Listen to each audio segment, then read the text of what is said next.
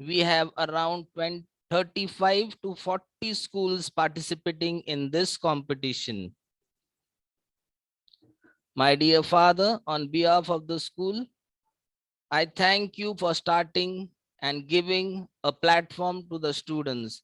Thank you, dear Father. I request all the students, all the participants, and the teachers to stand and give a round of applause to the pioneer of this competition, Father Valent Fernandez. Thank you, dear viewers. Darkness cannot drive out darkness, only light can do that. Hate cannot drive out hate, only love can do that. So let's begin this day by lighting the lamp and garlanding the statue of Saint Ignatius of Loyola. I request the chief guest and the principal to do the needful.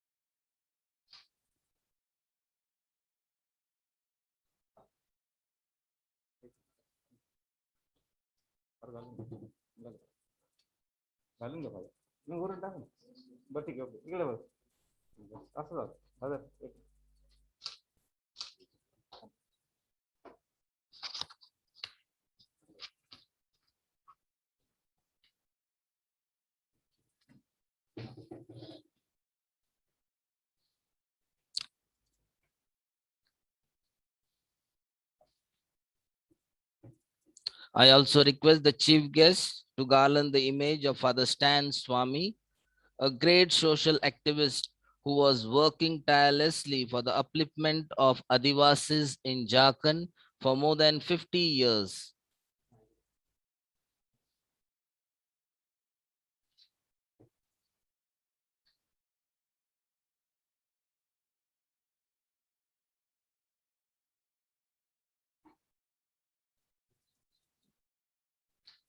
Thank you, Honorable Dias.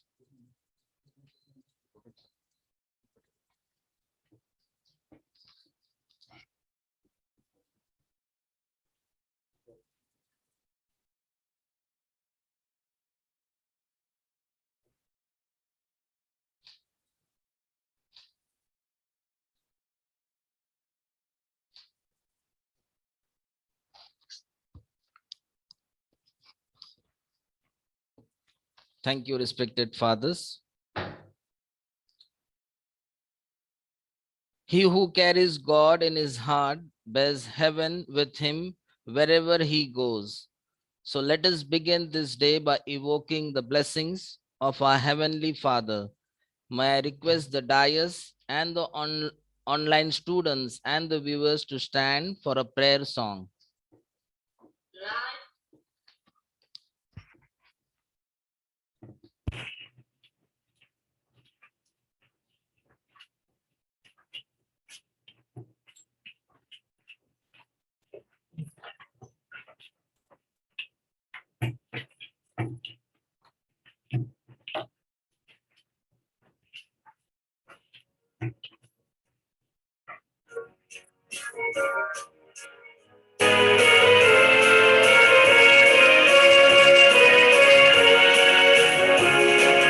There shall be showers of blessing.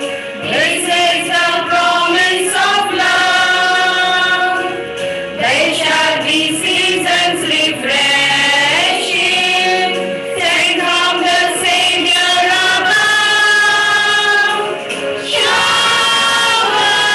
of blessing, showers of blessings we need.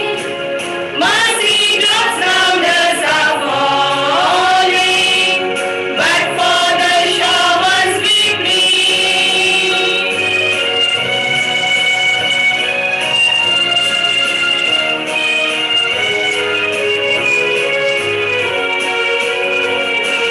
There shall be showers of blessing, precious reviving again. Over the hills and the valleys, sound of abundance of rain. Showers of blessings, showers of blessings we need. Mercy drops round us are falling, but for the showers we plead.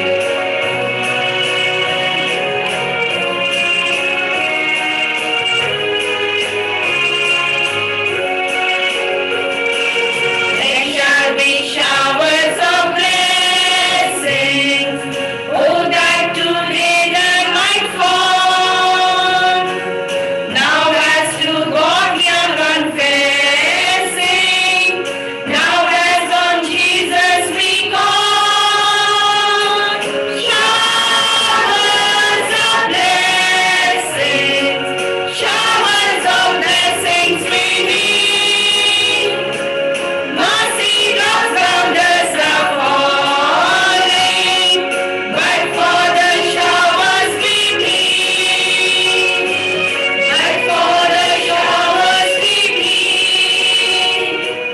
But for the showers we plead.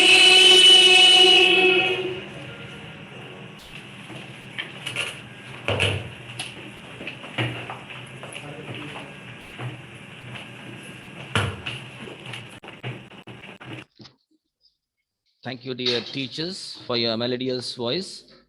On behalf of St. Xavier School, I welcome the Block Education Officer of Shrirampur, Mrs. Sailata. A warm welcome to you, Miss.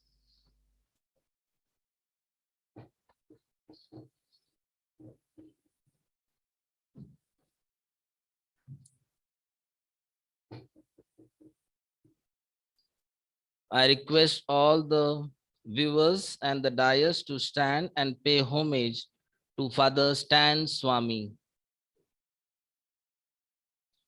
Students, kindly stand erect. All the viewers who are online, I request you to stand straight.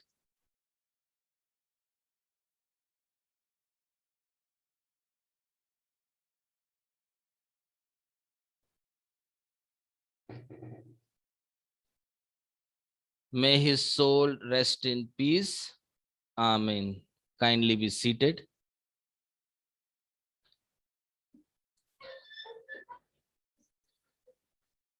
I request Miss Preeti to brief about Father Stan.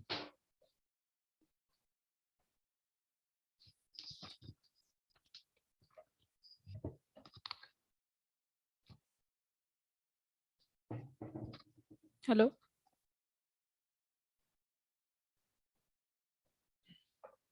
Good morning to everyone. Honorable Chief Guest for today's program, Mrs.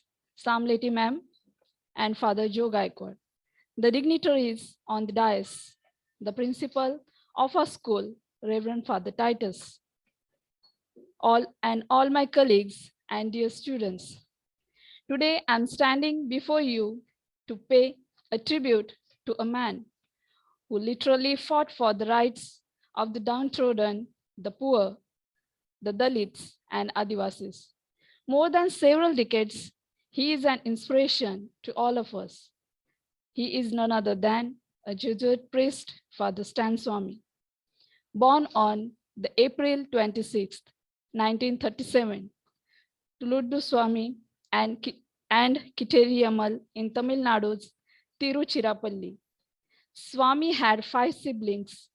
He lost his father at a very young age, so it was his elder brother, TPL Irudaya Swami, who raised his brothers and sisters. Swami, who attended St. Joseph's School in Trichy, was exposed to the work of Jesuit priests at an early age. Inspired by them, he undertook religious studies in 1957. In 1965, he spent his regency at St. Xavier's High School, Lupunguttu, Chaibasa, in West Singapore. 2 years later, Swami went to Philippines to study theology, where he also acquired a postgraduate degree in sociology. On his return in 1971, he was given the responsibility of the Catholic Relief Services charity in the Jesuit Jamshedpur province. He later went on to work at the Indian Social Institute, Bangalore, for 15 years, from 1975 to 1990, along with educationists such as Dorte Barreto, and trained the young people from marginalized communities. In 1991, he became involved in the Jharkhandi organization in human rights and also worked for Ranchi Adivasis. He set up Bagecha, a research institute, in 2006. Father Swami's work with imprisoned Adivasi youth, in fact, was already well known. In 2015, the youth resisted displacement through legal, non-violent means. Many of them took leadership positions in Dalit, Adivasi, fishing community, and labor movements, and entities all over the country. His interest was to promote opportunities for children from the poorer sections to get an education. He worked tirelessly for tribals and youths in Jharkhand for several decades. In August 2018, his one-room home in Bagecha campus was raided by the Pune police. This time, in connection with the Bhima Koregaon violence. In the first raid, the Pune police seized his computer, cell phone, books, and some music cassettes. They conducted another on June 2019. Both times, Father Swami extended full cooperation and denied having any role in anti-national activities. In January 2020, Father Swami was interrogated by the NIA for 15 hours during a span of 5 days. He disowned all the allegations. Further, the NIA arrested him on October 8th. The special NIA court remanded him to judicial custody, and he was sent to Taloja jail, where some of the other accused in the case were already lodged. The NIA then filed a charge sheet against 8 of the accused, including Father Swami. He applied for bail on medical grounds in the special NIA court on October 18, but it was rejected as his condition worsened. He moved the special court to provide him a straw seeper through which he could eat, as the jail authorities had failed to provide him one despite repeated requests. Father Swami applied for regular bail in the special NIA court, but it refused to grant him bail. The Taloja Jail Hospital had no qualified allopathy doctors, so Father Swami had been moved to the hospital by that time on account of his failing health.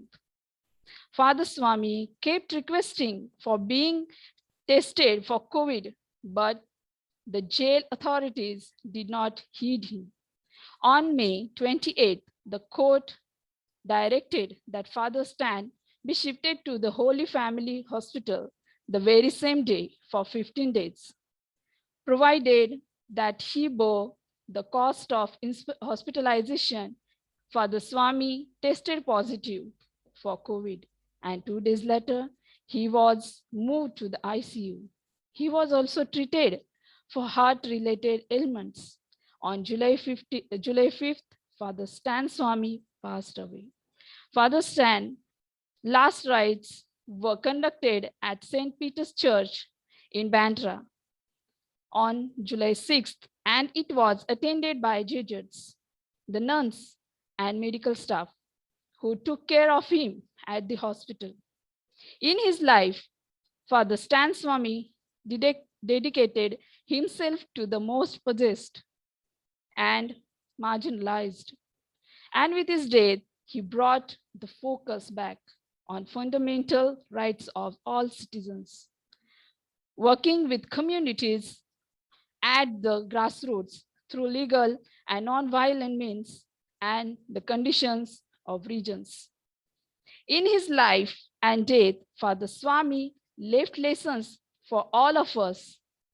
Father Stan Swami was a gentle, fearless warrior for Adivasi rights, braver, more than resolute, more determined. He spent the last decades of his life in his small room in the ashram in Ranchi, with just a few belongings, some changes of clothes, some books, a music cassette, and a laptop. He should have been celebrated as a hero, a national treasure. Instead, our state, its police, its terror investigators, its jail officials, its public prosecutors, enabled and supported by the judiciary, chose to confine him during the COVID-19 pandemic in a crowded, unsanitary prison while his health so rapidly unraveled. His death to us is institutional murder by the Indian criminal justice system. At the end, I would conclude Stan Swami will not die. Instead, 100 Stan Swamis will rise. 100 Stan Swami will rise.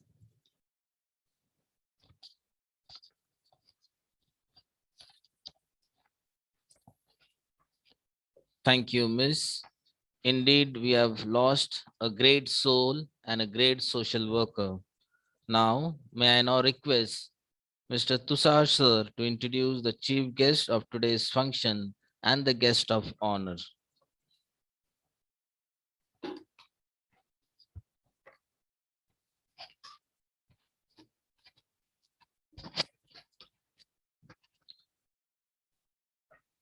Good morning to one and all. I feel immense pleasure in introducing our honorable chief guest, Mrs. Sailata Samleti ma'am, the Block Education Officer of Shrirampur. She was an accomplished teacher before serving as BEO. She has done remarkable and outstanding work at Nevasa and Sangamner as BEO. She is well known as an enterprising officer and extremely good at administration. She is a woman of virtue and simplicity. We are really thankful to her for taking the time out of her busy schedule to attend this event. Also, I give a warm welcome to Reverend Father Joe Gaikwad, manager of St. Xavier School. He always gives his valuable guidance and support to us. We know all he is very calm and compassionate to everyone.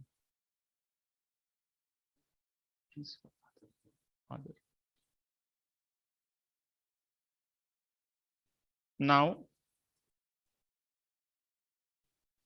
I request Father Principal to felicitate the chief guest of the day, Mrs. Sailata Samliti, ma'am. Ma'am, please come forward.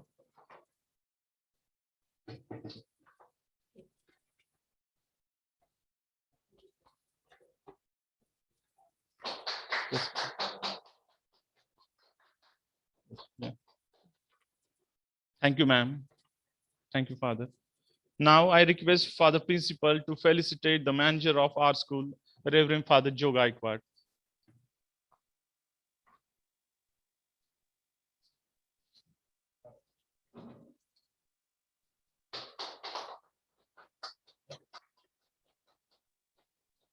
Thank you, Father.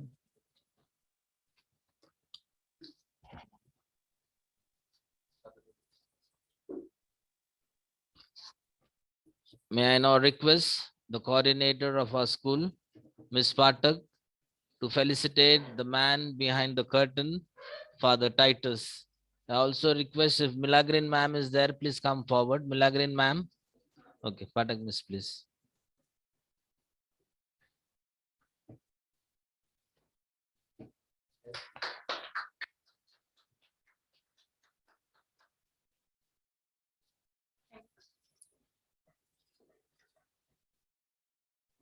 Thank you, madam. May I now request the guest of honor of today's function, Mrs. Sailata, to bless the students and give them warm wishes. Mrs. Sailata.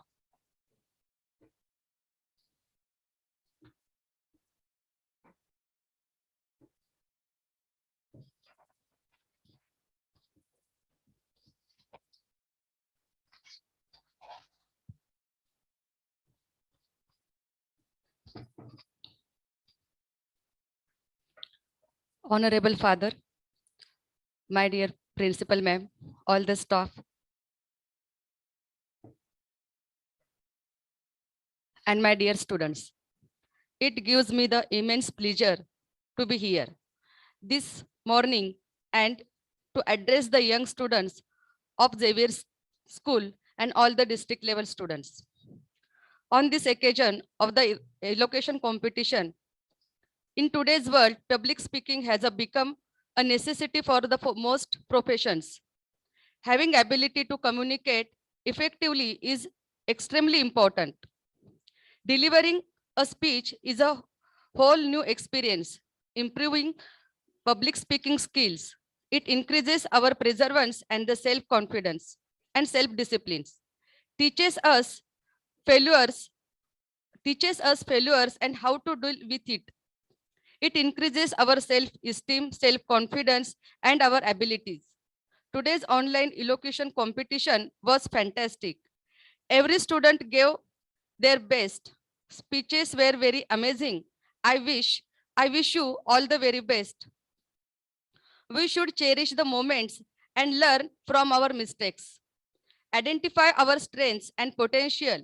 I am delighted that I got the opportunity to address such a talented gathering of a hardworking students. I wish you all the very bright future and thank you.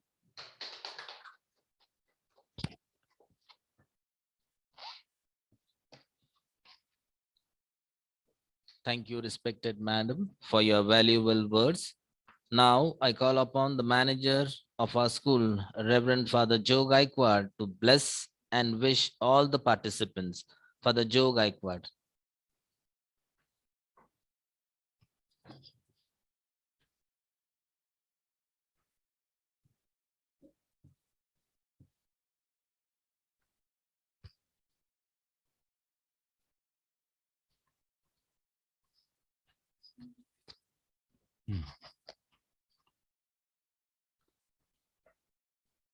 Honorable guest of today's function, Mrs. Sailata, our dear principal, Father Titus, all the teachers of St. Xavier School, and all you participants, students, your teachers, your principals. I'm very happy to address you on the occasion of this elocution competition. held every year in St. Xavier School, Shrirampur. The introduction you have heard. What is St. Xavier School? Who is running this St. Xavier School? And why we are speaking about Father Stan Swami? Because Father Stan Swami was the member of Society of Jesus, the Jesuits, known all over the world for education, for social work, and for the upliftment of the poor and downtrodden. We are honored to have a person like Father Stan Swami, who has dedicated his life to the service of humanity, and especially in our country, India, and in the most remote places like Jharkhand, Bihar, where people are very poor and very deprived of all the facilities. Our chief guest has told us the importance of this competition. Those who take part in Elocution competition will surely add more color in their life. They will have a brighter personality. They will have an ability to express themselves, express by words, by thoughts, and by body expressions. And this will surely add color to your life, not only as student, but as the citizens of our India. And whatever you do, whatever field you will go, you will have this advantage of being able to speak to a big gathering, able to express yourself, able to express your thoughts, able to express your expertise. There are people who have a lot of knowledge, but that knowledge remains in their head. When they are asked to speak, they say, no, I have no experience. I cannot speak. I can write.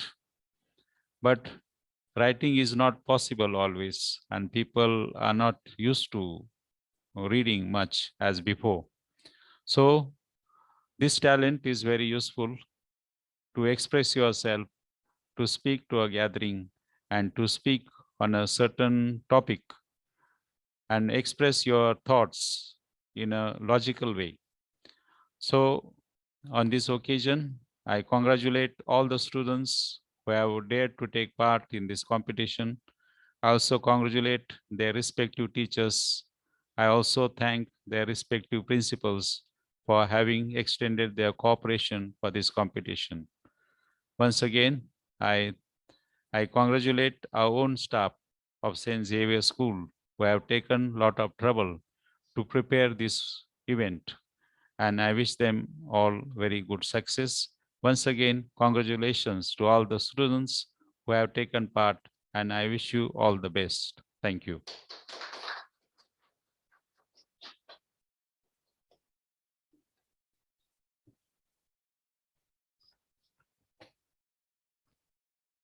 Thank you, Reverend Father, for inspiring the students and guiding them. May I request the chief guest of today's function, Madam Sailata, the manager of our school, the coordinators, and Father Principal to come for a photograph.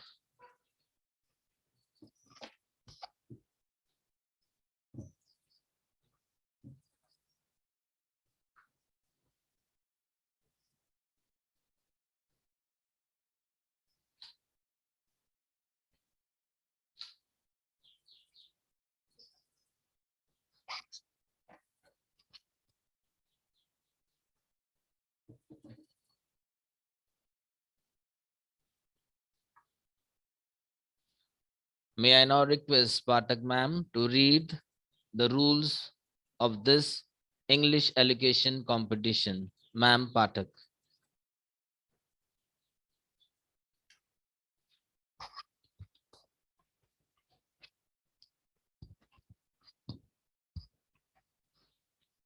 Good morning, everyone.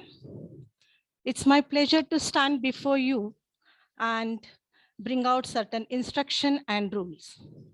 Respected dais, principal, teachers, and my dear participants. Let me read out the rules.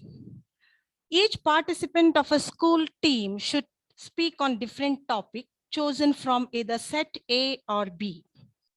You can't change the topic now from the one you have registered with us.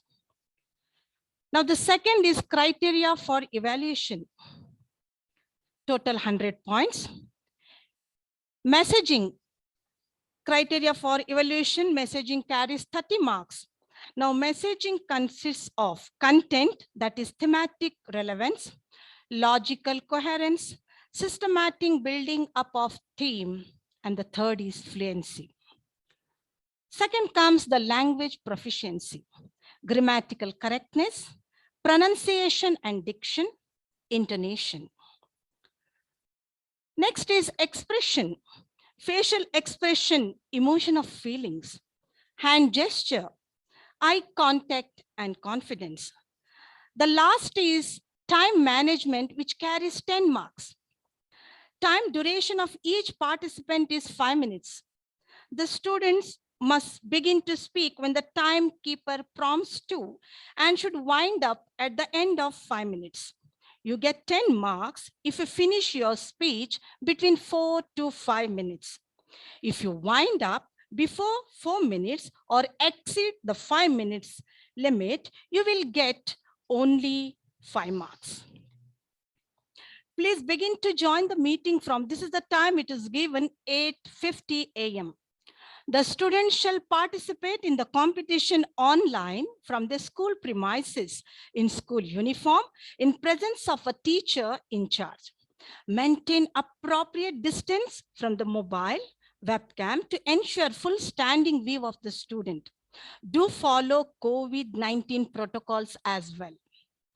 The participating school shall ensure that the student participates using good quality internet connection in order to stream clear video and audio. The students will not get a second chance. Please note this. The students will not get a second chance if there is a loss of video or audio quality from their side. In order to ensure the integrity of performance, when the organizers call out a participant, the coordinating teacher shall pan the mobile webcam around the room to ensure there is no teleprompter of any kind present. Non-compliance to the guidelines will result in loss of points. The rules will not be read out before the competition. Please note this. The combined points scored by both participants of a school is considered for selecting the qualifying teams.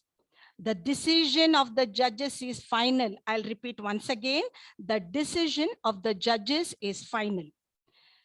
Thank you, my dear teachers, principals, and the participants for your wonderful cooperation. We trust in you, all of you, that you will understand and support if we are faced with the technical glitches. We are in a learning process of adapting the new formal. Thank you very much. Thank you, Father. Thank you, ma'am.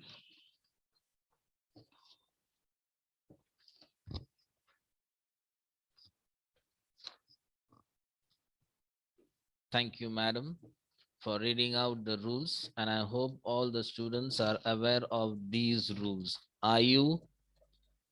My dear students, are you aware of these rules? I cannot hear you. Yes, sir.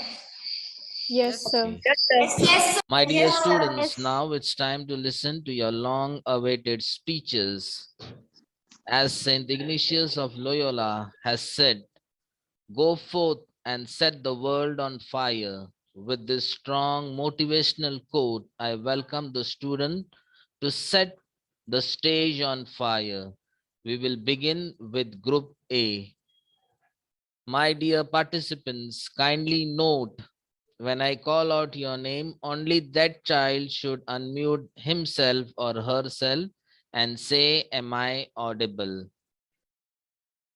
My dear students, you might be surprised that this competition is about to start and who are going to judge it. So I request our teacher, Miss Milagrin, to introduce the judges of today's competition. Miss Milagrin, please take the charge. Miss Milagrin, can you hear me? Yes, sir. Am I audible? Hello? Milagrin, miss, please take the charge. Hello, am I audible, sir? Yes, ma'am, you're audible. Okay. Good morning to our respected principal, the dignitaries, judges, and all the participants. On behalf of St. Xavier's School, I welcome you all for today's competition for the final round. It's my privilege to honor today's judges by introducing them. So today we have with us Father Nigel, Mrs. Maliga Padam, and Father Jai Singh to judge our today's competition.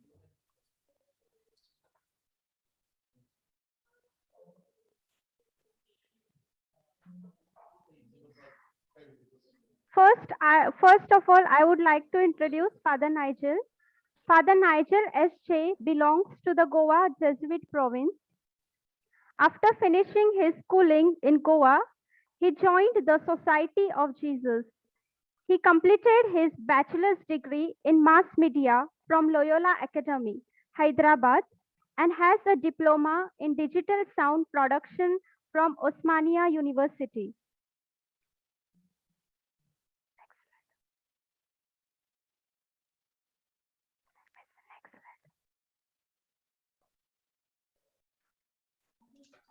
Please go ahead. It is there. It is on the screen. Father Nigel, it's not there. I can't see. Hello. I'll read. I can see here. Father Nigel belongs to the Goa Jesuit province. After finishing his schooling in Goa, he joined the Society of Jesus. He completed his bachelor's degree in mass media from Loyola Academy, Hyderabad, and has a diploma in digital sound production from Osmania University. This is already read. Okay, all right. Sorry.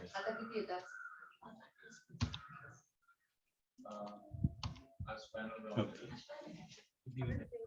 He completed his degree in philosophy and theology from JDV Pune and a diploma in youth formation from Christu Jyoti College, Bangalore.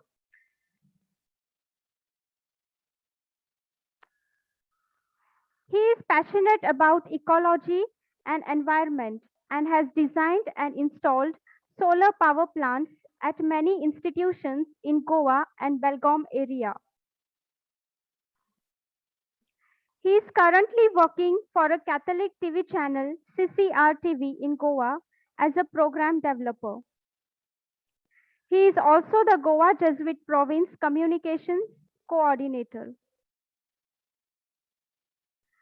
Our second judge for today's competition is Mrs. Maliga Padam.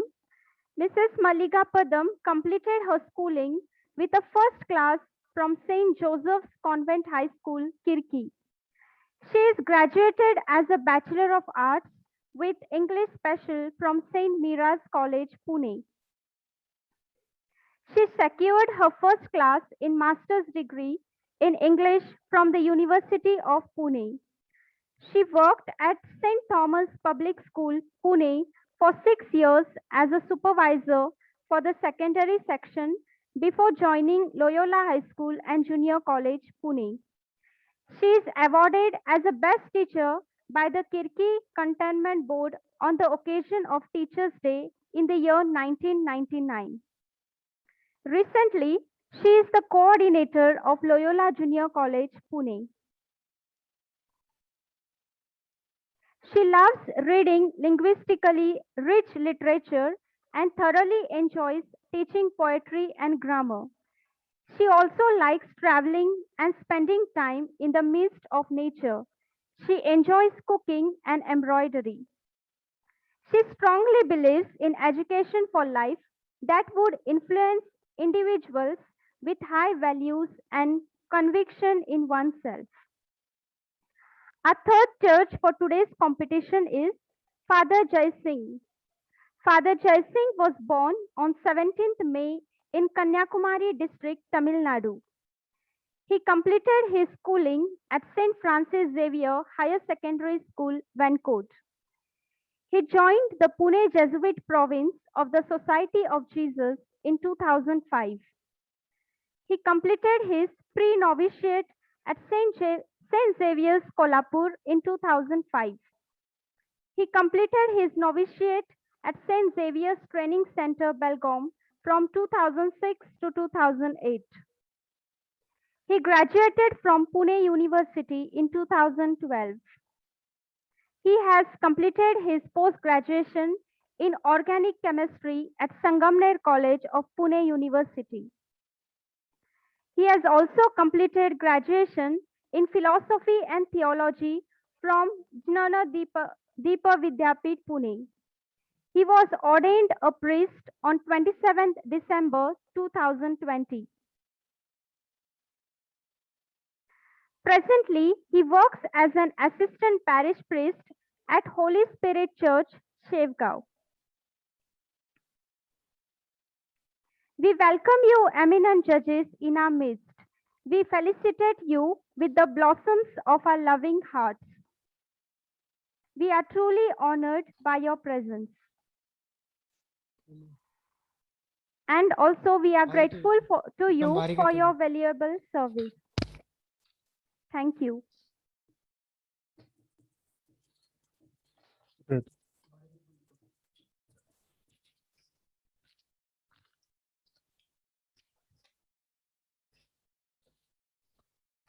No problem, sir. Patekar sir, you are on. Okay. Thank you, ma'am, for briefing us about the judges, and the biodata speaks a lot. So we have an expert panel of jury. So on behalf of St. Xavier School, I welcome all the three judges. I request all the participants to give a huge round of applause to our judges.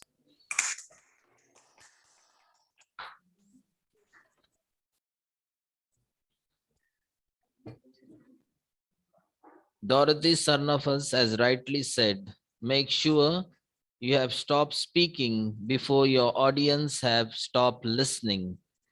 I would just change this and say, make sure you have stopped speaking before the time allotted to you, because if you exceed the time given to you, you will lose 5 marks.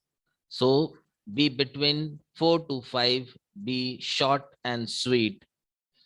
My dear participants, there is one more rule that we have been adding in this competition. You are requested to come close to the mic, and the teacher in charge should be seen in the camera when the speaker is speaking. Because yesterday we have noticed few teachers who were prompting the students. So I'd request the teacher in charge to be seated at the back of the student as he is delivering his speech. Now we will begin with set 1, that is group A. I will read out the sequence of the schools. The first speaker will be from Shri Sharda English Medium School, Kopargaon, Atma Malik Public School, Kokamtham, Vidyaniketan Academy, Nyan Mata Convent School, Shri Sai Baba English Medium School, Atre Patil Public School, Ahmednagar, St. Mary's School, Nevasa, St. Michael's School, Ahmednagar, St. Xavier School, Shrirampur, Icon Public School, Ahmednagar, KJ Somaiya Marathi Medium School from Shrirampur, Vidyaniketan English Medium School from Shrirampur, St. John's School, Rahata, Deepal English Medium School from Shrirampur, Seva Niketan Convent School from Kopargaon, Samta International School from Kopargaon, Shri Sai Baba Kanya Vidya Mandir, this is the Marathi school from Shirdi, and last, the trophy holder of 2019, that is Saint Vivekananda School. So we begin with Sharda English Medium School. The first participant is Miss Narode.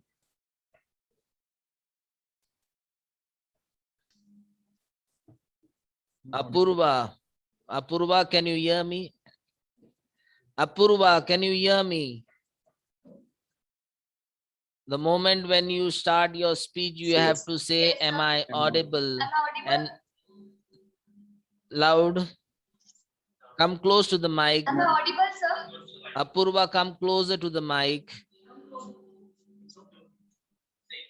Apurva, come closer to the mic. Yes, sir. Excuse me, not closer to the mic, closer to the Am I Yeah, now audible? say, am camera. I audible?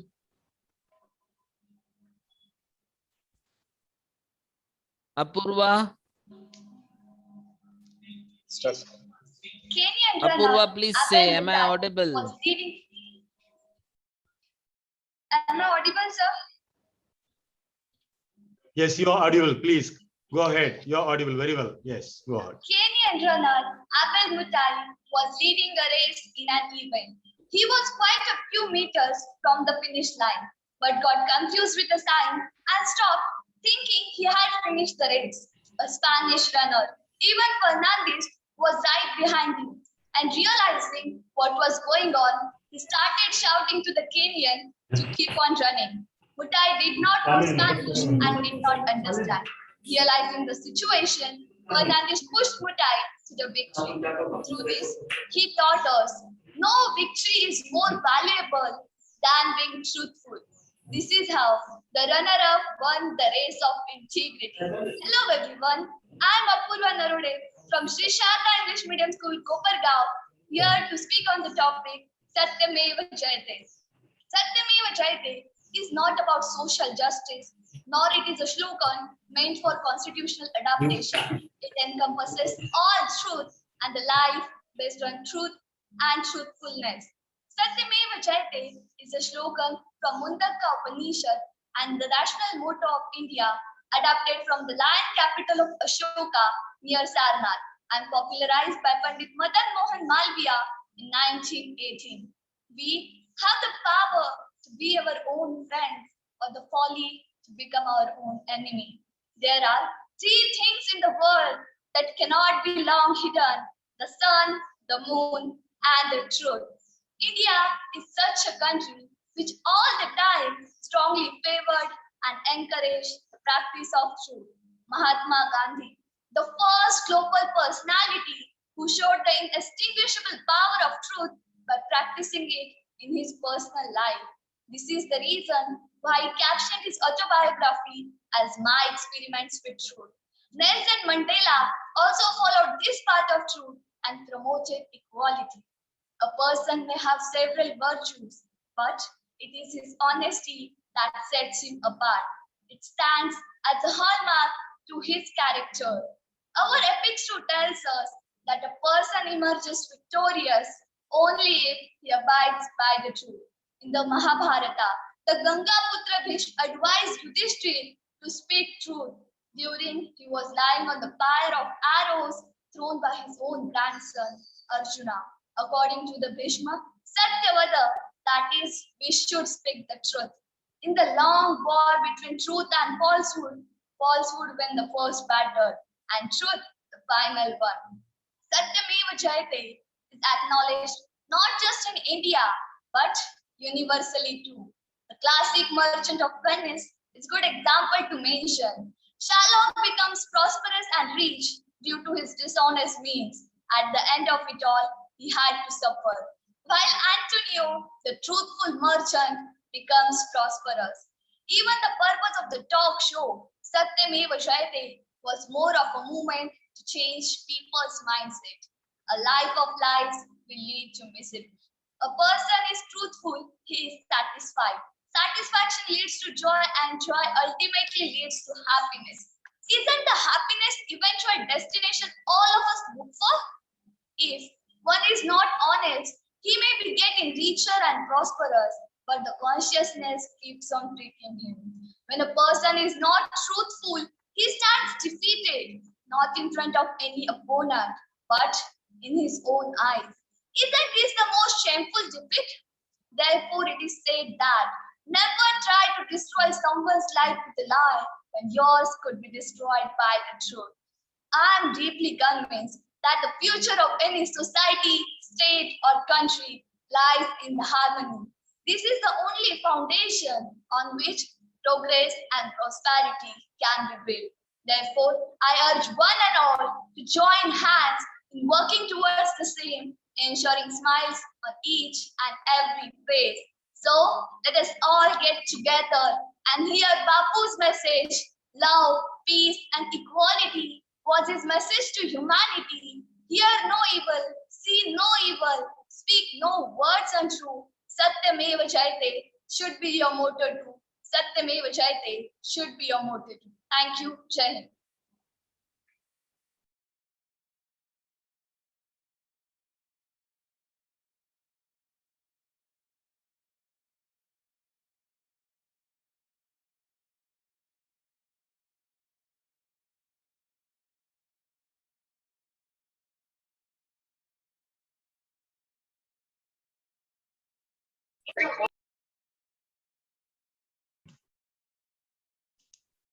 Our next participant is Bhakti Kishore Malve.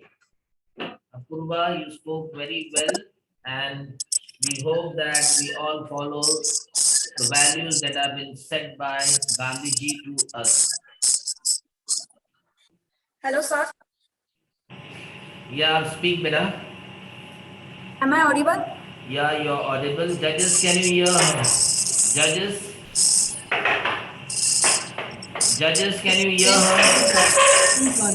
Yes, Patekar sir, yeah, everything is audible. Please go ahead. We'll wait. There is some disturbance on the line. We'll wait for a moment. Okay. There seems to be a kind of network problem. Just we'll hold for some time. Okay. Okay, just hold some time. If anyone's mic is on, please put it off. The one who speaks is Bhakti Malve. Besides her mic, if anybody is on, please mute. I don't see anybody. Bhakti, can you please unmute and mute and unmute once again? I think there is a problem with your audio. Okay, when I'm muting, there is no problem. Please, you unplug your audio and put back again. There is some disturbance from your side. Okay. Hello, sir. Am I audible? I think better. Yes. Now you're audible. Start better.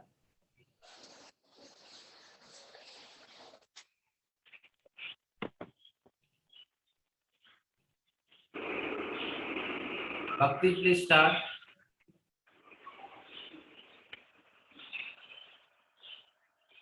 Equality is not in regarding different things similarly. Equality is in regarding different things differently. Good morning, respected principals, respected teachers, respected judges, and all my dear friends. I was Malve from Grade 9 representing Atma Malik English Medium Gurukul and Junior College, Kokamthar, taking a great responsibility to speak on Article 14 of the Indian Constitution. Do you know what is the rule of law? This concept was first time introduced by Albert Wendy in his book The Constitution of England. According to this law, particular person or particular government is not supreme, but before everyone the law is supreme. Everyone should be given equal treatment, that is the rule of law.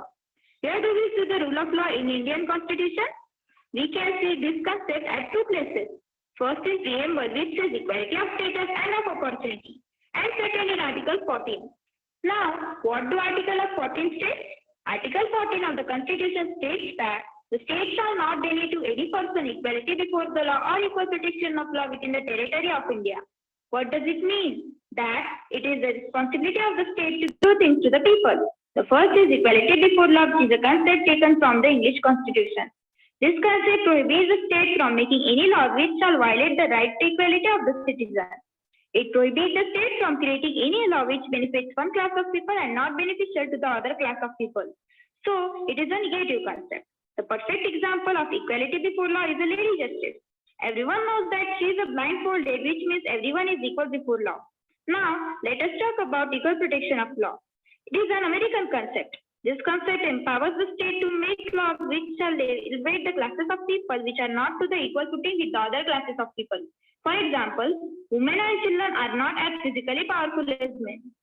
So, it is the duty of state to make certain laws which shall level the field where it is related to education or job giving. Hence, this particular concept empowers the state to make such laws which equal the playing field, and it is a positive concept. Now, let us talk about why Article 14 is necessary for us. What was the motive of making Article 14? What did our constitution makers wanted to achieve through Article 14? To understand it, let us take a look around us. Do you think everyone's so alike? Can't you notice any difference? Yes. Some are rich, some are poor. Some are educated, some are illiterate. Some speak Hindi, some speak Tamil. So, Article 14 wants to say that in spite of all differences, everyone should be treated equally. To achieve this motive, Article 14 has two concepts. First is equality before law, and second is equal protection of law. What is the need of equal protection of law? We know that everyone should be treated equally before law. But is it sufficient to treat unequal people equally? Let us see an example. Let us compare two people. One has monthly income rupees 4,000, another has monthly income rupees 3 lakh. Both have committed the same crime, and according to judgment, they are punished with rupees 1 lakh. Judge has punished them with equality of law because it says absence of any special privileges in favor of any person. Do you think it's really justice? Because person who earns rupees 3 lakh per month can pay the fine immediately. But what about the person who earns rupees 4,000 per month? It will be difficult for him to manage everything. This shows that equality before law is not sufficient to provide proper justice. Because of that, our constitution makers have introduced the concept of equal protection of law. Article 14, which tells us that like should be treated alike without any discrimination. But if two people are different, then they should be treated differently. For example, in one family, two children are there of age 5 and age 15. Their needs will be different. Their expenses will be different. We cannot send them in the same class for study.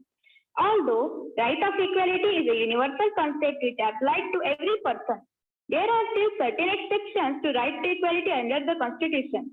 The first exception applies to the foreign diplomats are immune from jurisdiction of ordinary court.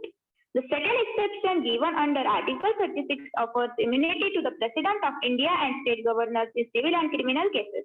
President and governor is not answerable to any court for the exercise and performance of the powers and duties of his office.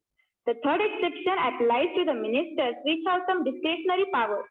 The fourth exception applies to members of society like lawyers, doctors, armed forces, etc. are treated differently from ordinary citizens. And fifth exception is given under Article 31. That is all about Article 40. With this, I sign off my speech. Thank you.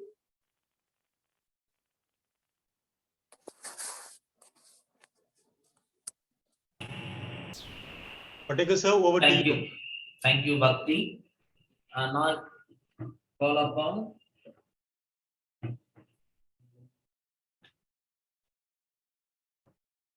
Vidyaniketan School, Master Padi. Vidyaniketan School. The next school, I request Nyan Mata Convent School to get ready.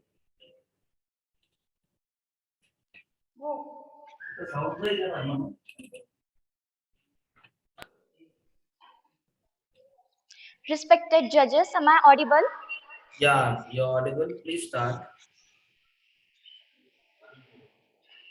The midnight 3 a.m. of deadliest 18th August 1998. About 180 people lost their lives and a number of people got missing till the date.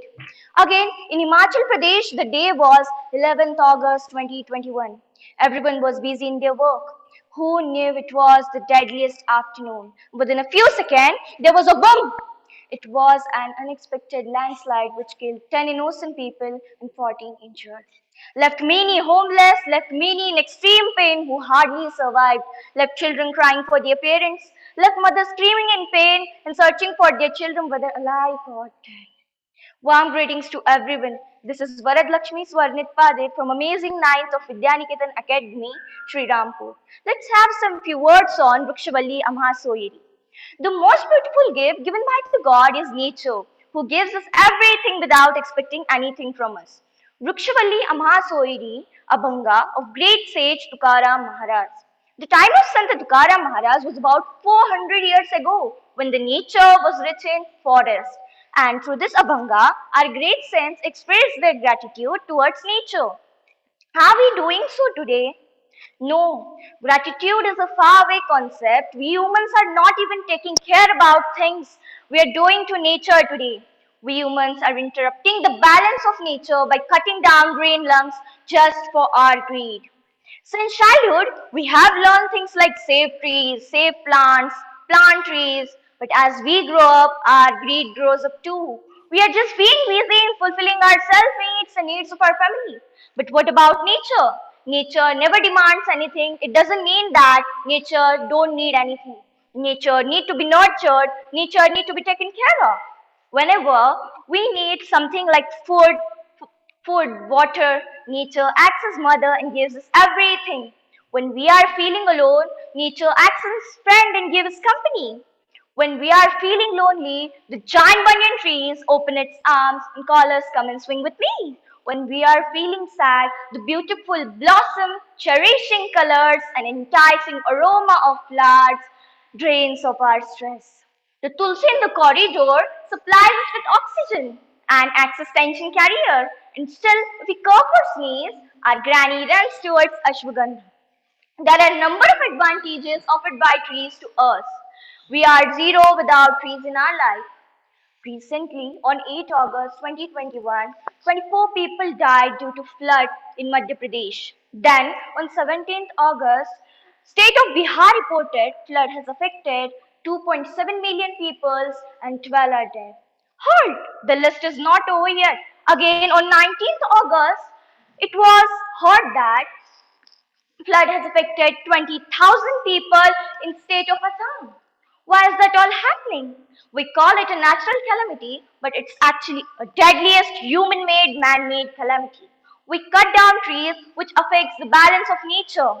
The cutting down of trees rises the level of greenhouse gases, which leads to global warming. It disturbs water cycle, it reduces water table, it exposes soil for erosion, it also leads to depletion of resources like wood, food, fodder, medicines, etc., etc., etc. Not only one but many crises, many disasters are there just due to so-called simple act of cutting trees. We all knew that whole world is fighting against COVID-19 and during few months in India the situation was most terrible and heart-shaking. People were dying due to lack of oxygen.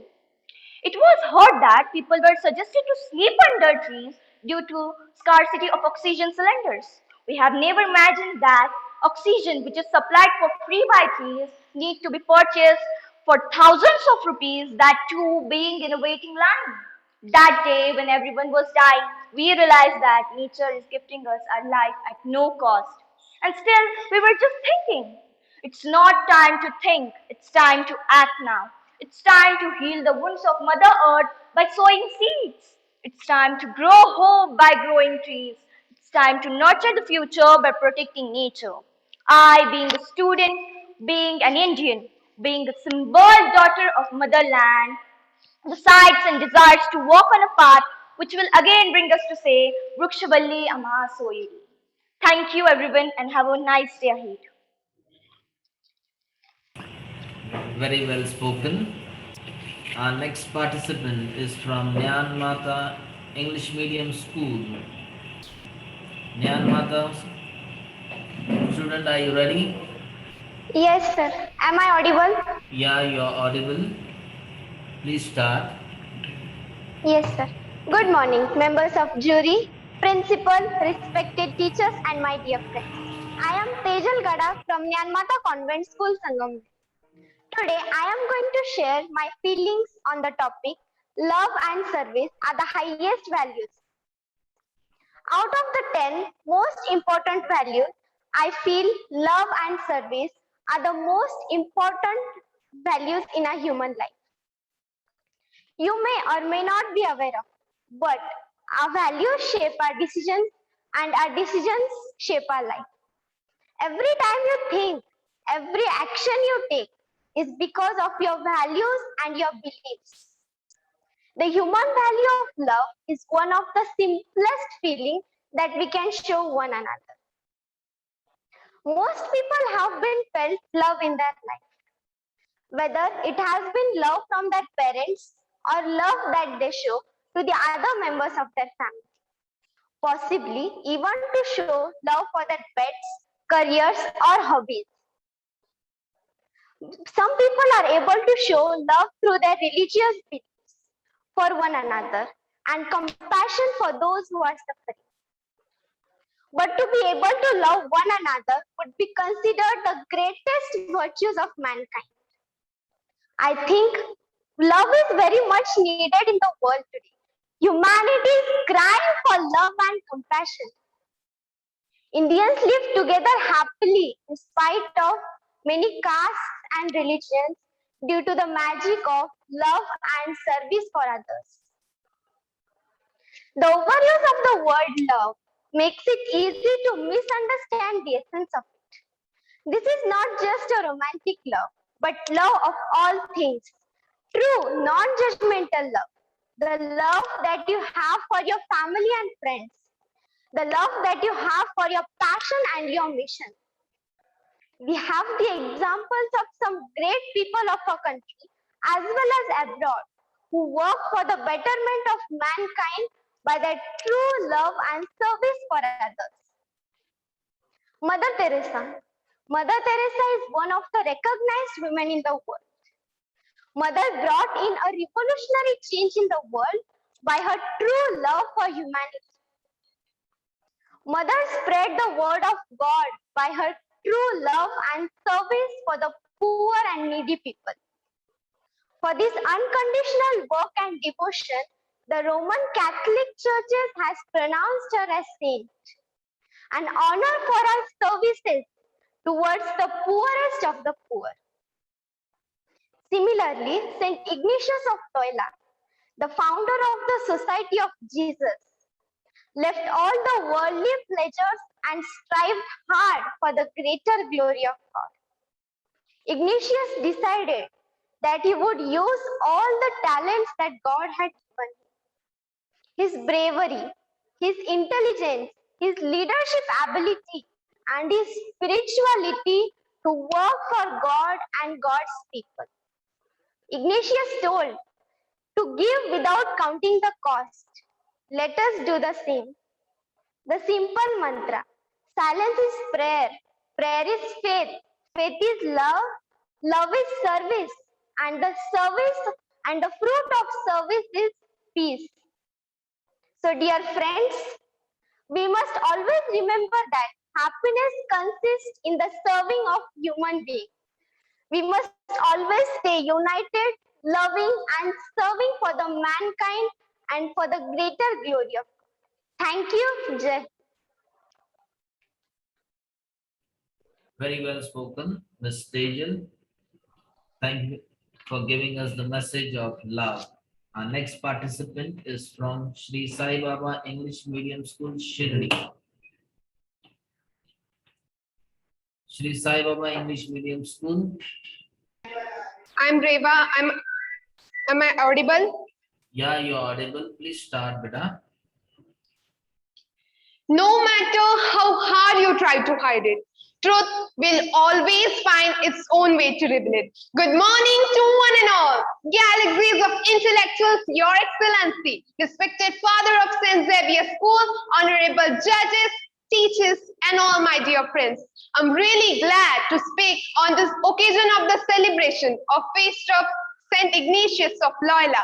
Let me begin with the blessings of St. Ignatius and all the best to the participants. Myself, Reva Rohit Vaidya from Sri Sai Baba English Medium School, and today I'm here to speak on the wonderful topic, Satyamev Jayate.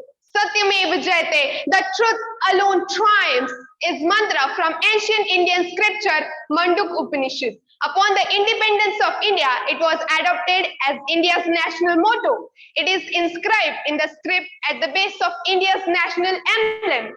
Satyamev Jayate remains a great motto for what it can mean to a person reading it. The phrase is a self-challenge.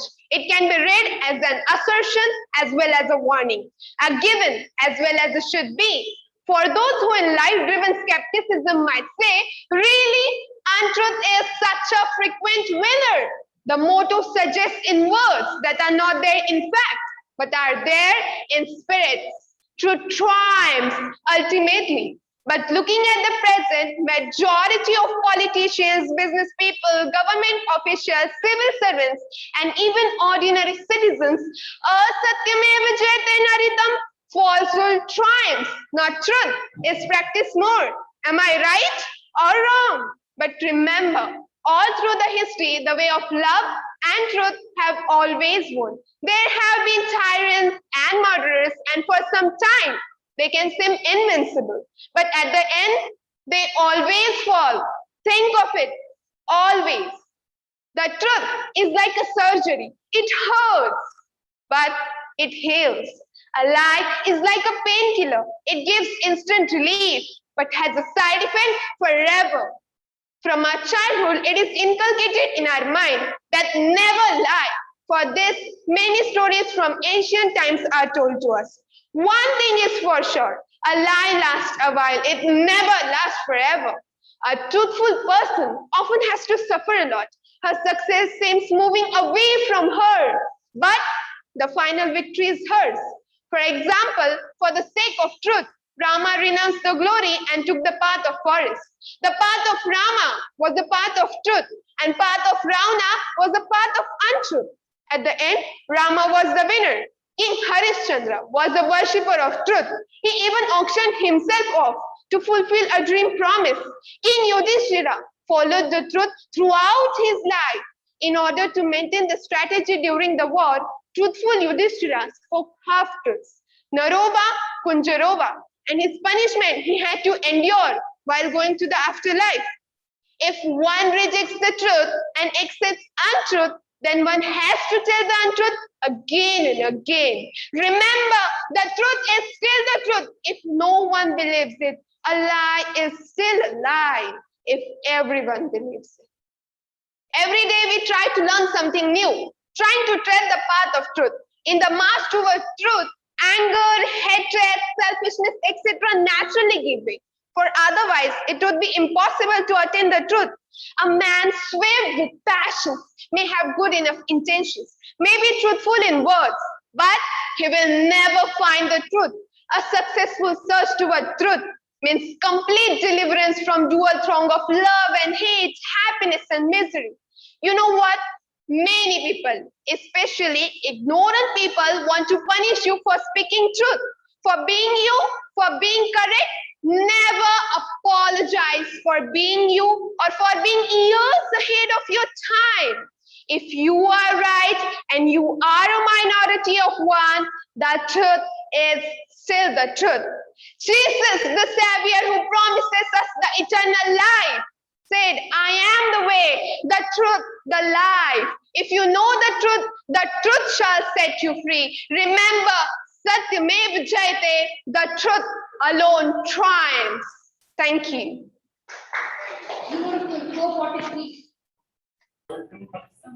Very well spoken. Our next participant is from Atre Patil School, Miss Shravani.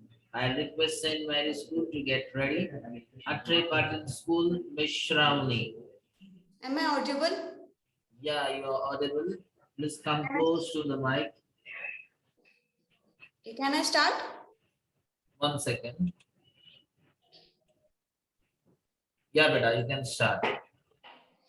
Don't educate your children to be rich. Educate them to be happy so they know the value of things and not the price.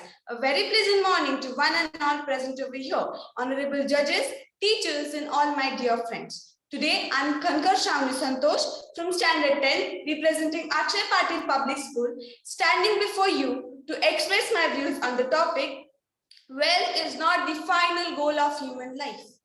In today's world, money is essential for man to bring his necessities and luxuries for his comfortable existence. The modern world revolves around money.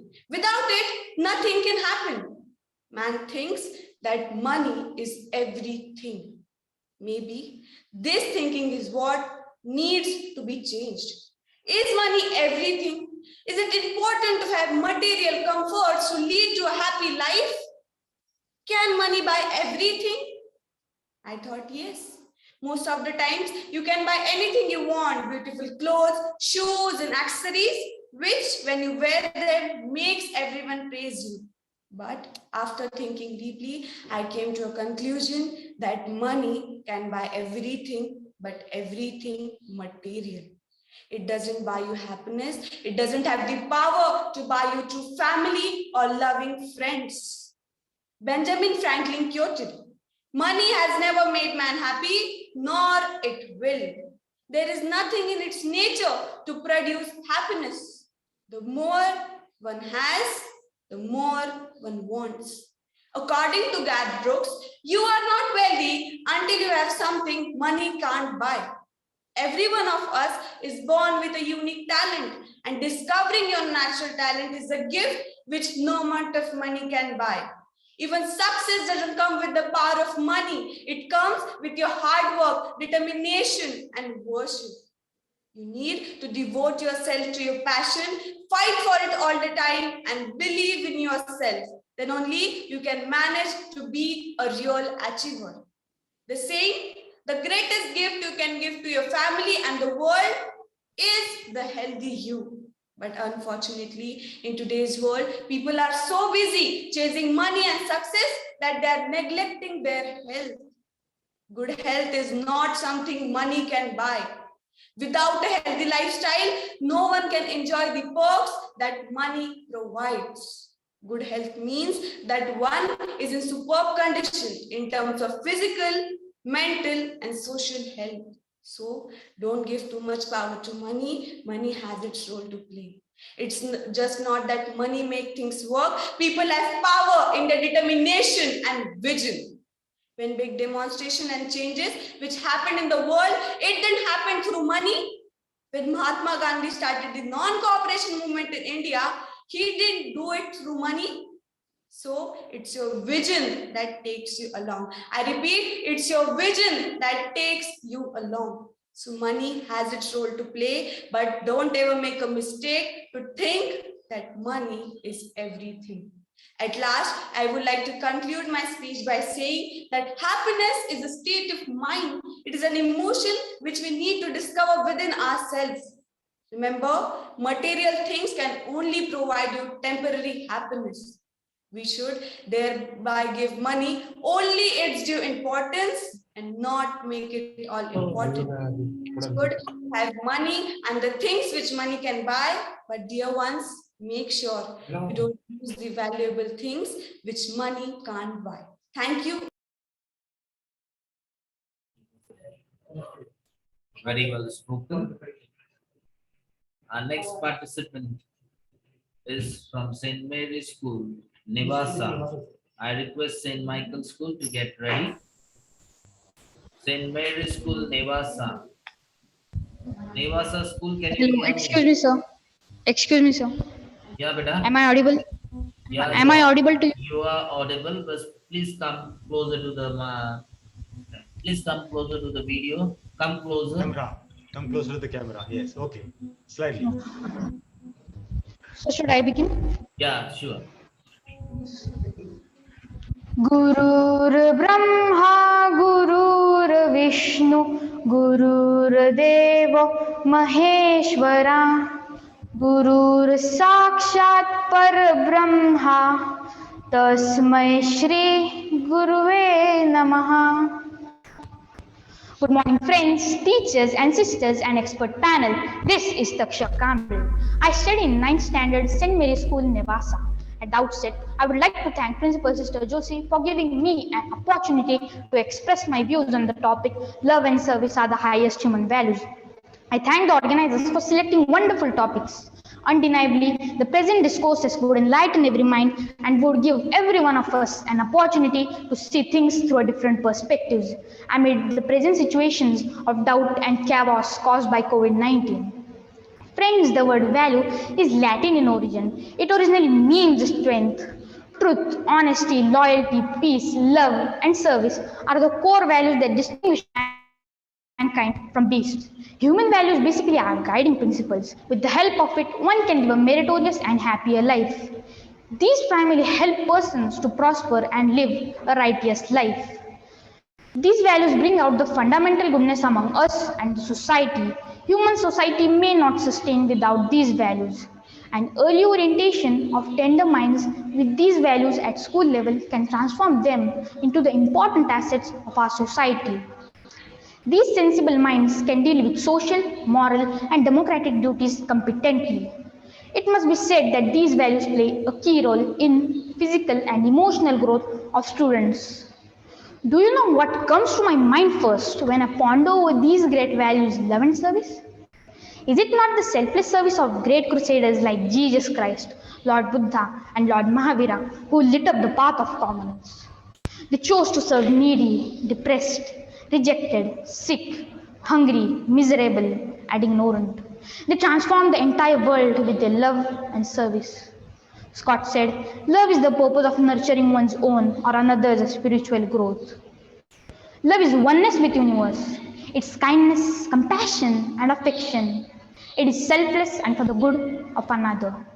Christ called love as an inner strength that capacitates us to give a part of ourselves to others in the form of service.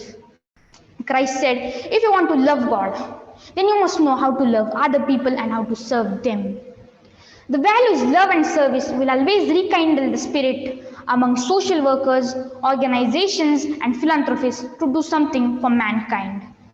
Our present war against the outbreak of pandemic, that is COVID-19, is won by us because we rest our faith in the values love and service. Through these values, we are chained to one another. A Sanskrit shloka wonderfully narrates the purpose of our life. आत्मार्थ जीव लोकेस्मिन को जीवाते मानव पर परोपकारर्थ यो जीवति स जवीति. This means few people live to satisfy their own interests, but the people who live for the sake of helping others lives a more prosperous life. With this note, I would like to conclude. I thank you all for giving patient hearing and an opportunity to express my views on the topic love and service are the highest human values. Let's hope every one of us inculcate these values for the brighter future of mankind. Thank you. Jai Bharat. What we say is important, for in most cases the mouth speaks what the heart is full of. Very well spoken. Now our next participant is from St. Michael's School, Ahmednagar.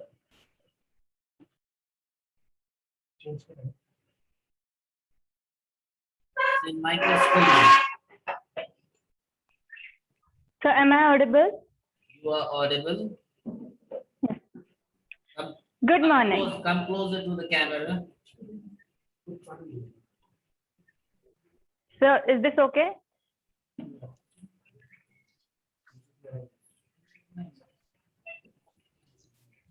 Yeah, please start, Beta. Good morning. I am Vedika Tandarwadkar from Standard 10, representing St. Michael's School, Ahmednagar. The topic that I am going to elocute on is wealth is not the final goal of human life. तो यहाँ मुसाफिर है, ये सराय फानी है, 4 रोज की मेहमा तेरी जिंदगानी है, दर जमी दर जेवर कुछ ना साथ जाएगा, खाली हाथ आया है, खाली हाथ जाएगा. These lines certainly ring true. Is becoming a wealthy person the definitive goal of your life? $1 million question. Og Mandino once said, wealth should never be your goal in life. True wealth is of the heart, not of the purse.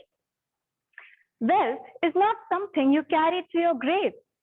Wealth is not a permanent friend either. To be blind to anything but the single-minded pursuit of money, simply to get more in an ever-frantic quest as a way of defining oneself is not only sad, but also toxic. Money is necessary to fulfill our daily needs, but making money should not be the one and only goal in our life. It should not dominate everything else we have. I would like to underline the situation in Afghanistan. The rise of the Taliban has made all the Afghani people flee their own country. The airport, being the only escape route, is now crowded and witness to some tragic and heartbreaking scenes. People are seen fleeing with just the clothes on their back. Staying alive is now their only goal. In the end, all that matters is staying safe with your loved ones around you. Materialistic souls are never satisfied with their possessions and substantial bank balances. They die before their death because of their greed. They do not realize that contentment is the key to a fulfilling life. There is a maxim: the things you own end up owning you. Money can buy a lot of things, but the disease of wanting more can never be treated.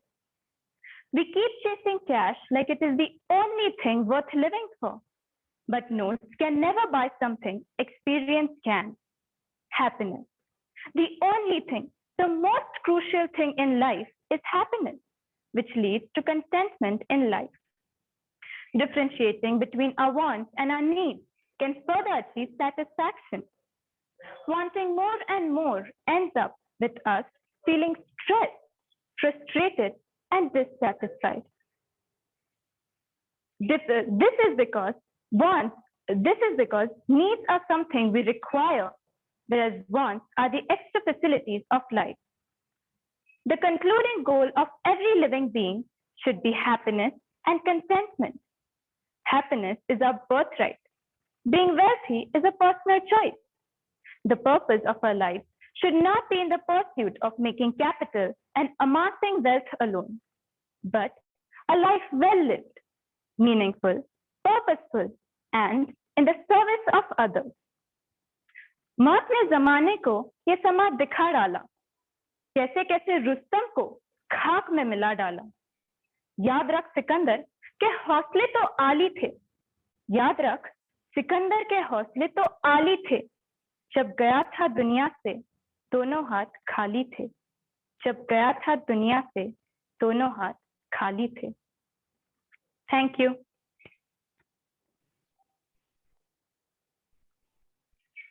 Michael Miskin rightly said, best way to conquer stage 5 is to know what you are talking about. Very well spoken. Our next participant is from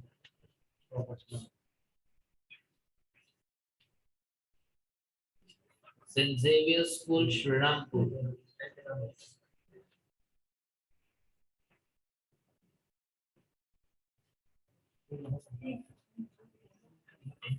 St. Xavier School, Shrirampur.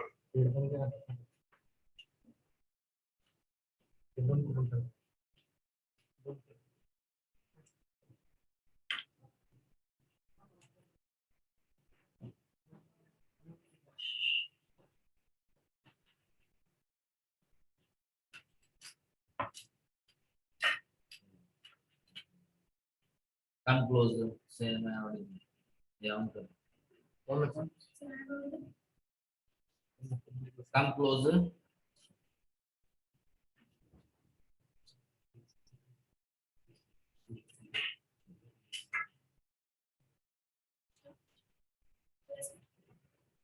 Good morning, everyone. I, Ms. Pawar Dakshini, would like to highlight on the topic Article 14 of the Indian Constitution. What is the concept of right to equality?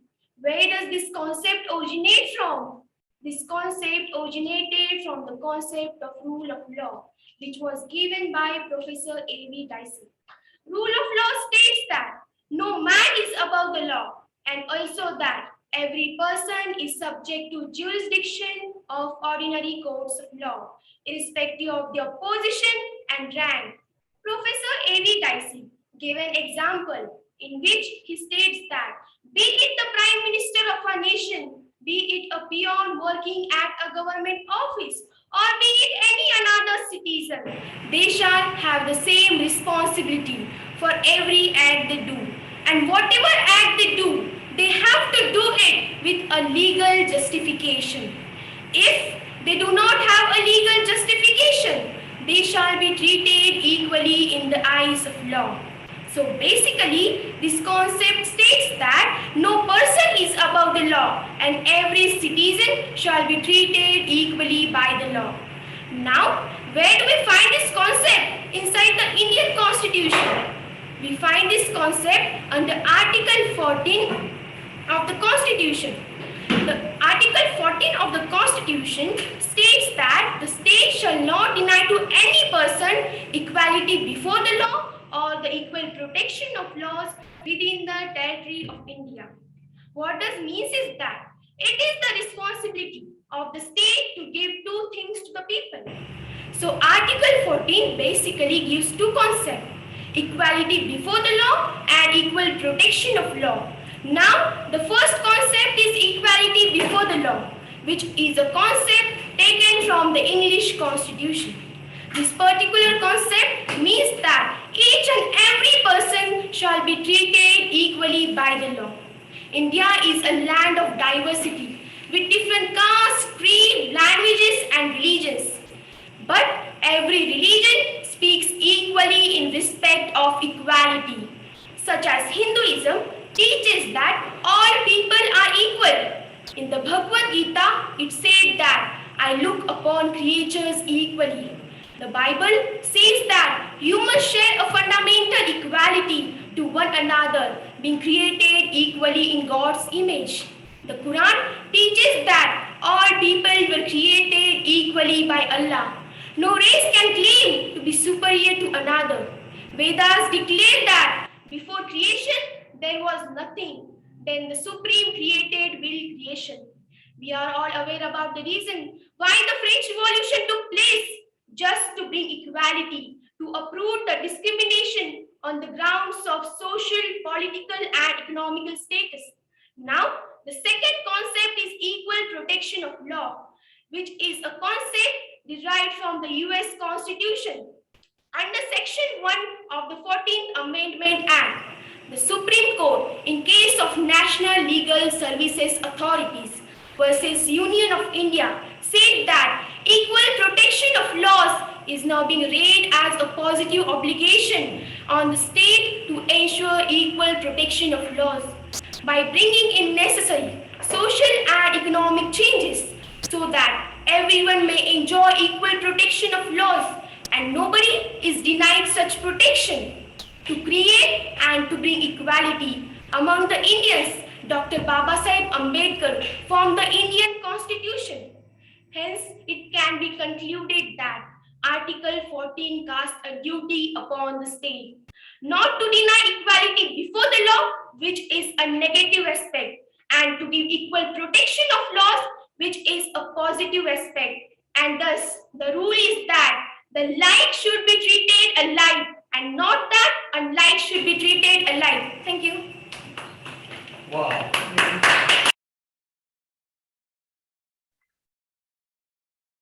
Very well spoken, Dakshayani. Very well spoken. Our next participant is from Icon Public School. I request KJ Somaya Marathi Medium School to get ready. Icon Public School, Ahmednagar. Sir, can you hear me? Yeah, you are audible. Please come closer to the camera. It's fine.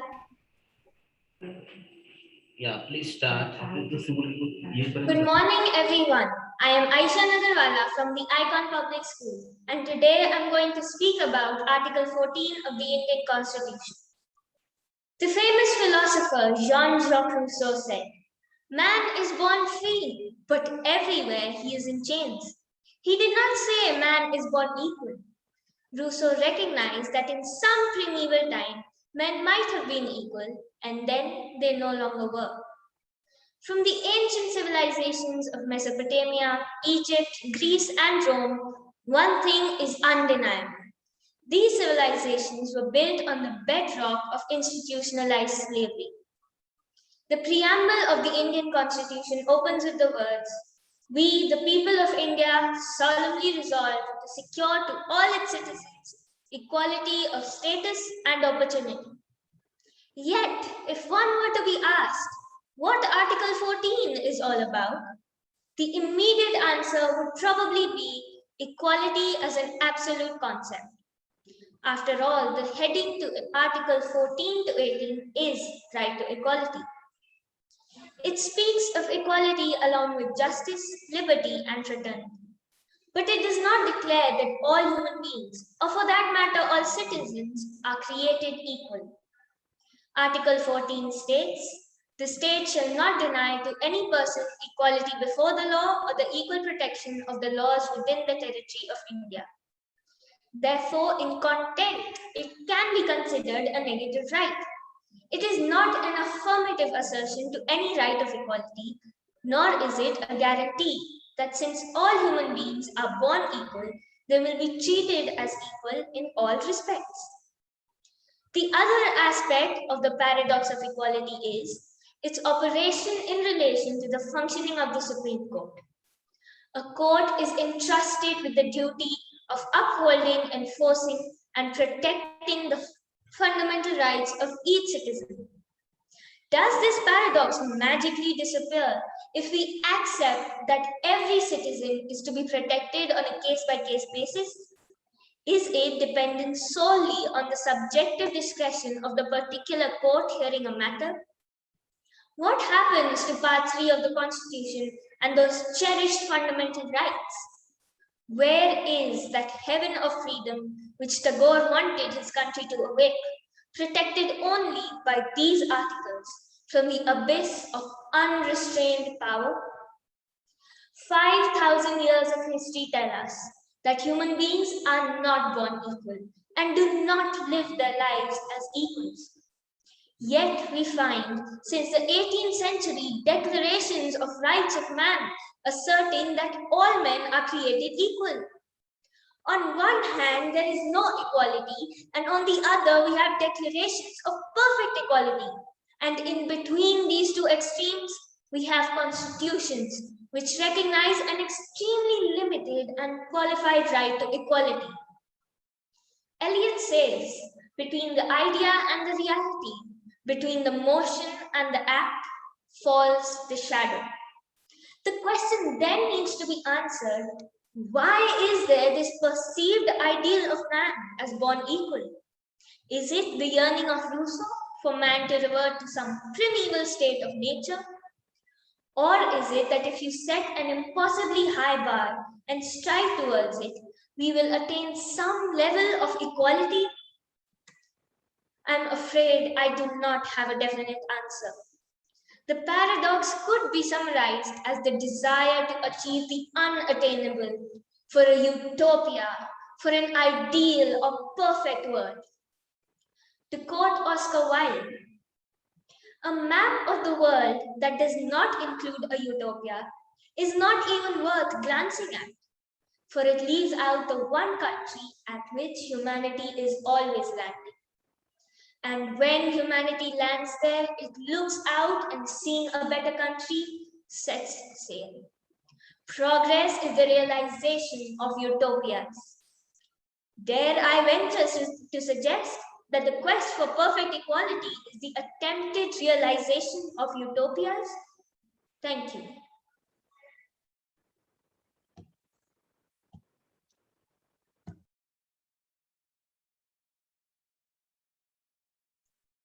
Milagrin, Miss, please take over. Yes, Father. Very well spoken, Mitali.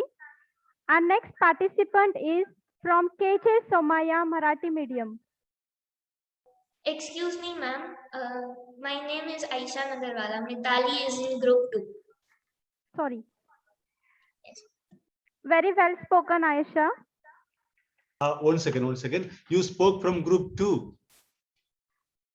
No, Father. Sir, I am group 1. Mitali Sancheti is in group 2. Okay, judges, please take note of that.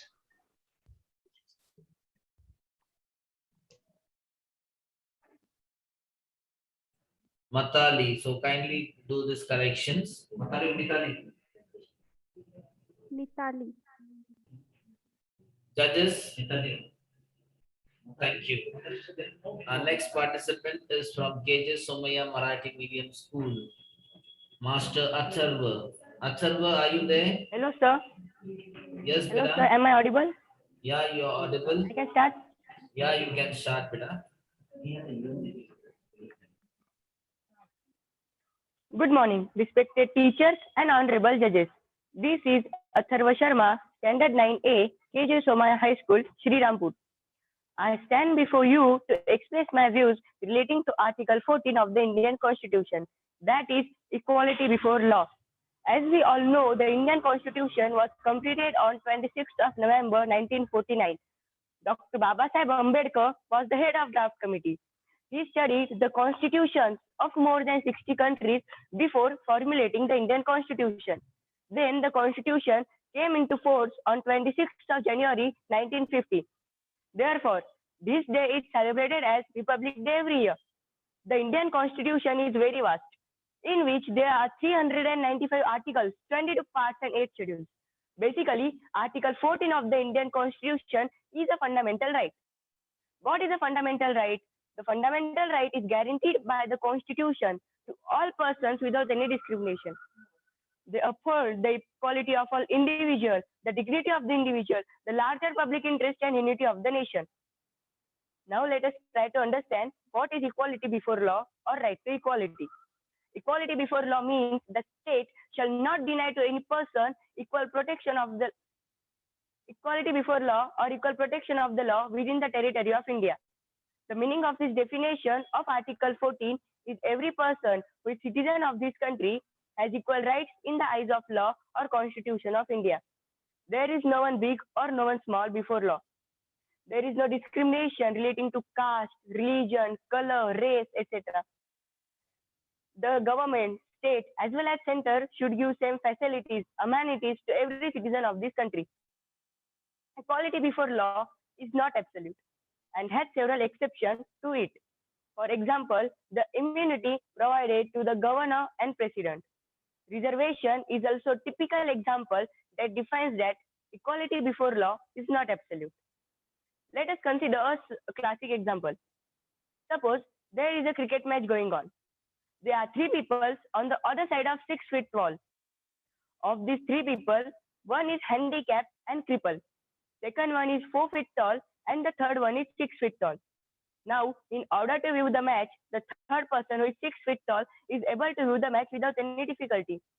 Whereas the second person who is 4 feet tall needs a support of 2 feet as he can view the match properly. At the same time, the third person who is handicapped and crippled needs a lot of support to view the match without any difficulty. Here, we see that the support which is required to establish equality is different in each case. Reality of equality before law nowadays in India. Is India really following equality before law? The answer is no. Because we see a husband treating his wife badly. A girl who is not able to complete her education due to family pressure. A lower caste man being shown inferior to upper caste people. These are the examples of discrimination. We can understand how important the role of the state is to maintain equality of fine citizens. From the above example, we find that there is violation of equality before law or Article 14.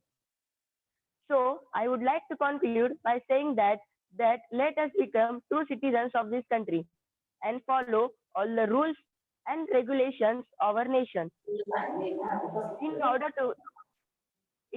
to enjoy our fundamental rights and benefits provided by our nation. Jai Hind. Thank you. Well done, Atharva. Our next participant is from Rehan, Vidyaniketan 359. English Medium School, Shrirampur. 359.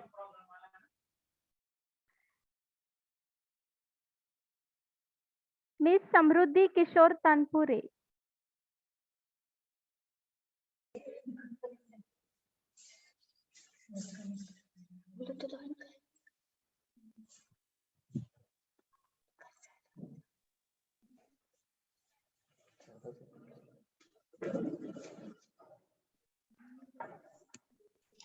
Please pause a moment.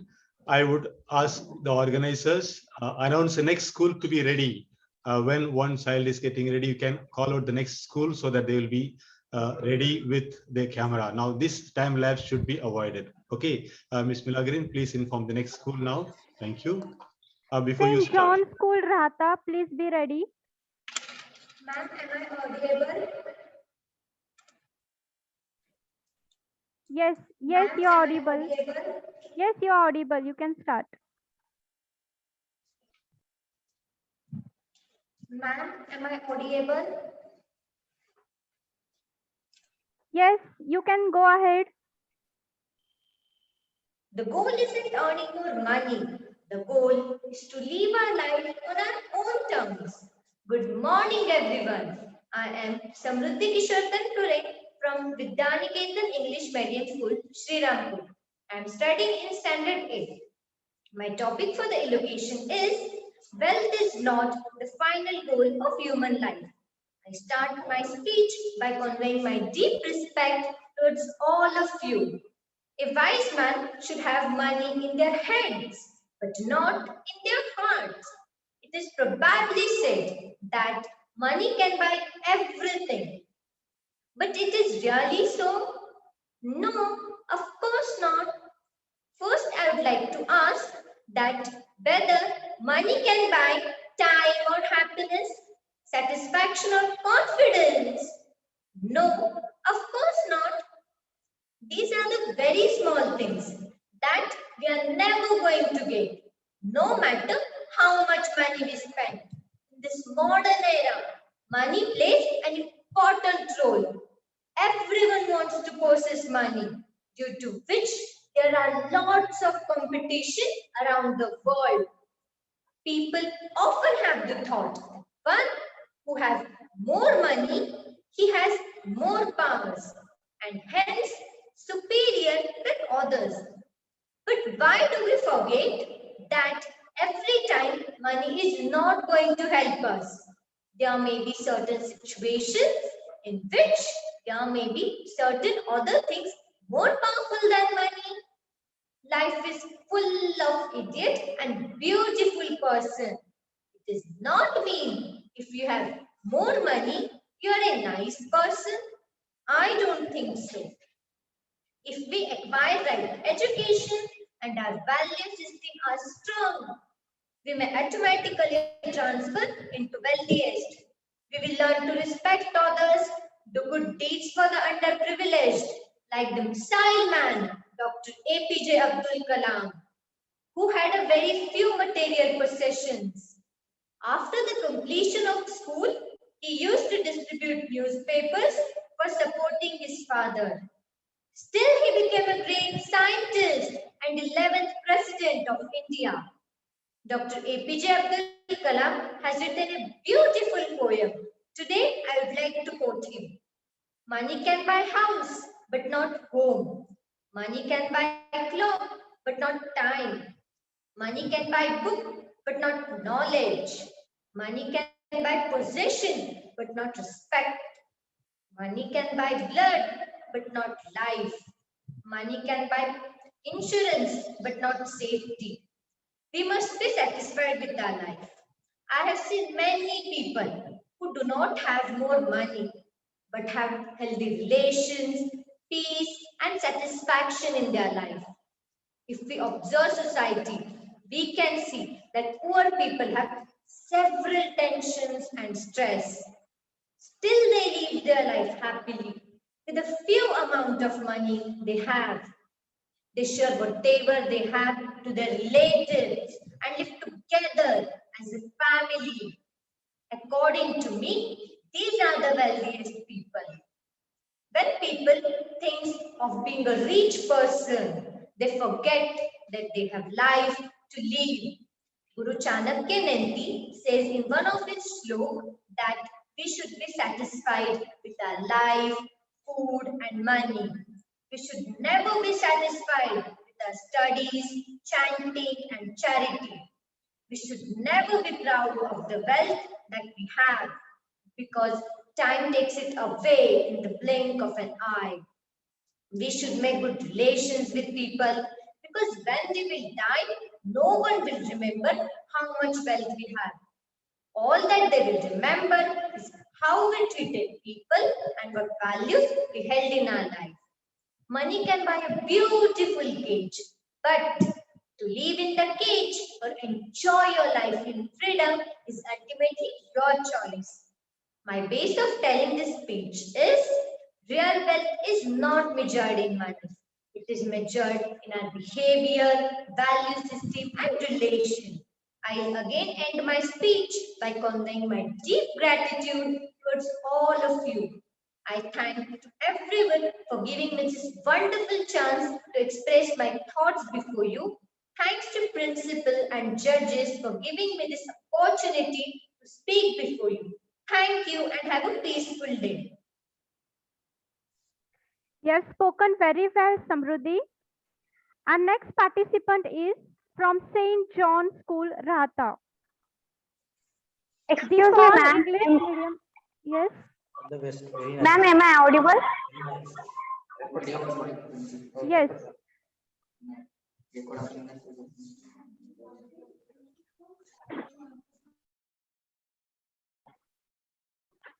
The Paul English Medium High School, Shrirampur has to get ready.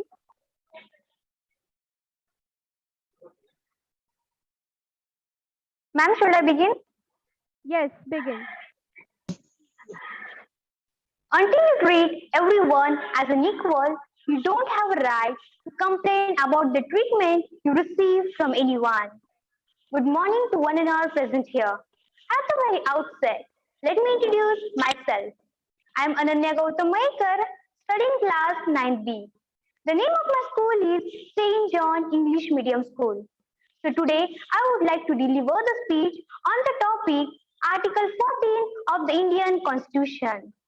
They cannot make history who forget history, said by Dr. Babasaheb Ambedkar. True equality is not the superiority of women, but the equal status of men and women. Thus, Article 14 declares that the state shall not deny any person equality before the law or equal protection of the laws within the territory of India.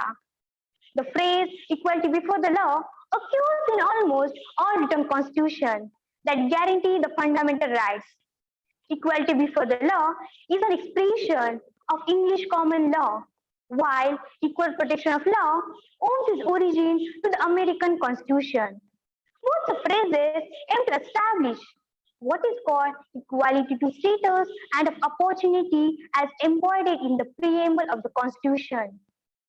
While equality before the law is somewhat negative concept implying the absence of any special privilege in favor of any individual and the equal subjection of all the classes to the ordinary law. Equal protection of law is a more positive concept employing equality of treatment under equal circumstances. Thus, Article 14 stands for the establishment of a situation under which there is complete absence of any arbitrary discrimination by the laws themselves or in their administration. Interpreting the scope of article, the Supreme Court of India held in Charanjit Lai Chaudhary versus the Union of India that first, equal protection is equal protection under equal circumstances. Second, the state can make reasonable classification for the purpose of legislation. Third, presumption of reasonableness is in favor of legislation. Fourth, the burden of proof is on those who challenge the legislation. Explaining the scope of reasonable classification, the court held that even one corporation or a group of persons can be taken to be a class by itself for the purpose of legislation, provided there is sufficient basis or reason for it. The owners of providing that there are also other companions similarly situated, and this company alone has been discriminated against on the petition. In its struggle for social and political freedom, mankind had always tried to move towards the ideal of equality for all. The urge of equality and liberty has been a motivational force for many revolutions. The character of the United Nations records determination of the member nation to reform their faith in equal rights of men and women. Indeed, real and effective democracy cannot be achieved unless equality in all spheres is released in full measure. However, complete equality among men and women in all spheres is an ideal distant to be released by the march of humanity along the long and the difficult path of economic, social, and political progress.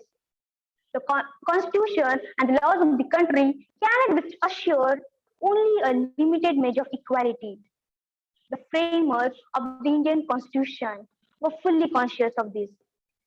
This is why, while they gave political and legal equality the status of a fundamental right, social and political equality was largely left within the scope of directive principles of the state policy. Last but not the least, all human beings are born free and equal in dignity and rights.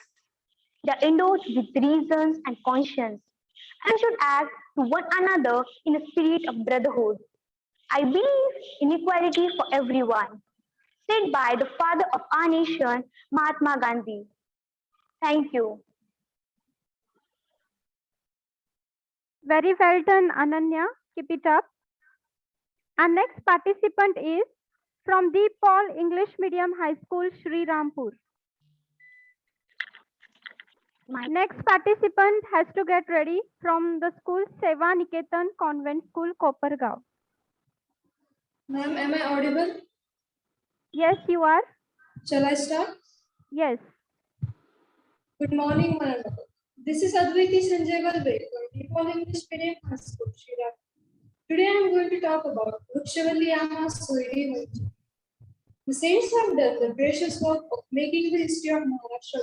One of those saints, Santa Tukaram, while living on Bhandara mountain in Alandi, saw the beauty of nature and said, Vrikshavaliyama Soiri Vanchare, Vrikshavaliyama Soiri Vanchare.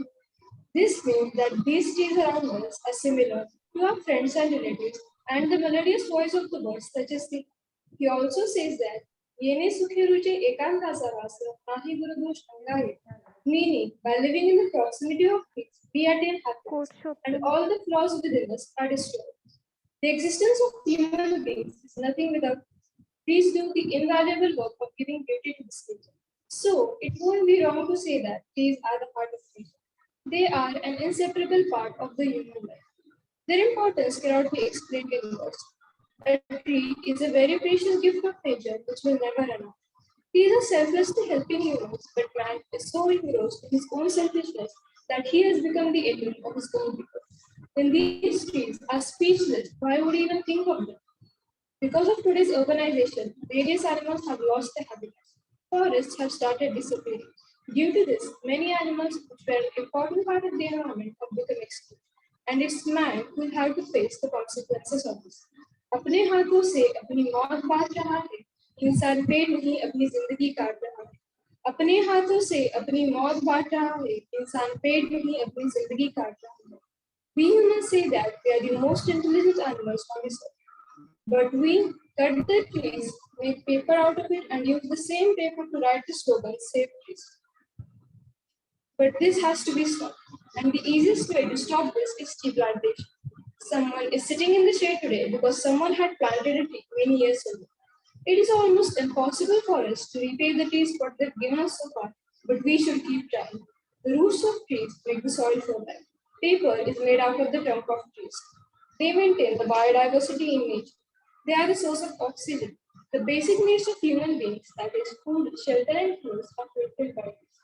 Religious discriminations were created by us, but trees treat everyone equally. So it is our responsibility to start planting and protecting trees. आओ धरा से प्यार करें, हरा भरा श्रृंगार करें. एक एक हम वृक्ष लगाकर हरा भरा संसार करें, हरा भरा संसार करें. Trees play a vital role in preserving the Indian culture. The biggest festival in India is Diwali. Diwali begins by placing a garland of mango leaves on the door. On Gudi Padwa, we use the branch of a lemon tree to raise the Gudi. From the beginning of the Hindu New Year till the end of Christmas, trees are always there to help us. They have been selflessly contributing to globalization and industrialization. They have an invaluable contribution in the progress of our nation. जीवन का आधार है वृक्ष, पृथ्वी का श्रृंगार है वृक्ष, प्राणवायु दे रहे हैं सभी को, ऐसे परम उदार है वृक्ष, ऐसे परम उदार है वृक्ष. During an experiment, Dr. Chandrasekhar Bose proved that even trees have emotions. They themselves stand in the scorching sun and give shade to the passers-by. By doing this, trees give us the message of being selfless. A tree has its roots in the soil, yet it reaches the sky. It tells us that in order to aspire, we need to be grounded, and that no matter how high we reach, we always draw our sustenance from our roots. Trees are useful to human beings even when they are dead. Their dried leaves, wood, trunk, everything is useful to human beings. They help us still and even after the last breath. They are not only selfless friends but also very good teachers. That's why it's our responsibility to plant and protect this, because when we plant a tree, we plant a hope. Thank you.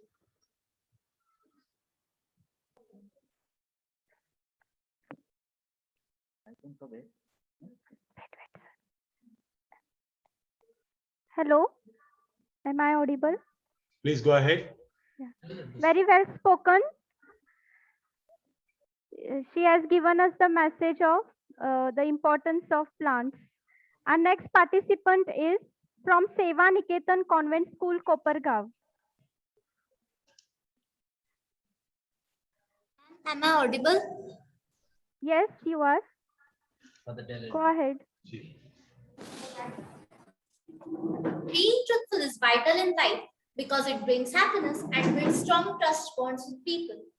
Yes, my dear friends, this is what I have heard from my parents right from my childhood. And I think that this is the reason why among all choices that were given to me, I chose Satyam Eva Jayate as my today's topic. A fabulous morning to everyone present over here. Respected judges, honorable fathers, principals, teachers, and all my dear friends. Myself, Ms. Khushi Sheikh from Sevaniketan Convent School, is here to express my opinion on this amazing topic, which is very close to my heart. We all have been taught since childhood, "Hamesha sach bolna chahiye." But if we just sit back and reflect for a moment, our whole day activities, majority of us will find that we hardly follow the statement nowadays. So now the question arises, is speaking truth so difficult? Does it take a lot of courage and endeavors to speak the truth? The answer is no.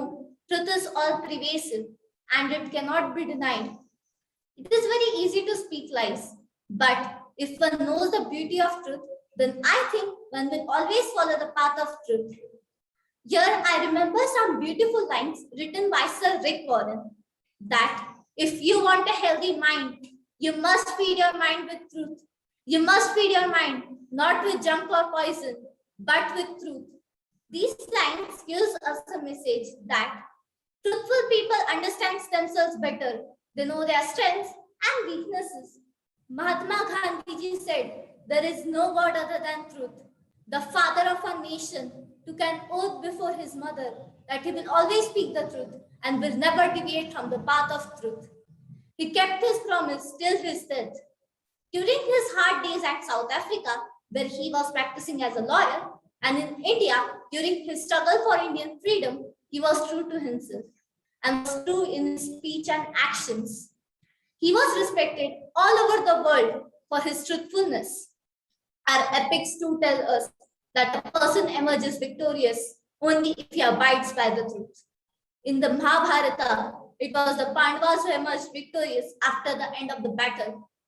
Though Kauravas resorted to deceitful means to overpower the Pandavas, it was the Pandavas who emerged victorious after the end of the battle. In the Ramayana too, it was Lord Rama who achieved victory through his truthfulness and honesty.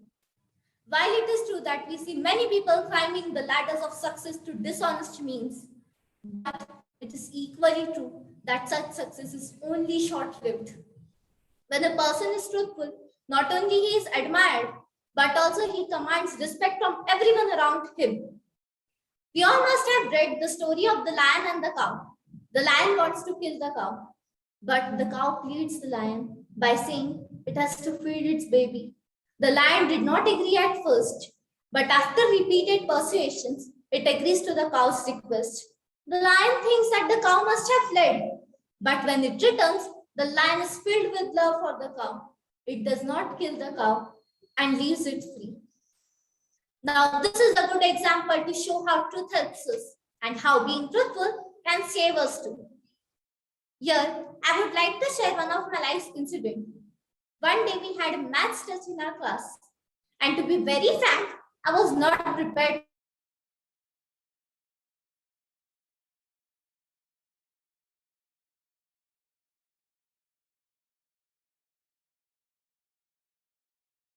her not to do so, she said, "Don't worry, nobody will catch us, and you can also join us." That day I got full marks, and I hope you know how. Excitedly, I went home and showed my marks to my mother. I thought she would be very happy and would praise me. But to my surprise, she didn't tell me anything. At night, out of curiosity, I asked her, "Mummy, are you not happy with my test marks?" She just smiled and said, "I would have been very happy if these marks were a result of your hard work." I was speechless. I felt guilty. And that day I realized the power of truth and took an oath never to cheat anyone, never to speak lies. At last, I would like to say, my dear friends, a dishonest life only damages your character and reputation. A life of honesty is an enriched life because truth always triumphs. I repeat, truth always triumphs. Satyam eva jayate. Thank you for giving me this golden opportunity to speak on this wonderful topic.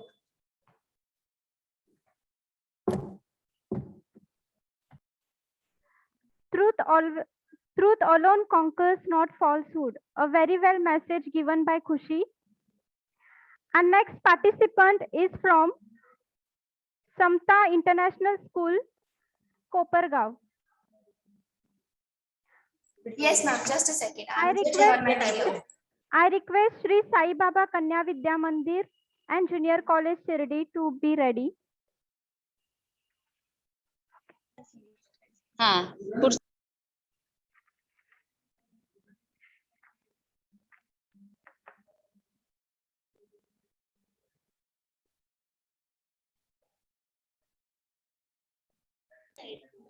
Sai Baba Kanya Vidya Mandir, ma'am. No. Now it is Seva Niketan Convent School, Kopargaon. Okay. She's finished, I think. Sorry, it is Samta International School. I request Swarupa Ramakant Das. Yes, ma'am. Yeah.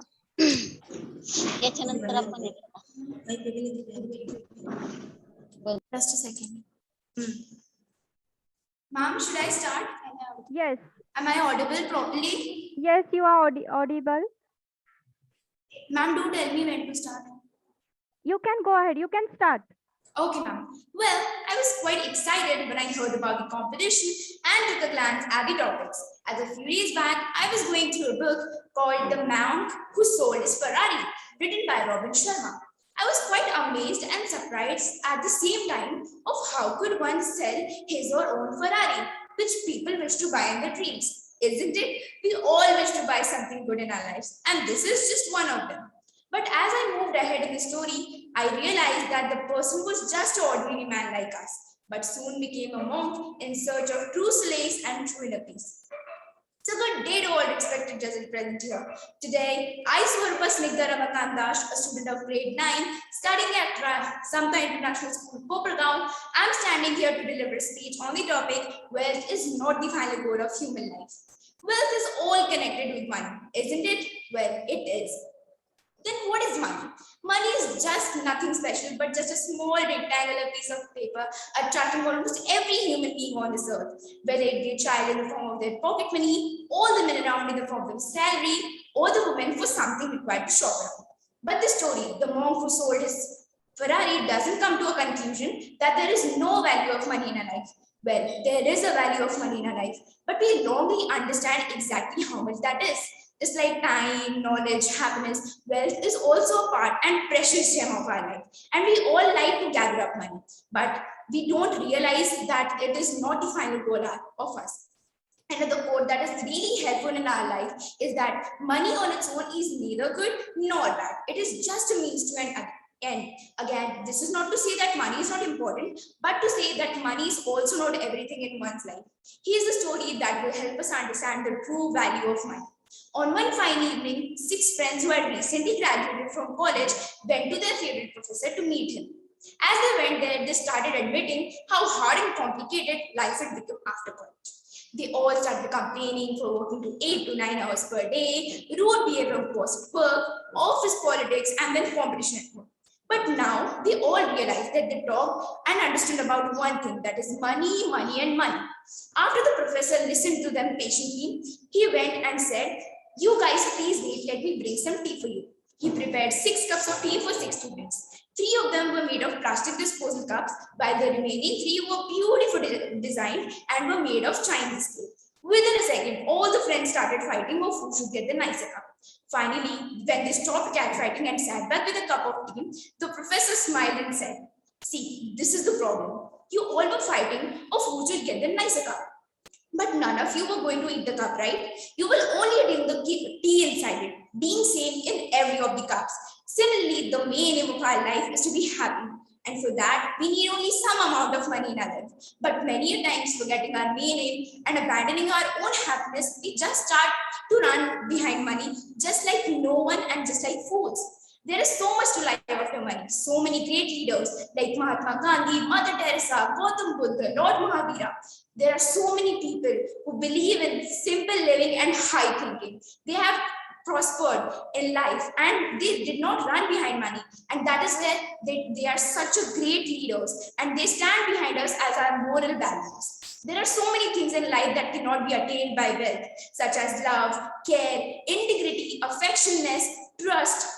The biggest thing, if trust is broken, you cannot wind it up. You cannot get it back in your life. Death. We all are scared of death, aren't we? Death will come, death will kill us, we will be dying. Do we take that death to our grave when we die? No, never ever we take the death. Death comes on its own. Death doesn't see if the victim they are killing is rich or poor. They just kill. Just like the rich brothers Rajan and Sajan Mishra lost their lives due to the lack of oxygen in the COVID-19 pandemic. Were they not wealthy enough? They were, but money could not save them. I would like to conclude and say that if you have your family and you are happy, then you don't need all that much money to be a winner. Let's conclude by saying that money is just a tool. So stop treating it as a goal. Thank you.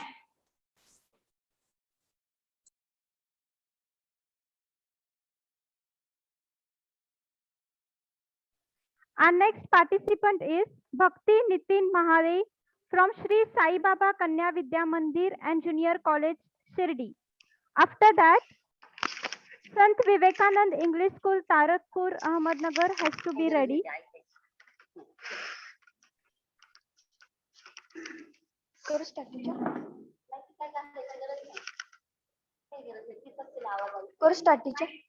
Say something. Start झालं का बघ. हो madam वगैरे मराठीत बोलली तरी काय अर्थ नाही.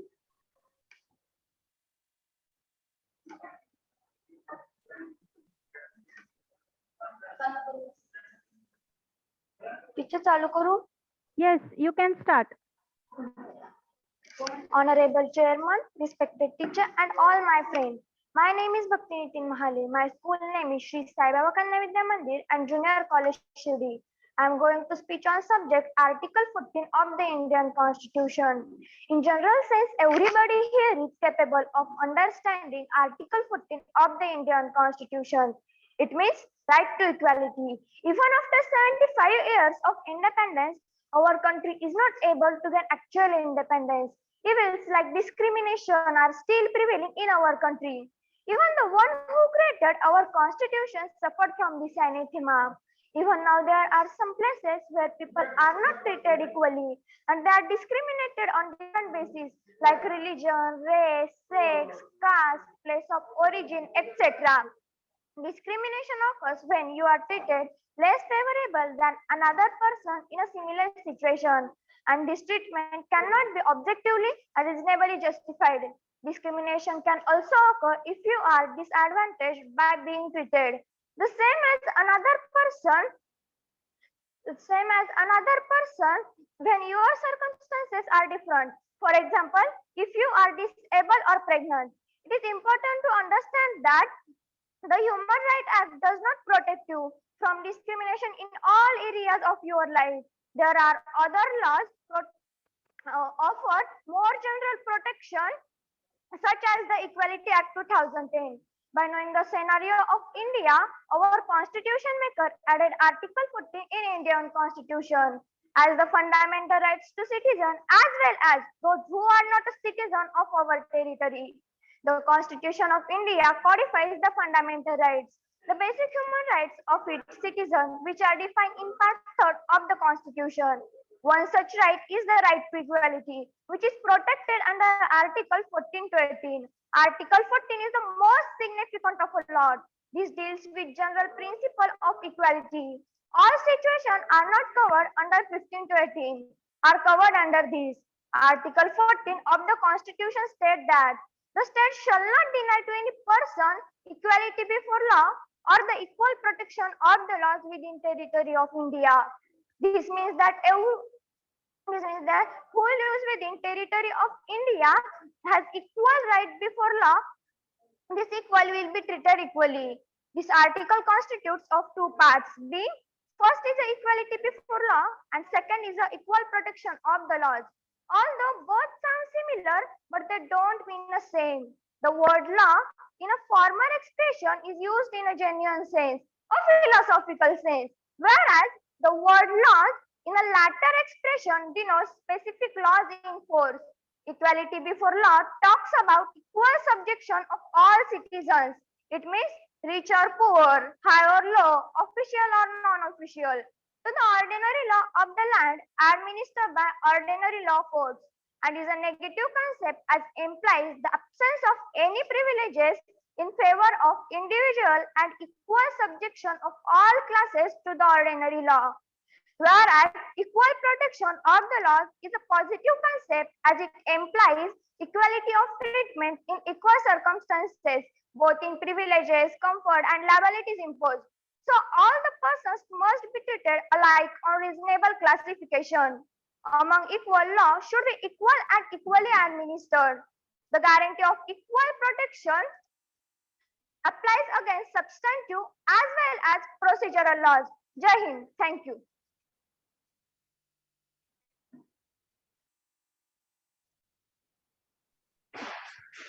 Very well spoken. Give a huge round of applause to Bhakti. Bhakti and Aditya, they come from Marathi medium school. They are a perfect example for the Marathi schools in and around Ahmednagar district. Aditya and Bhakti, this is for you. You can speak if your tongue can deliver the message of your heart. So you have really given a good message. All the best for your second round. Thank you, sir. Our next participant is from Saint Vivekananda School, Ahmednagar. Good morning, sir. Good morning, judges. Sir, am I audible? Judges, am I audible? Yes, you are. Carry on. And am I visible? You are visible. Yes. May I start? You may start. Yes, sir. Thank you, sir. देहि सौभाग्यम आरोग्य देहि देवी परम सुखम रूपम देहि जयम देहि यशो देहि द्विशोजनि. A very cheerful morning to one and all. I am Madhura Anandaplanchi from grade 9 representing St. Vivekanand English School, Ahmednagar. Today I am going to speak on a very interesting topic, that is, wealth is not the final goal of human life. The verse mentioned fortune. It mentioned health, it mentioned blissfulness, but it did not mention wealth. No religion believes in materialistic things. All religion preach health, joy, prosperity, happiness. All the shlokas, all the mantras, all the verses ultimately ask for our satisfaction. They ask for richness in thoughts, richness in well-being, and not richness in our wealth. They all pray for our satisfaction. As the topic says, wealth is not the final goal of human life, then an instant question arises that what is the exact goal of human life? What is the purpose of our life? And what is wealth? Is wealth the only purpose of our life, or is it something else? According to many people, wealth is something related to money, land, property that is owned by us, and something that provides a luxurious life. But I don't find it as a correct definition of wealth. For me, peace is wealth, satisfaction is wealth, good thoughts are health, and good health is wealth. If you think that money can buy happiness, then accordingly, all the rich people in this world should be happy living their lavish life joyfully. But this is not the exact situation. People living in small lanes, though having a less bank balance, enjoy every single moment of their life blissfully. With some simple basic needs, they keep themselves as well as the family delighted. A person who continuously runs behind money in order to become prosperous loses his peace. After having enough wealth, he is in search of contentment. He has to spend his capital in order to get a peaceful sleep. On the other hand, a farmer can and is always living a simple and a satisfactory life. All he needs is food, clothes, shelter, and that provide him happiness and calmness. For just one thought of becoming rich, people are becoming greedy. They're losing their values, their etiquettes, their spirituality. The prince of Magdha Empire, Siddhartha, also known as Gautama, selflessly gave up all his property and started teaching people the exact purpose of life. Instead of choosing his materialistic wealth, he loved teaching people the exact purpose of life. And today, the world know him by the name Gautam Buddha. Friends, have you ever seen a bird building its nest?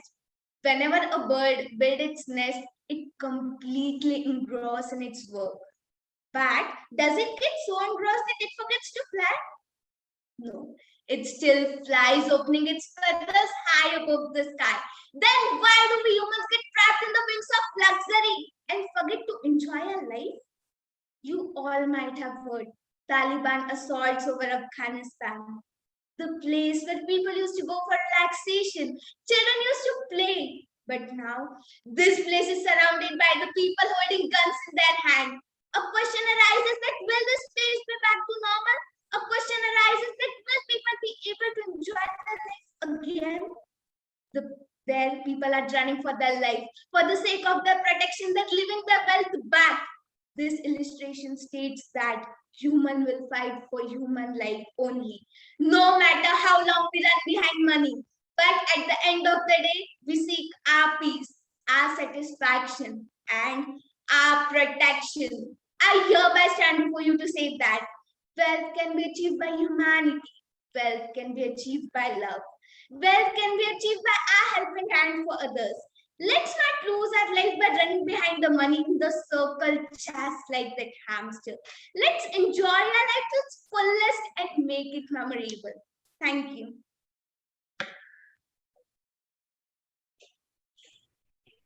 Very well spoken. It's all right to have butterflies in your stomach.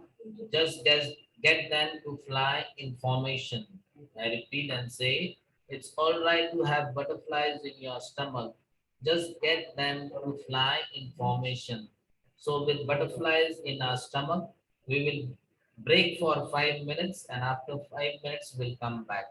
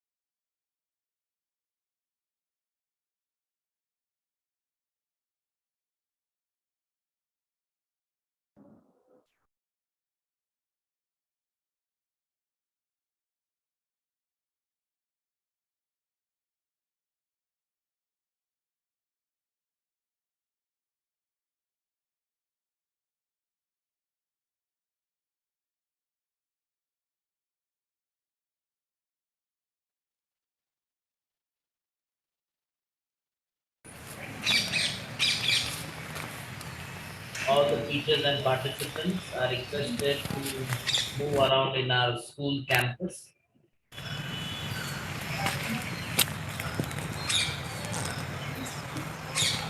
all the participants and teachers. You are quite familiar with our school atmosphere. Due to this lockdown period being not all due here, but we are showing you our premises. We feel that you all are with us.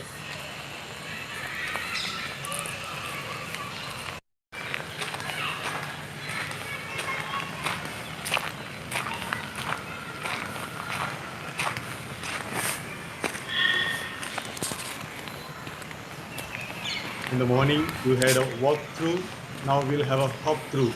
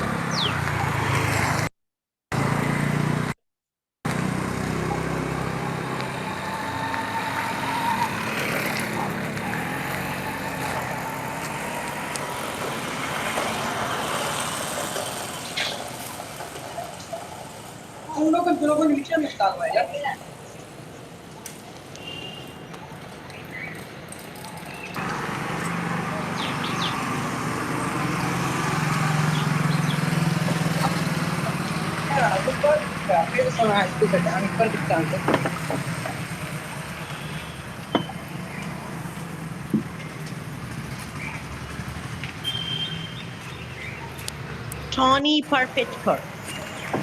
Atharva break झालाय. अथर्व इकडे.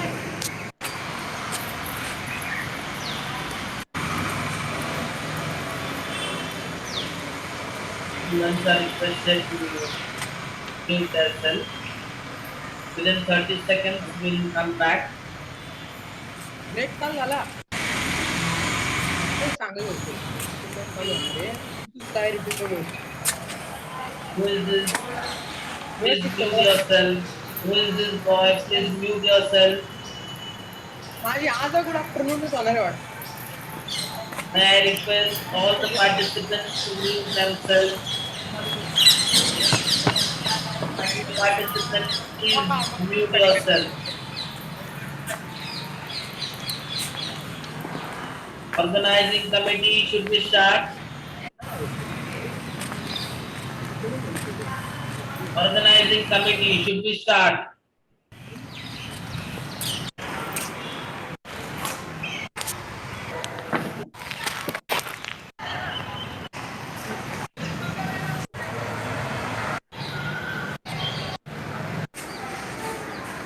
Organizing committee, should we start?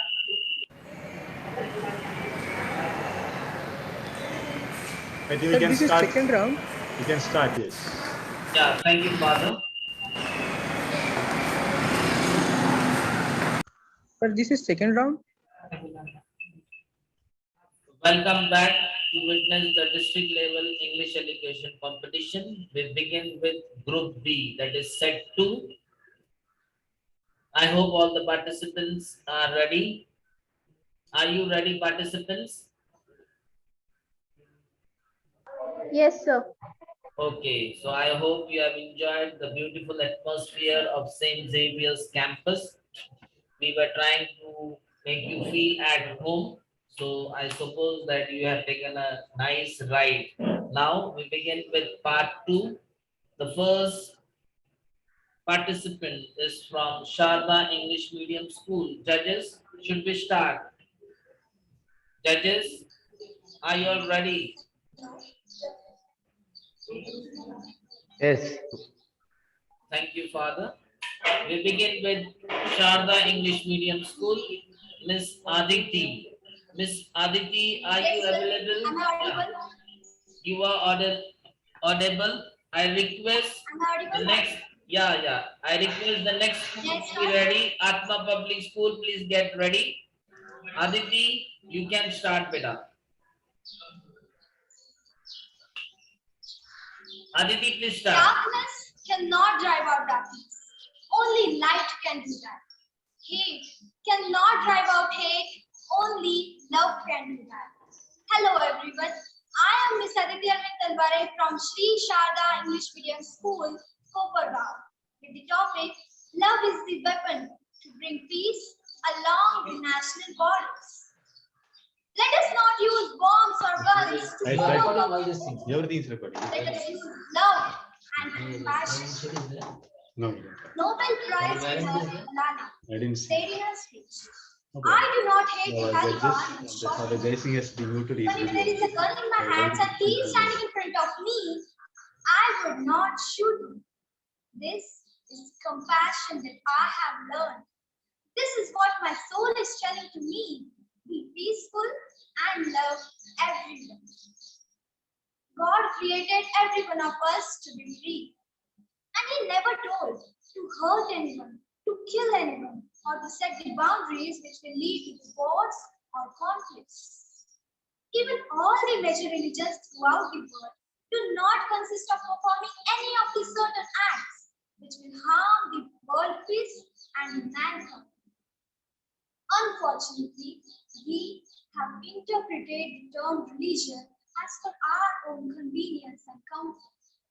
Contribution that religion can make towards peacemaking is leading to the opposite side, converting it to religious conflicts.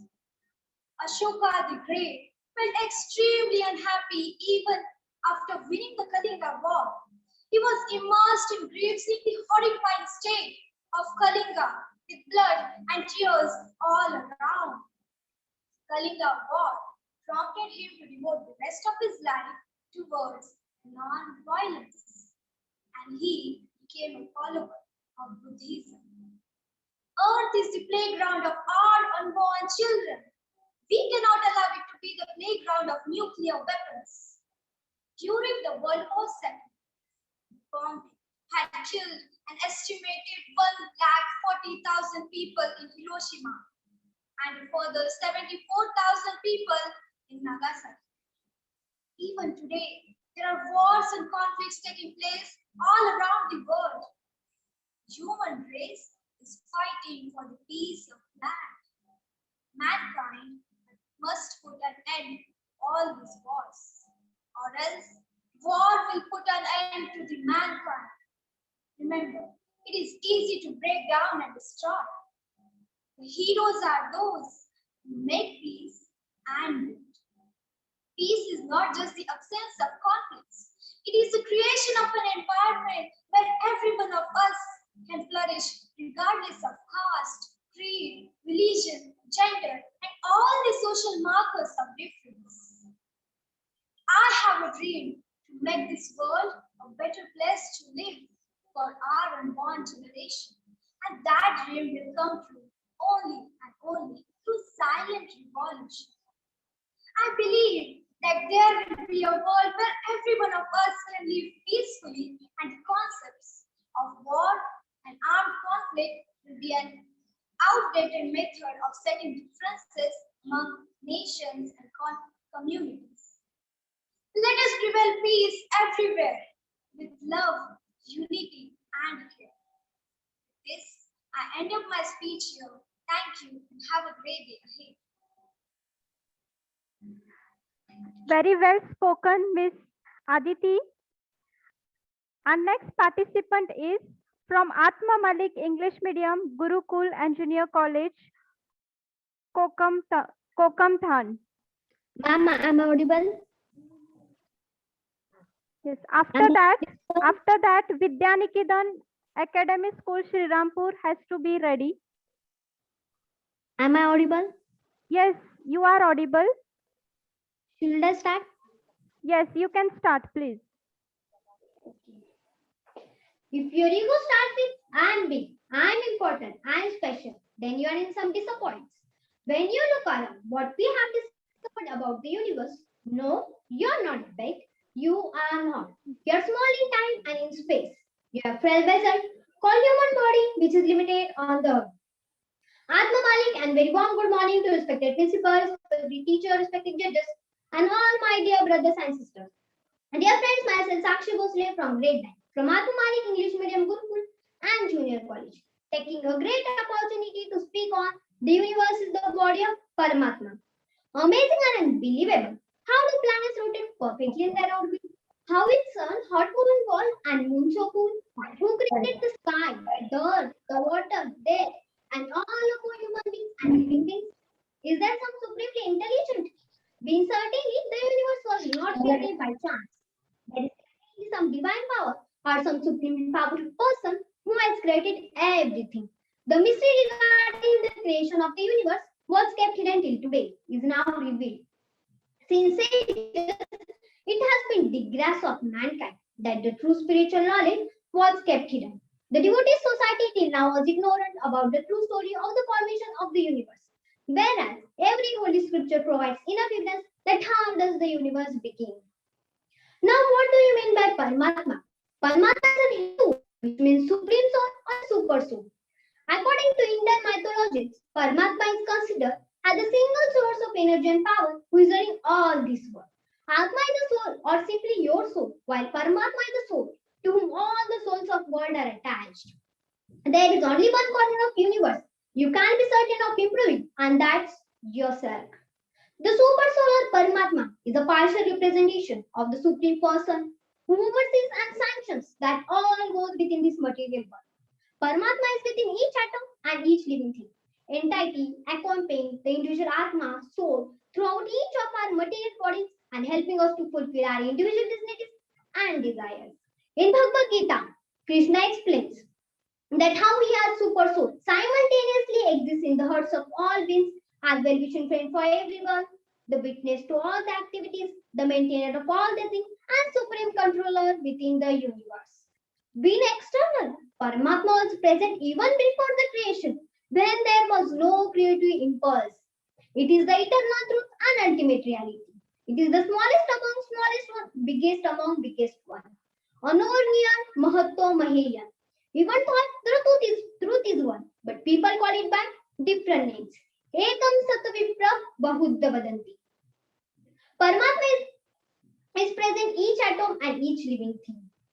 Paramatma is the joining of two words, Atma and Supreme, which is also known as Supreme or Absolute Supreme Soul, which is also known as primary of all. In Bhagavad Gita, Lord Krishna tells Arjuna that certain essential qualities help us to identify something. They are known as Suvarna, Nirupna, Dharma, elaborated Vallabha Ramcharit in discoveries. Once we come to know an entity, the qualities thereafter come to know as known as Suvarna Nirupita Visheshna. In the case of Paramatma, the essential attributes are Satyatva, Janatva, Anantva, Anantatva, and Amulatva. We are the part of this universe. We are in this universe. But perhaps more important than both of the fact it is that the universe is within us. You and me are all as much continuous with the physical universe as the wave is continuous with the ocean. Rest tonight. The universe is already working out the things you are worrying about. Trust the universe. Everything is working out as it should be patient. Is there any connection between Paramatma or God and living soul and Jivatma? If so, what is it? There are very important questions one has to ask and understand the true essence of life and in turn understand the soul's inner need. Lastly, I would like to conclude my speech by saying the universe doesn't give you things which you ask with your thoughts. It gives you what you demand with your actions. The universe is full of magical things, completely and patiently waiting for our wits to grow sharper. Trust the universe. The universe is already working out the things you are worrying about. Everything is working out as it should be patient. And believing in universe and Paramatma. Thank you. Jai Hind, Atmaman. There is but one temple in the universe, and that is the body of man. A very well message given by Miss Sakshi. Our next participant is Arya Yogesh Raut from Vidya Niketan Academy School, Shrirampur. After this, Nyan Mata Convent School, Sangamner. Be ready.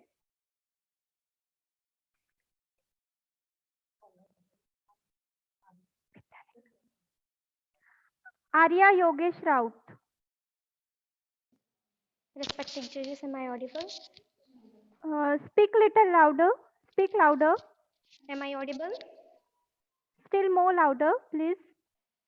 Hello? Hello. Yes, you are audible. I think you have a weak network, internet connectivity. It's okay. You can start. You're audible, very much audible. Go ahead. Anyone who thinks What? Please, once again, just stop a while. Can you please adjust your camera? We can't see you fully. You can raise it up, tilt it up. Tilt the camera. Okay, that's better. Thank you. All right. Thank you.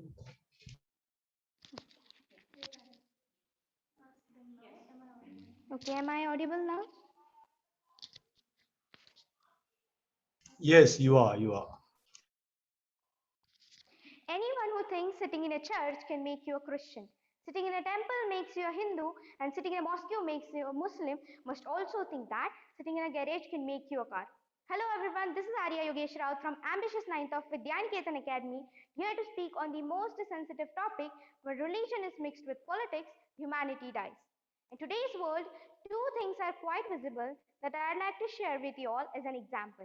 You might have heard or watched on TV about the incident of 11th of September 2001. A Boeing jet flew into the North Towers of the World Trade Center, and 18 minutes later, another plane crashed into the South Tower.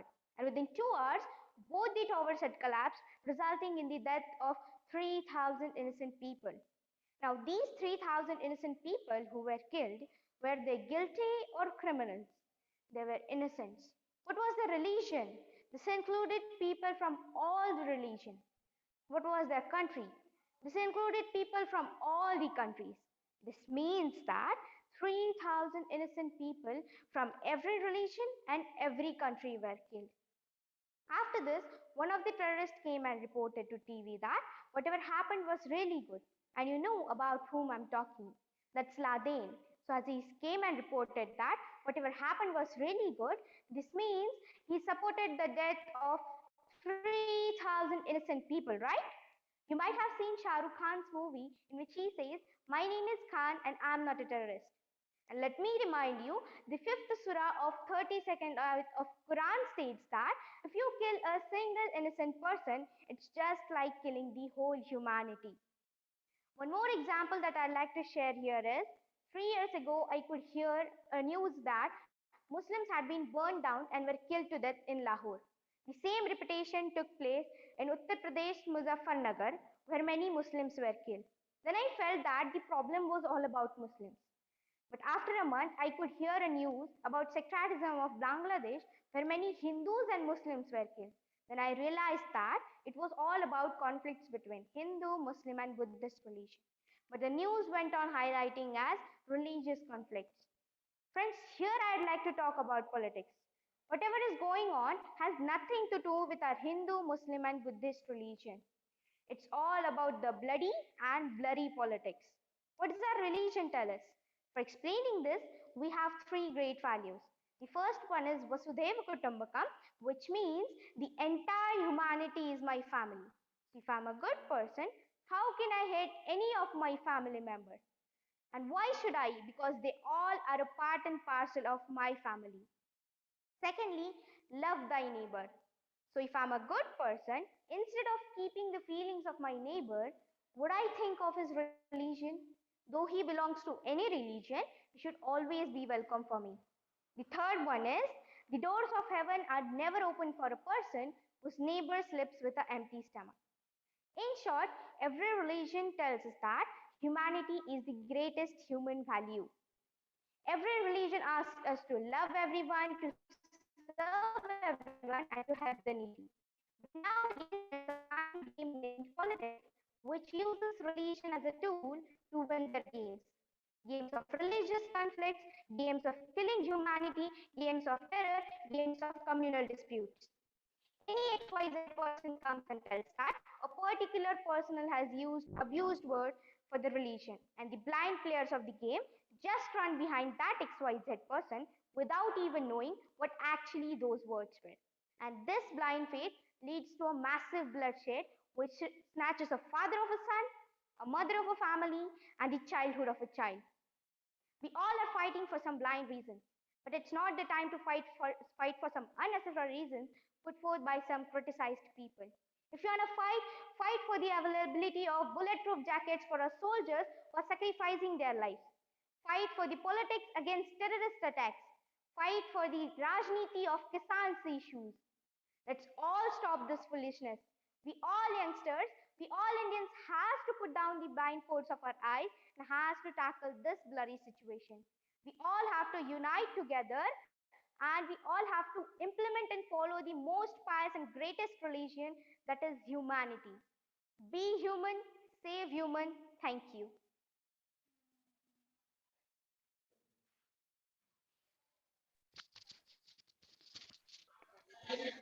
You have spoken really well, Arya. Our next participant is Dhole Sneha Manoj from Nyanmata Convent School, Sangamner. After this, Shri Sai Baba English Medium School, Shirdi has to be ready. Am I audible, ma'am? Yes, you are. Good morning, honorable jury members. Myself, Dhole Sneha from Nyanmata Convent School, Sangam. Today, I would like to express my feelings on the topic, love is the weapon to bring peace along national borders. Love for one's country is a splendid thing, but why should love stop at borders? More than 1.5 billion people in this world live in countries affected by violence on borders. To avoid this, we need peace-building approaches and dialogues between nations, which can only be possible by love. A Bible verse states that hatred strives up the conflict. But love covers all wrongs. Love is the weapon to bring peace along national borders.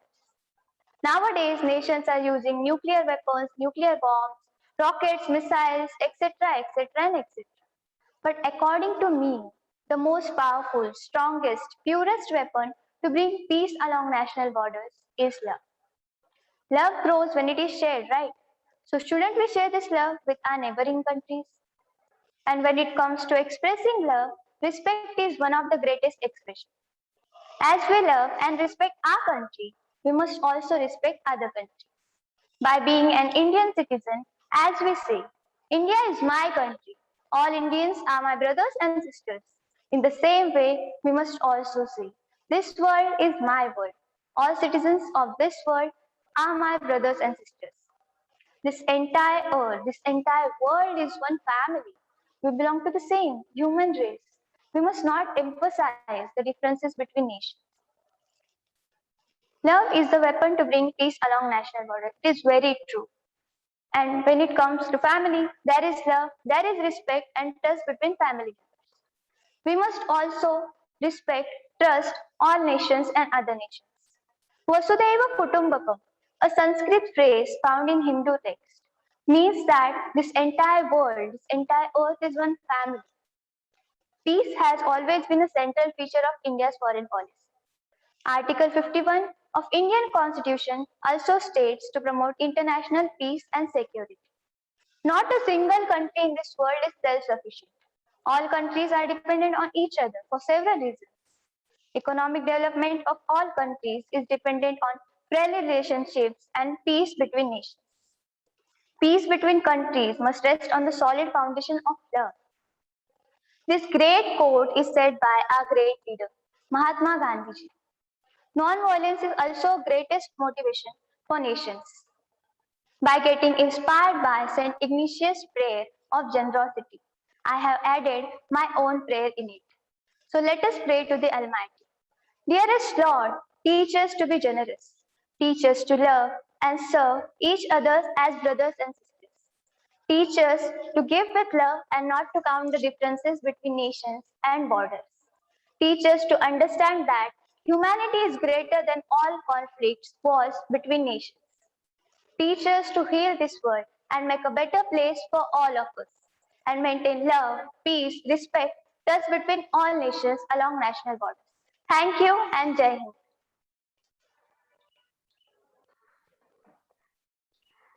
Thank you, Sneha. You have really spoken well.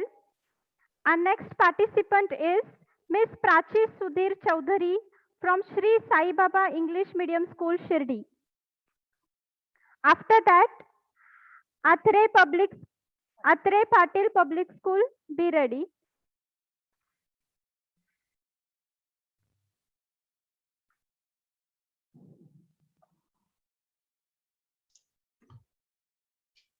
Hello. Good afternoon, ma'am. I think you have switched off our camera Please from start. Sri Sai English Medium School. Start the video, please. Hello, sir. Start your video. Are you not able to start? No, our camera is not able to switch on camera. It's showing you cannot. It is showing you cannot start our video. It's closed from your side. Just 1 second, please. Can you identify? Is this Yasmin Sheikh, Miss?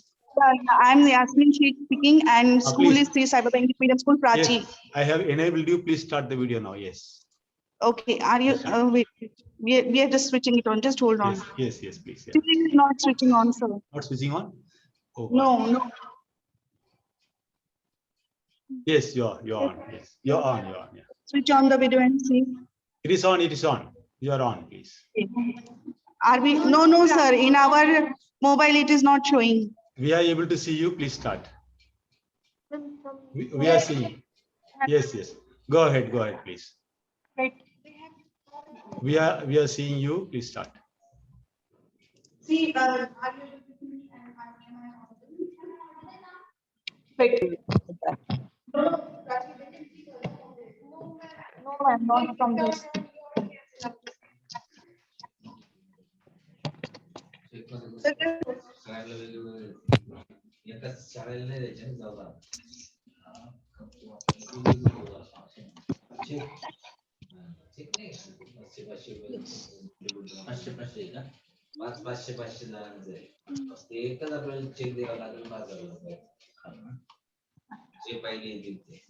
From our side, your video is on. Please start.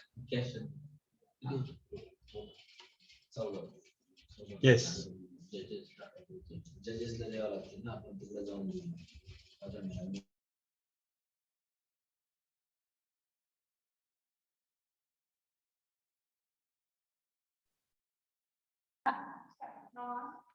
Am I audible, ma'am?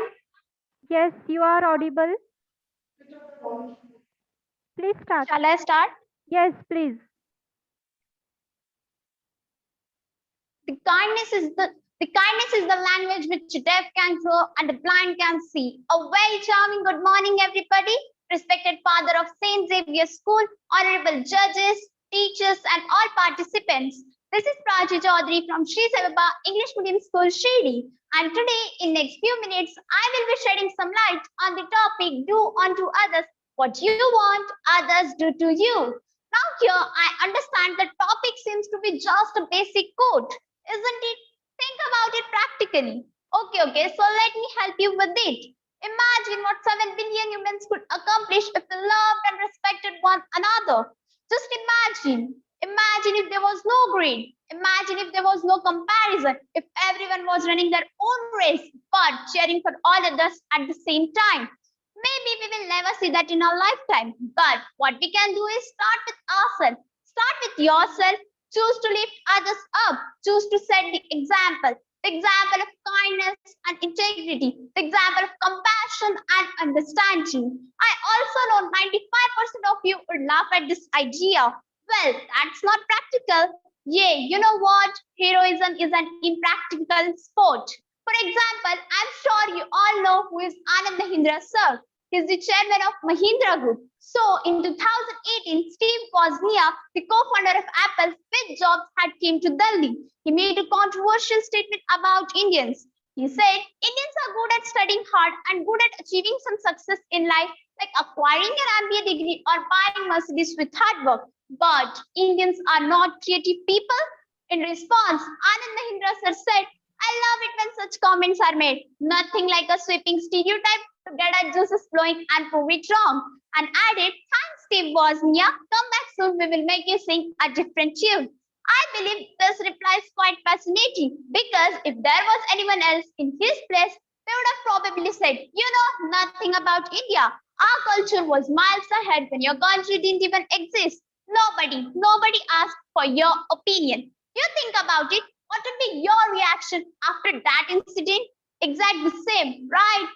However, Anand Mahindra sir considered criticism as a challenge and kept a positive approach, as even he expected the same respect what he offers others. In life, people always want to be respected, but many a times they themselves are not very respectful with others. Should that person be respected if he or she doesn't show the same respect to others? No, definitely not. You should be treated the exact way you treat others. The motto, do unto others what you want others do to you, may be one of the golden rules in our life. However, many of us choose to ignore this simple rule. Now, I'm sure you all had heard the story of the lion and the mouse a lot of time in your childhood, when a small mouse woke up the big lion and then protested to forgive him and said, let me go, let me go. Moreover, he might help him someday. Then one day, when the lion was caught in a hunter's net, the mouse, yes, the mouse helped him to escape with his sharp teeth. I know you all might be wondering, why am I narrating this Alkija story to you all? However, have you ever thought about it deeply? Probably not. As again, here it conveys the message that the way you will treat others, others will treat you the exact same. You are the animals, youngsters, teenagers, anyone, because integrity is everything. It really is. Who you are is far more important than what you have, and it will always be. Who you are is measured by how you make others feel. Be kind to each other. In a world where you can be anything, just be kind, because you never know how much that person is suffering inside. You never know the difference your words can make, the difference your presence can make, the difference you can make to one human life. Always do what is right and not what is easy in the moment. Kindness spreads like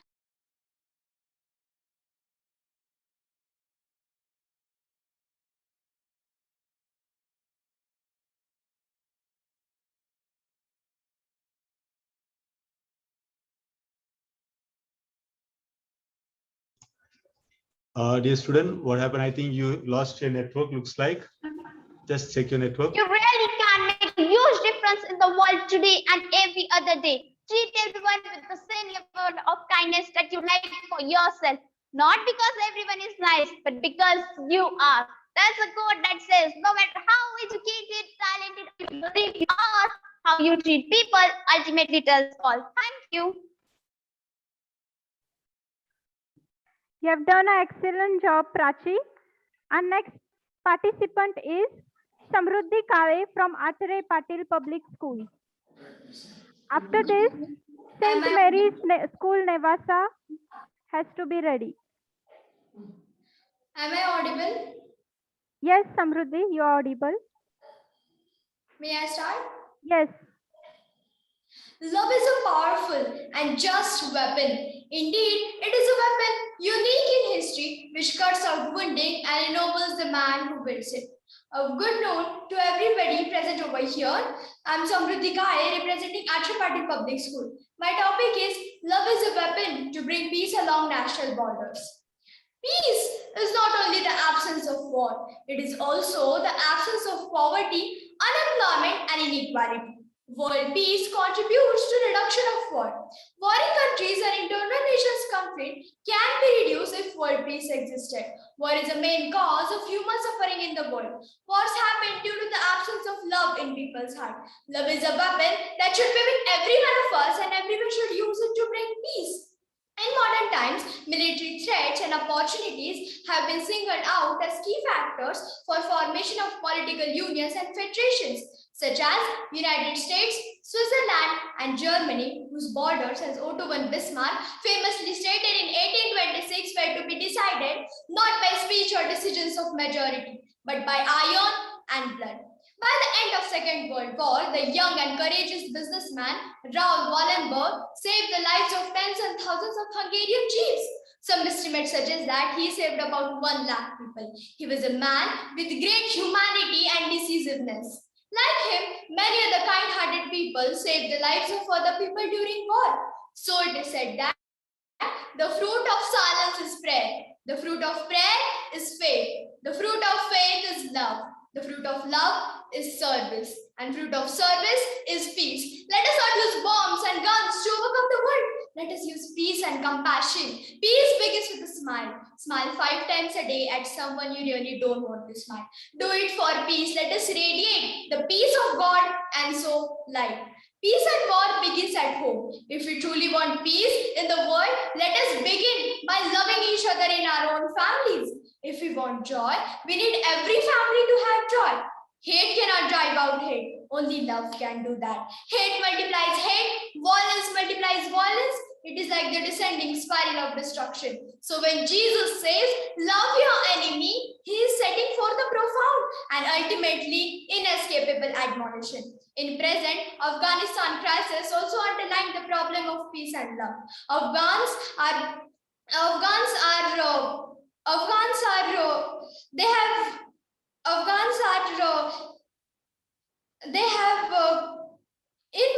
Israel-Palestine war also stretched the point of peace and violence. This war badly affected economy, their culture, education, and environment of these countries.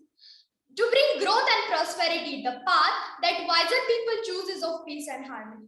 Without peace and harmony, it is impossible to achieve political strength, economic stability, and cultural growth. Before transmitting the nation of peace and harmony, among others, an individual needs to possess peace within them, while their body and mind should be in balance. Even one person can transmit the nation of peace and harmony, but it is everyone's individual responsibility to maintain that peace and harmony in the society. However, the peace and harmony is disrupted due to the increase in violence. I am representing here the sound of silence, the cry of innocence, and face of invisibility. Let us march from exploitation to education, Let us march from poverty to shared prosperity, a march from slavery to liberty, and a march from violence to peace. Let us march from ignorance to awakening. Let us march from darkness to light. Let us march from mortality to divinity. Non-violence is the answer to the crucial political and moral questions of our time. The need for mankind to overcome oppression and violence. Mankind must evolve for all human conflict a method that rejects revenge, aggression, and retaliation, and foundation of such a method is love. Thank you. It's not about how much you do, but how much love you put into what you do that counts. It's a nice message given by. Excuse me, ma'am. I wanted to ask you, were you able to hear the speech of Prachi full? Yes, we were able to hear her. You were able to see and hear the whole speech, no? Yes, ma'am. Okay, thank you, ma'am. Yeah, well done, Samruddhi Kale. Our next participant is Miss Divya Pandurang Akolkar from St. Mary's School, Nevasa. After this, St. Michael's School, Ahmednagar has to be ready. Hello, ma'am. Hello. Hello, ma'am. Can you hear me? Yes, we can hear you. Please. Ma'am, my camera is not getting on. St. Mary's School, we have enabled your video. Please start. No, sir, it is not getting on yet. From our side, it is. 1 second. Sir, we are unable to put it on.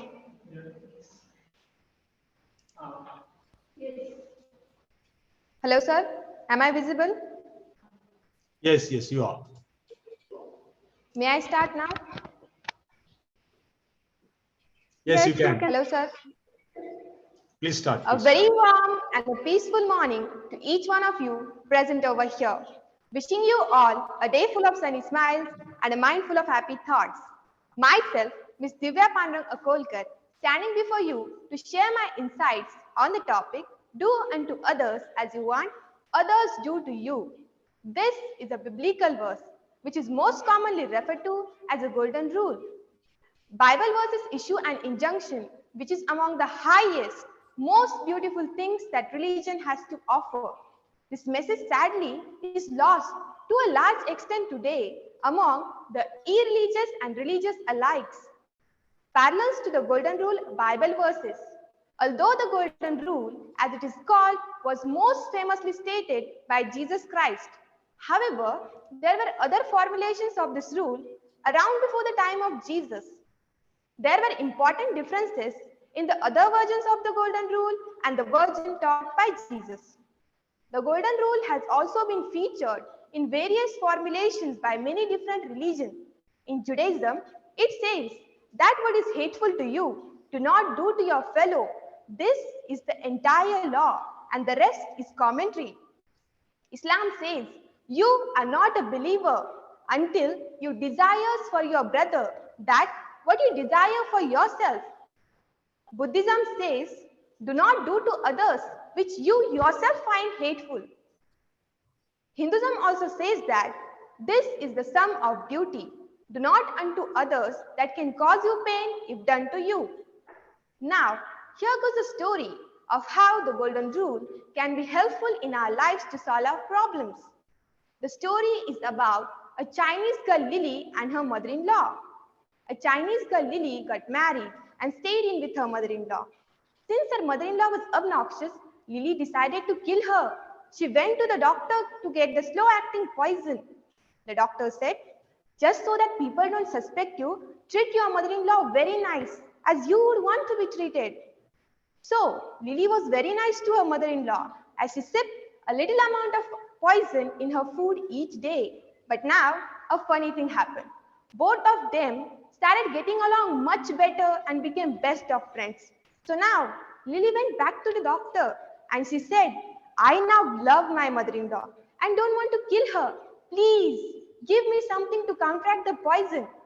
Then the doctor replied, I gave you the ordinary vitamins. The only poison was in your attitude.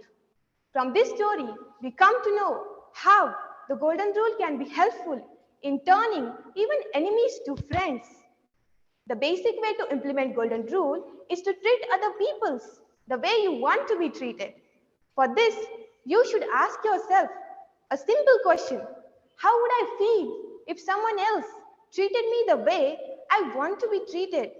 How would I feel if someone else treated me the way I'm trying to treat this person right now? So, the golden rule, do unto others as you want others do to you, is a phrase passed on from generations to generations as a means of providing morality. Since most of the recipients have the sense of empathy, the message generally is well received. Morality is our set of guidelines on how to live and what is right and wrong. There are many messages that can be drawn from this golden rule, but there are three main conclusions. First, don't treat others badly until you want to be treated badly. Second, if you put nothing in, you will get nothing out. And third, if you are kind and grateful, others will be the same in return. So, from this, we come to the conclusions that a golden rule is a moral principle. A golden rule is a moral principle which suggests that if you would like to be treated with respect, then you should make sure to treat other people with respect too.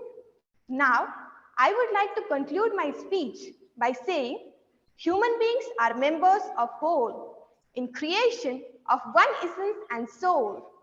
If one member is afflicted with pain, other members uneasy will remain.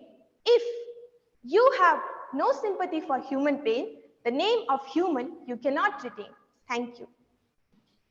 Do unto others what you want others do to you. A wonderful message is given by Divya Akolkar.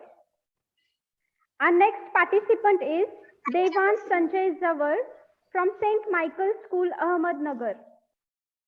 After this, Am I audible? St. Xavier School, Shrirampur Am I has to audible? get ready. Yes, you are audible. Good morning. I am Devan Zawar from Standard 10 representing St. Michael's School, Ahmednagar. The topic that I have chosen today for my elocution is do unto others as you would have them do unto you. The words of Jesus of Nazareth during his Sermon on the Mount, all things whatsoever ye would that men should do to you, do ye even so to them. Otherwise called the golden rule, it is pretty evident in its meaning. Treat others the way you would want yourself to be treated. I, for one, cannot agree more. You want to be treated generously? Treat others the same way. You desire respect? Act respectfully towards others. Ouch! Huh. You want to be helped when you are in need? How? This hurts. It's the mean girl. I won't help her. Help others when they are in need also. If I would have helped him then, I think he would have helped me now. Then again, you cannot always place others before yourself. You can't become a perfect altruist. It just isn't in human nature. A few people believe very sharply in the conjecture to the point when someone disagrees, they almost seem scandalized. But it isn't very realistic.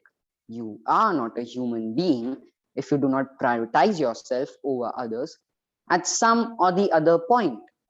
Not that people cannot commit altruistic acts, and the same for egoistic actions. But the degree to which they do so makes a difference. Text is up for interpretation, and every individual paraphrases a piece of information or statement as they see fit. Some interpret it literally. People like different things, like things differently, and disagree about everything.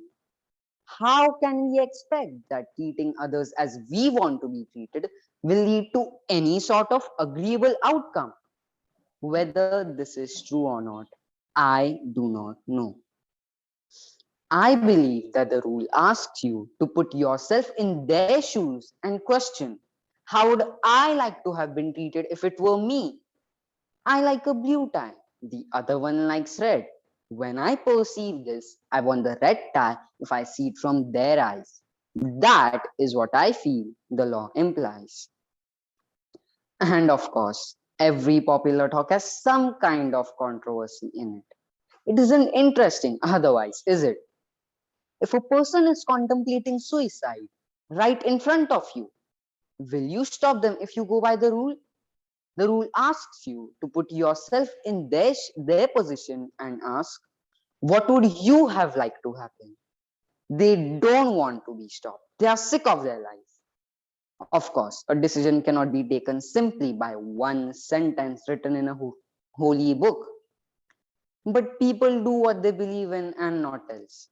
And it isn't called the golden rule just for namesake. He doesn't want to be saved. And what's even more significant is that you relate to him, you agree with him.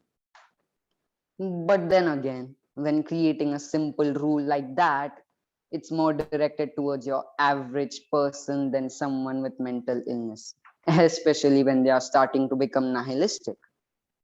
What would be even more interesting is to see how the sacred text would tackle this problem.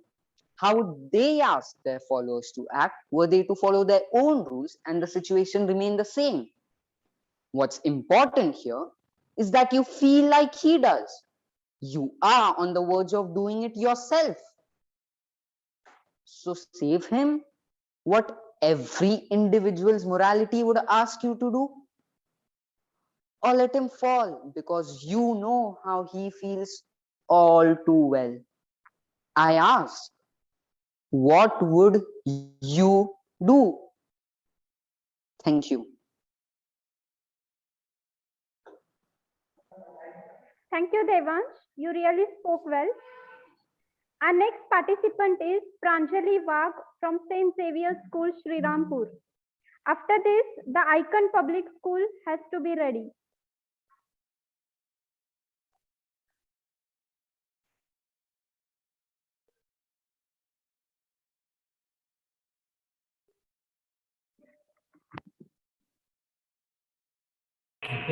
Am I audible? Am I audible? Am I audible? Yes. Yes, please start your speech. Wait, I think the fan is on. If the fan is on, please put it off. Is the fan on? Yes, sir. Please put off the fan. The fan sound is too loud.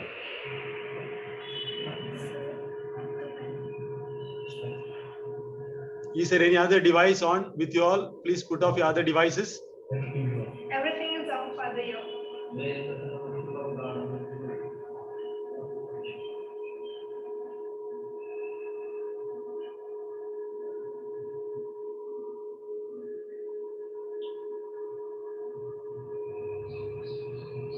Shall I start now? Yes. Yes, sir. Aman stood first in his class. He replied with pride, being the first is everything enough to make everyone respect me. I am the one who deserves respect. I do not want to give respect. His father tried to explain, until you will not give respect to others, how will they give respect to you? It is rightly said. Give respect, take respect. Respect comes in two unchangeable steps, giving it and receiving it. Good afternoon, everyone. I am Ms. Pranjali Sandeshwar. Would like to express my views on do unto others as you would have done unto you. To put it simply, the statement, commonly referred to as the Golden Rule, tells people to treat others as they would want to be treated themselves. As in, if one wants to be treated a certain way, one should treat others in that way. If everyone were to follow this rule, in theory, everyone would be treated well. The phrase, do unto others as you would have done unto you, should be used as a reminder for oneself or for someone else to always treat other people as you did like to be treated. Sometimes, the phrase might be silently recited in one's mind or pasted on a poster in the classroom. It is so commonly used because it applies to every person, no matter who they are or where they are from. Treating everyone equally and as you did like to be treated has no exceptions or gray areas. The phrase is most often seen in moral, allegorical lessons written not be present in a text. It might be the intended piece of information a child hears from a story. Since the line is so widespread throughout cultures and time, there are numerous possible ways in which it might be incorporated. Some of the best are those which date back to religious and moral texts, written with the intent of defining what a good life is. Scholars believe that the phrase dates back to 551 to 479 BC.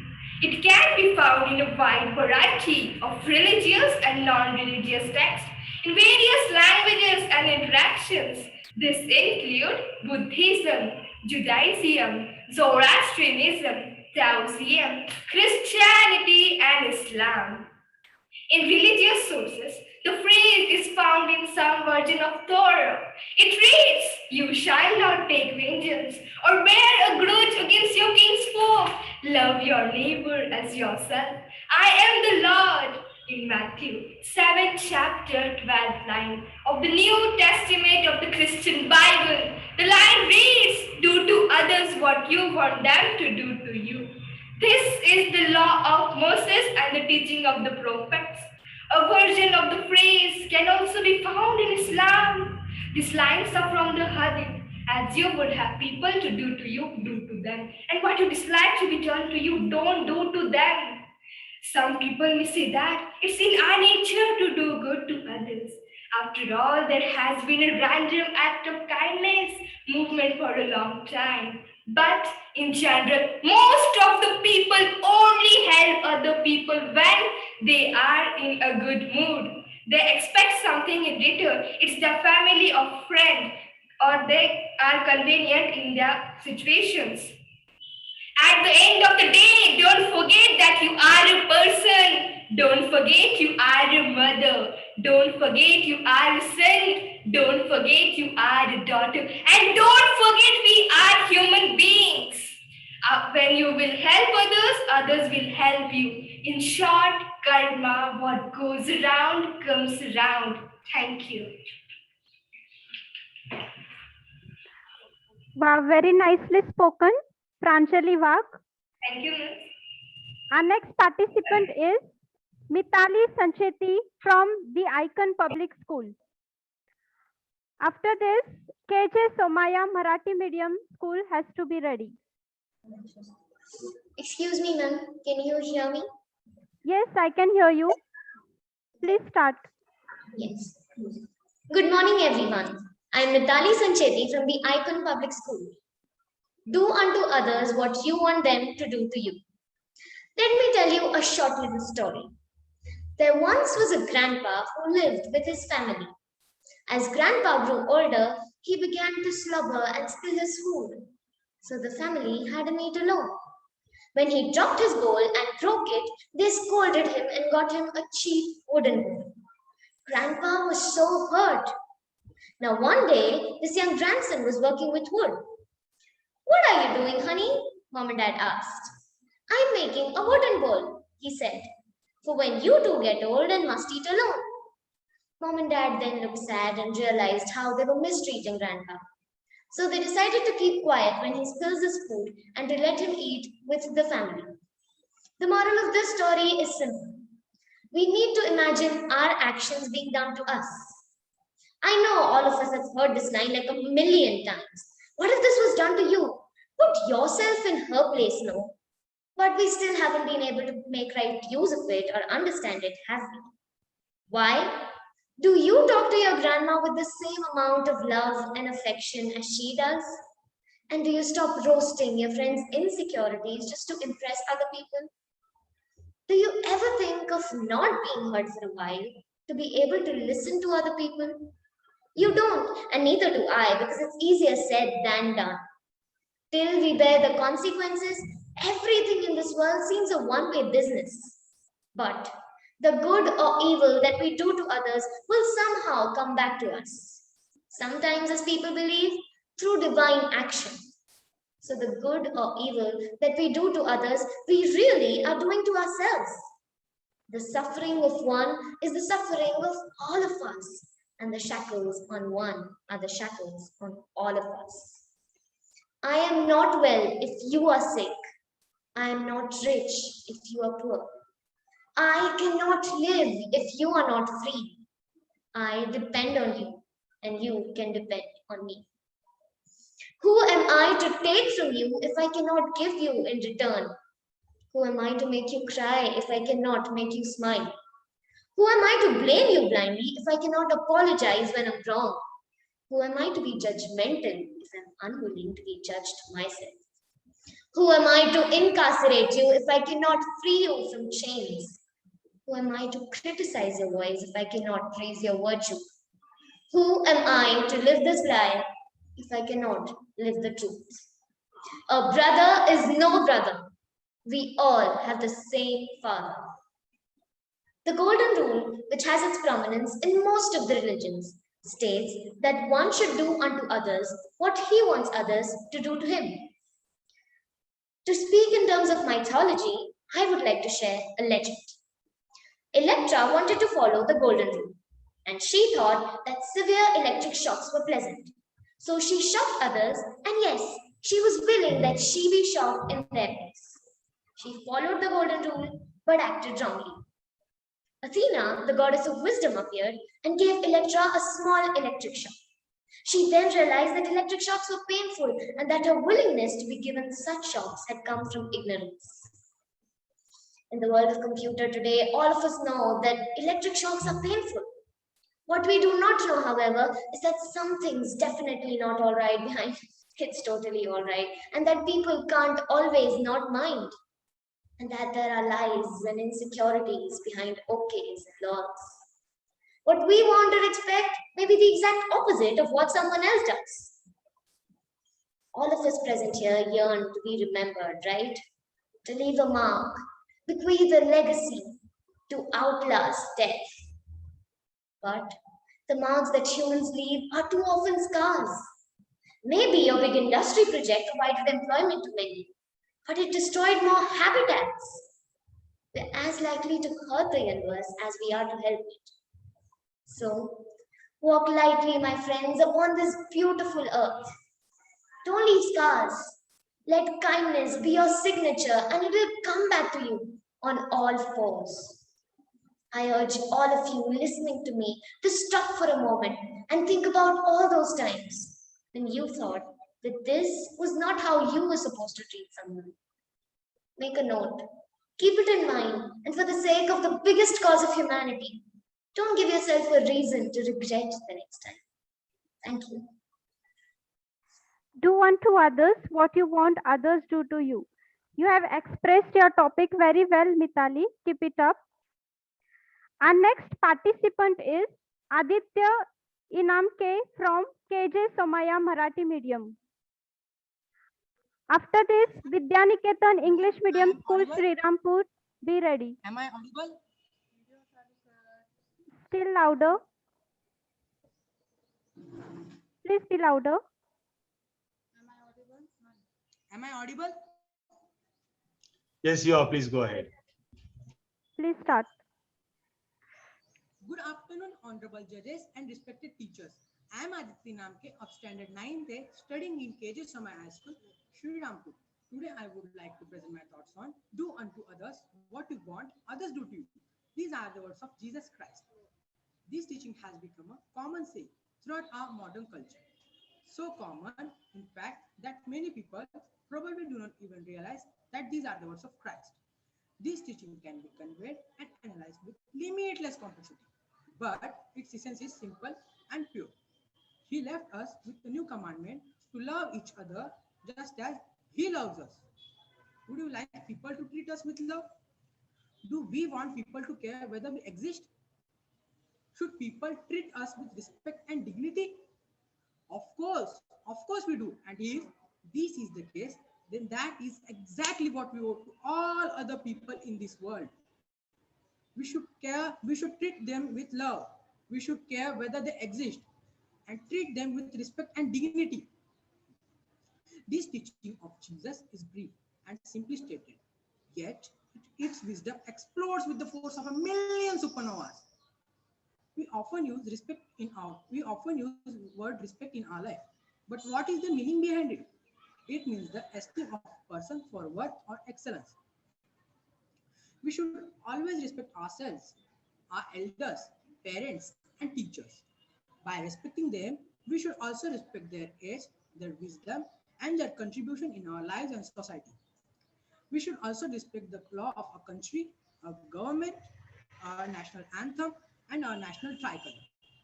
The wisdom and depth of these teachings cannot be put into words. There are so many things that we want and expect from others, whether we realize it or not.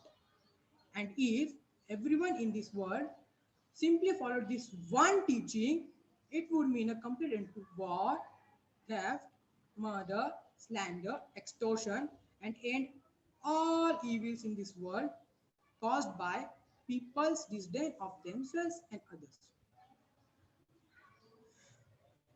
If each living soul on earth would simply treat others the same way they wish to be treated, the kingdom of God would be instituted in absolute fullness.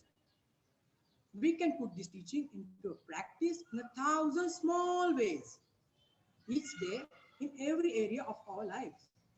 We should continually ask ourselves, do I want to be treated the way I am treating this person right now? Do we want people to pressurize us and curse us while we drive? Do I want co-workers to gossip behind my back? Do we want someone to hold a grudge against us for months or years? No. No, then why in the world? Then why in the world do we do these things to others? To put it simply, this statement, commonly referred to as a golden rule, tells people to treat others what they want to be treated by themselves. Let us pray together.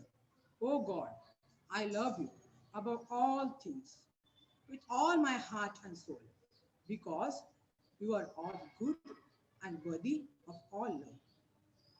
I love my neighbor as myself for the love of you.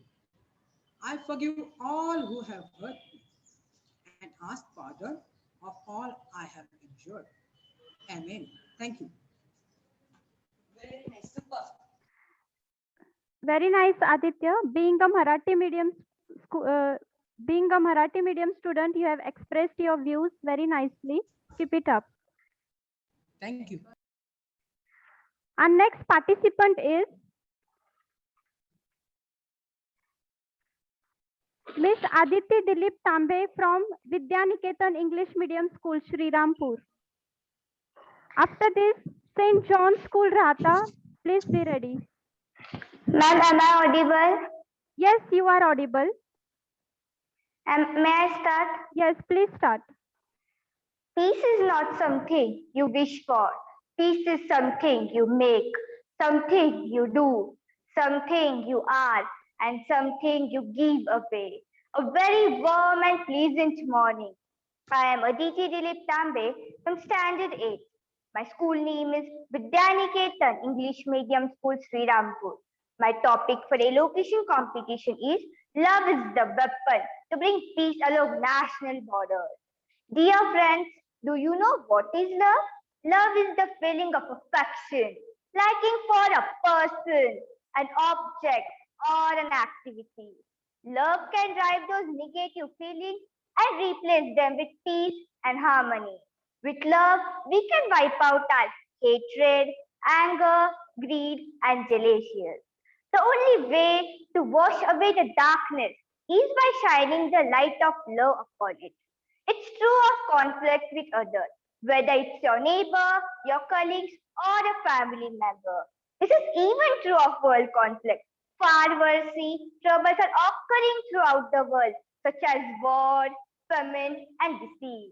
Those conflicts will never be born with violence and negativity. Only love can wipe out the decades of hatred and anger.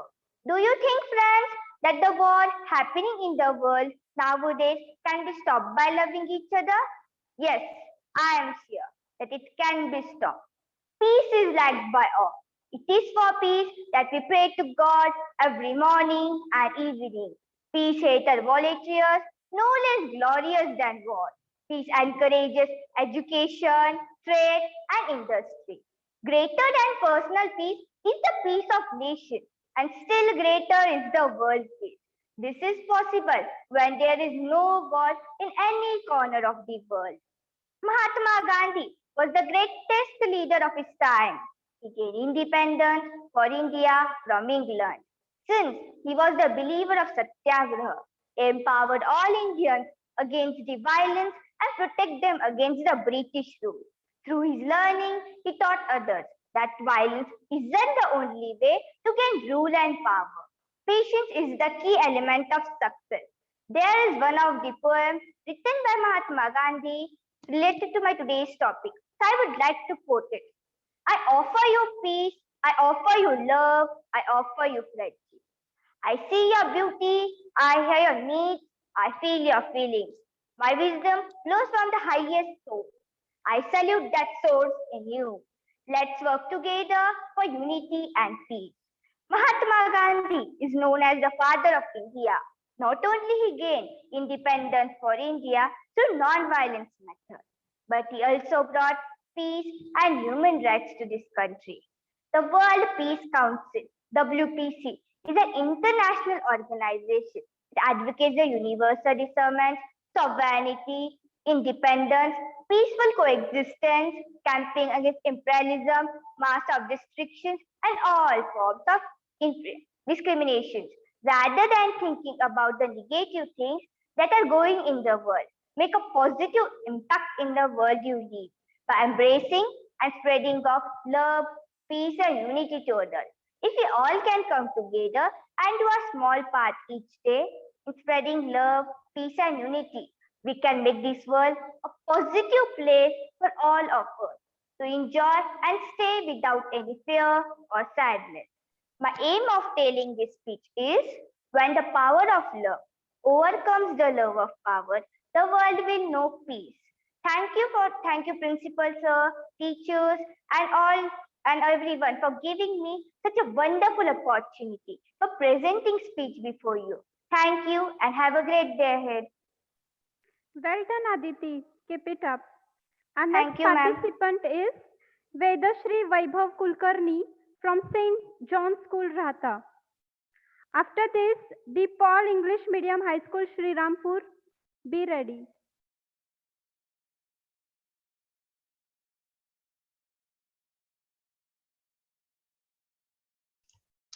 St. John's School.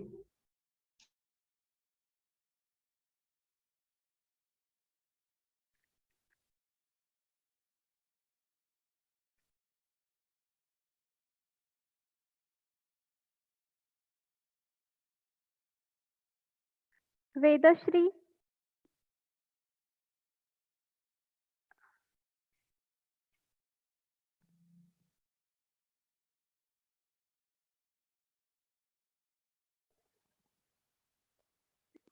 Can you hear me? Can you hear me? Yes, we can hear you. Please start. Okay. A very good morning to one and all present here. Please, if there are if there are two devices on with anybody in the same place, please put off one. If anybody has two devices on, please put it off. Can I start? Yes, please start.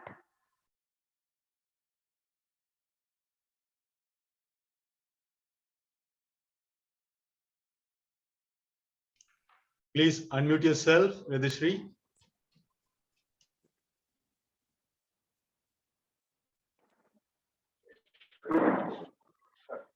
Can I start my speech? Yes, start, please start. A very good afternoon to one and all present here. Myself, Miss Vedashri Vaibhav Kulkarni from Standard 9, belonging to St. John English Medium School, is standing before you to express myself on a topic when religions are mixed with politics, humanity dies. We all know that our country, India, is secular and democratic country in the world. The meaning of democracy, government is in case of injustice. In this case, political party creates an unbalanced situation as per their benefit. If any injustice occurs in the country, in this process, there is a great chance for the political party to create an unbalanced situation as per their own selfish motives. So I have my personal opinion that religion should not be mixed with the politics because it only gives rise to injustice. A country like India has multiple of religion. If any political party supports any particular religion for their benefit, it creates violence in the country and it cannot treat the people of other religions equally. It and in this case, it disturbs the law and order in the country. So I strongly support that religion should not be mixed with the politics. Now I'm going to explain it in two ways. First, when religions are mixed with politics. Second, when religions are not mixed with politics. Let's begin. When religions are mixed with politics, many crimes are manipulated as religious crimes, and the real suspect will escape from the crime. There will be a lot of injustice occurs in a country due to mixing of religion and politics together. The people who are suffering from injustice will never get justice. There will be always discrimination between caste, religion, sex, gender, language, etc. Now we are going to see where religions are not mixed with the politics. Where religions are not mixed with the politics, many problems can get solved which are unable to solve when religions are mixed with politics. There will be always justice in our country. The people who are suffering from injustice will always get the justice. There will be no discrimination regarding anything. And the day will come. That time our country India will not just as developing country, but it will become a developed country and the mega power on the globe. The American author Frank Herbert says that where religions and politics write from the same card, world wine flows. Very true. When religions and politics are mixed with each other, definitely there will be a disaster takes place. We know that many politicians take the help of religion for winning the elections, but they don't know that by doing this, they are provoking the sharp anger in the minds of people, which is very dangerous for the growth of the country in future. Only for winning the elections, they are doing wrong things. If they want to win the support of people, then first they should win the trust of people. But instead of this, they're just manipulating the things as they want. If any incident occurs in the country, instead of giving justice to that incident, politicians just manipulate the incident as per their own benefit. And to prove this statement, I have an example of an incident occurs in our country many years ago. In states of Kerala, a school bus met with an accident, and in that accident, many children lost their life. After this incident happens in states of Kerala, instead of giving justice to that incident, politicians just play their political game. The ruling party put allegation on the opposition party, and the opposition party put allegation on the ruling party. And in both political party war, the people, the parents who are suffering from a great pain of losing their children were again suffering from a mental torture of this both political party. So this incident again proved that till today there are many places where religions are mixed with the politics. The father of a nation, Mahatma Gandhi, said that the recipe of disaster is mixing of religions and politics together. Very true. When religions and politics are mixed with each other, definitely there will be a disaster takes place. Religions are the belief, politicians are the power. If belief influences the power, it's okay. But if power influences the belief, there will be a disaster. Religions always believe to their principles and their values. Politicians always try to break their principles and their values for their benefit. So I always say that religion should not be mixed with the politics and humanity must be sustained. As I conclude my speech, I would like to thank all the organizers and the judges for giving me such a great opportunity to express myself on this very meaningful topic. At last, but not the least, I say that humanity should live on and on forever. Thank you and have a beautiful day ahead. You spoke very well, Vedashri. Thank you. Our next participant is Inamdar Hota Javed from the Paul English Medium High School, Shrirampur. Ma'am, After this, ma'am, it's Zoya Inamdar. It's Inamdar Zoya Javed. okay, it's a printing mistake. Okay. Inamdar Zoya Javed from DePaul English Medium High School, Shrirampur. Can I start, ma'am? Am I audible? Yes. Next school, Seva Niketan Convent School has to be ready. Yes, you can start, Zoya. Do unto others as you would like them do to you. A very warm afternoon to everyone present here. Respected judges, dignitaries, and all my fellow participants. Myself, Inamda Zoya from DePaul English Medium High School, said P. If you don't expect anything from somebody, you're never disappointed. Is a very familiar quote we come across. But even being aware of it, human expectations never end. Every one of us, you, me, a small child, an old man, rich, poor, every single human, we want some or the other things from them to happen. And it's expectations. But let's think over it. How many times do our expectations come true? Well, obviously, it's very few. Can we think of any solutions? Can our expectations work for more times? At this point, I would like to share with you a familiar saying of Jesus Christ. It states so in everything, do to others what you would have them do to you. However, this verse may seem easy to hear or to tell, but when it comes to its application in human life, it gets difficult. So, how has this verse worked for me? Not very well at the first place.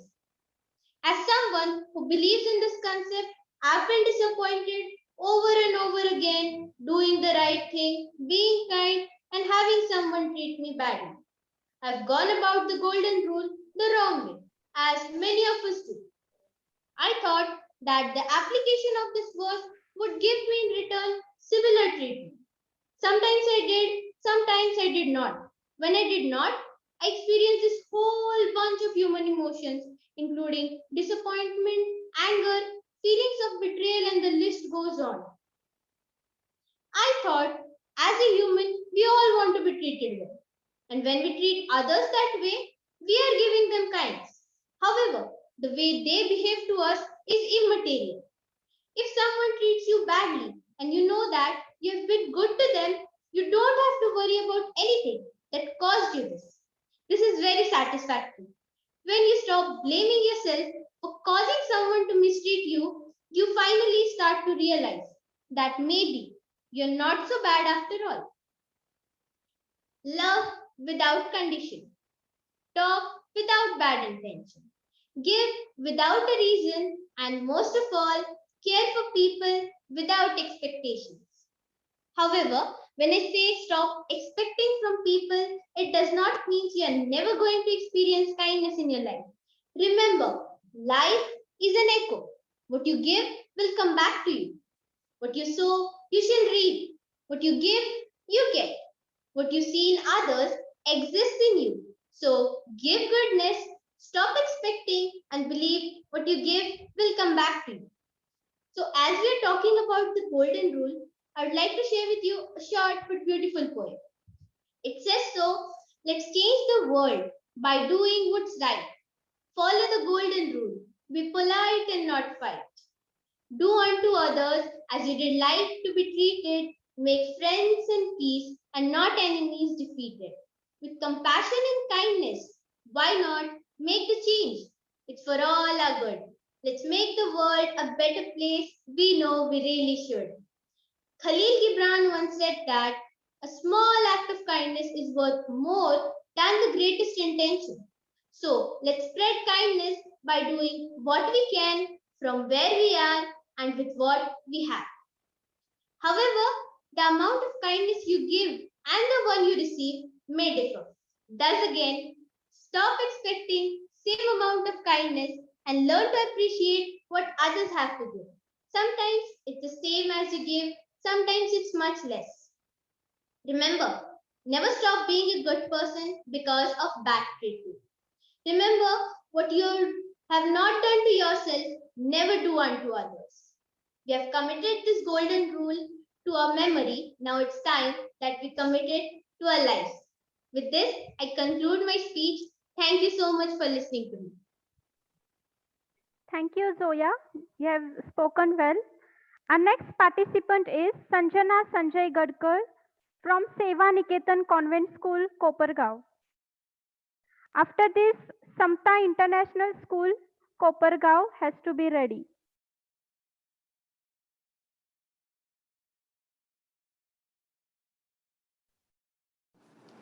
Am I audible? Yes, you are. Yes, you can start. Hello everyone. Good afternoon to one and all present over here. I am Sanjana Sanjay Gadkar from Seva Niketan Convent School, Kopargaon, studying in grade 10. It's my pleasure that I have got this opportunity to participate in this competition.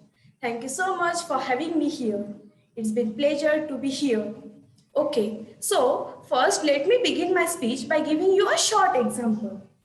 Suppose on the first day of your school, any new student enters, and on the first day only, if you talk to them in a very bad manner, if you disrespect them, if you trouble them, if you tease them, then will they talk to you in a good manner? Will they give you respect? No, of course not. If you are being mean to them, they will too. So it means that what you do to others, they will do the same with you. So this is what my topic means. Do unto others what you want others to do to you. The golden rule, quoted by Jesus of Nazareth during his sermon on the mount and described as the second great commandment. Do the right things by yourself and by others. Live with integrity, knowing you have always done the right things by other people. Those who put others down to get ahead won't stay ahead for long. So do the right things by other people and then they will do the right things by you. Always do the right thing. Never do anything that you would not want to be done with yourself or anyone. In life, people always want to be treated with respect, but they themselves are not very respectful to others. Then, should that person be respected if he or she does not show respect to others? Should that person be respected if he or she does not show respect to others? No, definitely not. You should be treated exactly the way you treat other people. Suppose in the classroom, if teacher is teaching, and in between only, if I start talking loudly, if I start laughing, if I start disturbing the whole class, then that teacher will leave me. She will not give me punishment.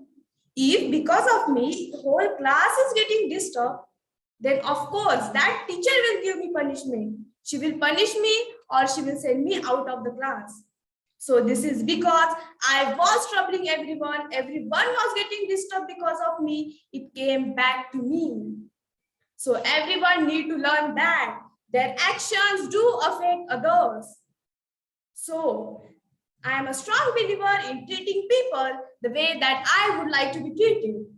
In order to receive respect from someone, you must give respect to them.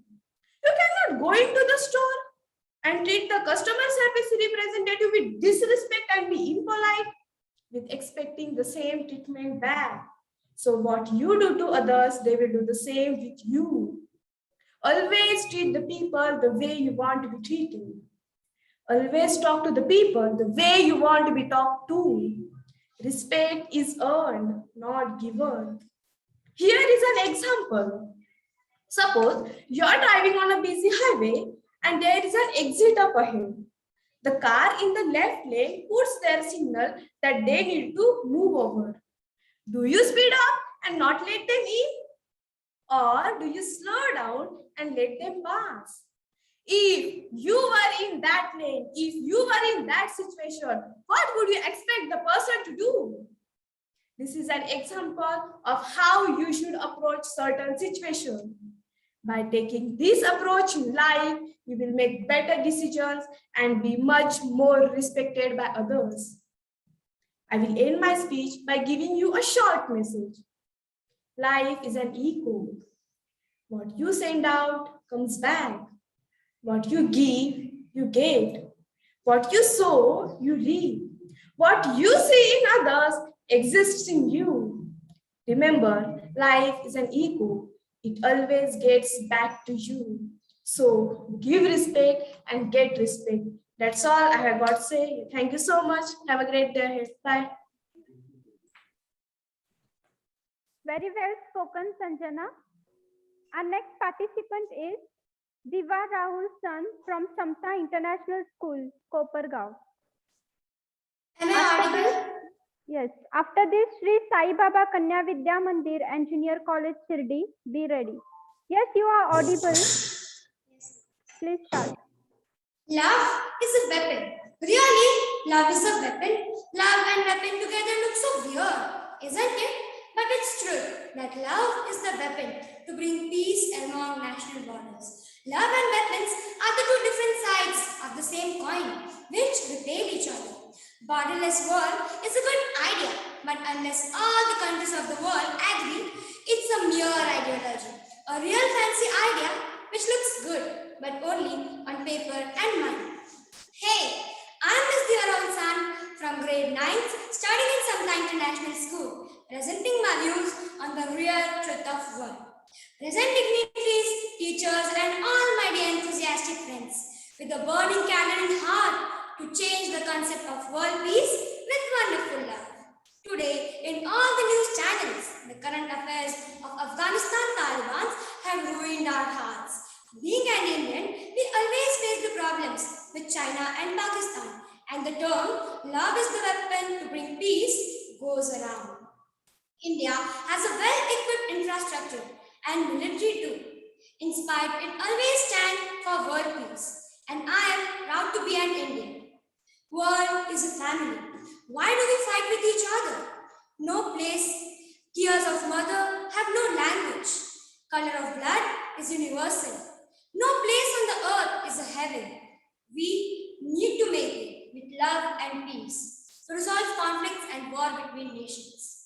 When we use weapons in war, what do we get in returns? Lots of pain and deaths too. To be in superpower, many countries are misusing the automatic weapons which destroy the mankind at a click. And the greatest example of this is Hiroshima and Nagasaki. Till the day they are facing the side effects of nuclear war between America and Japan. Just imagine, instead of bombs, weapon contain the fragrance of love and peace, the scenario might be something else. Such a wonderful idea, right? So young ones, don't repeat the mistakes of your ancestors and don't create the harmful weapons. Don't create the harmful weapons and only change the world and fill it with love and peace. So, if you have nothing to do, just be lovely and treat everyone with peace. The world peace or the state of happiness is freedom. So, and the motivation for people is non-violence. So, the different culture, religion, organizations come up and work hand to hand to educate humanity. World peace organizations, UN, and common man come up with new ideas to change the concept of war to love. Dalai Lama, Martin Luther, Mahatma Gandhi, Jain Tirthankaras, Rishi Munis, and Gautam Buddha promoted love is the ultimate weapon for peace. Swami Vivekananda was an idol for world peace, who addressed Americans as his brothers and sisters. Soldier on the border always thinks, I have felt never any sort of fondness for war, and I have never advocated it. And this is the story of every soldier who fights on the border but never wants to fight. When we throw a ball on the wall, it returns us with full force. Similarly, when we give bad, we get the worst. And when we give good, we get the best. The strength and calmness couldn't be gained by wars, only with love and happiness. So let us promise that our beliefs, our attitudes, our thoughts and our perspective will never lead to any war. Only peace, full love, justice. Before I end, I would like to say, we are one, we are the one, we are together, we want peace around the world.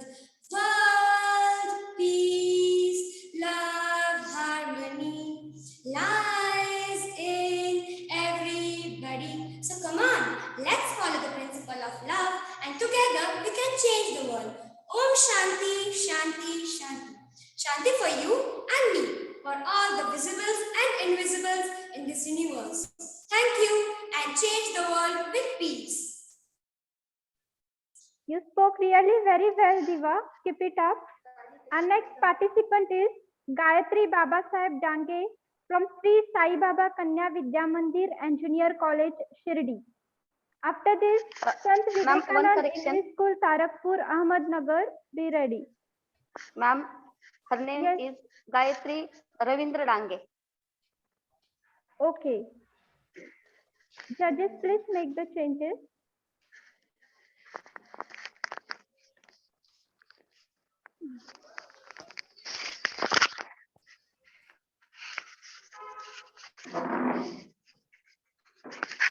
Shall I start, ma'am? Little louder, please.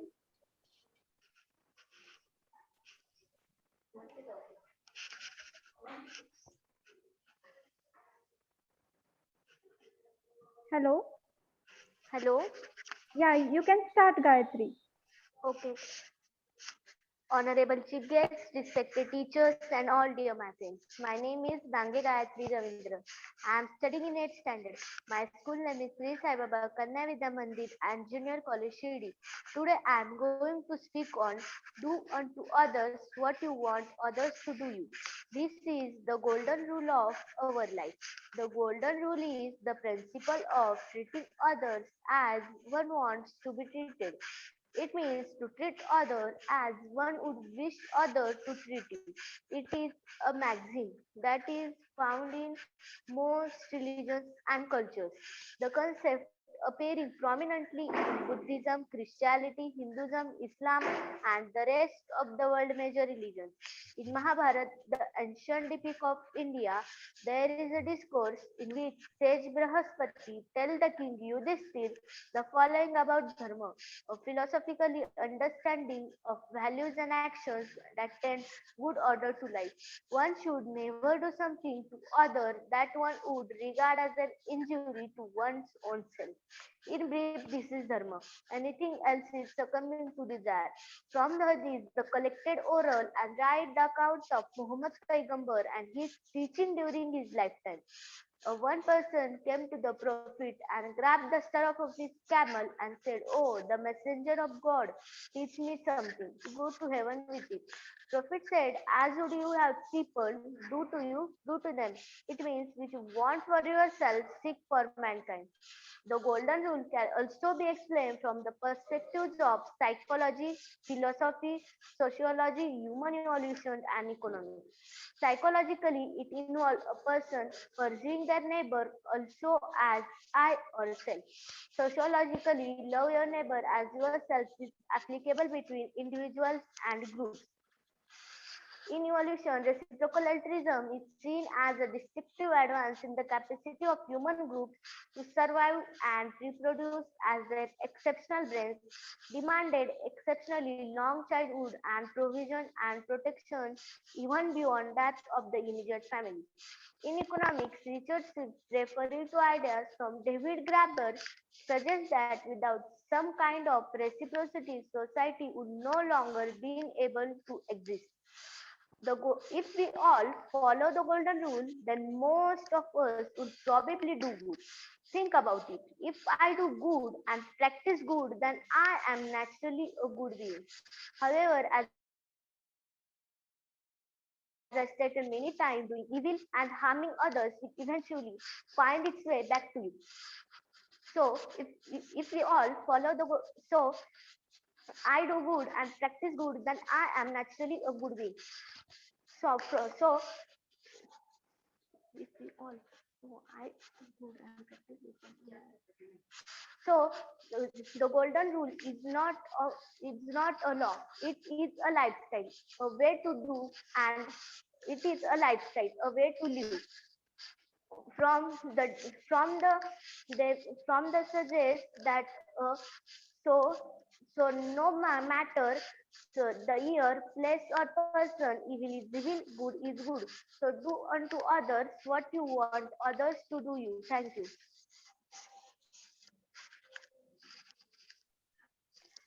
Well done, Gayatri. Our last participant is Shriya Simit Rashinkar from Sant Vivekanand English School, Tarakpur, Ahmednagar. Yes, ma'am. Ma'am, am I audible? Yes. Am I visible? Yes, you are. Ma'am, should I start? Yes, start.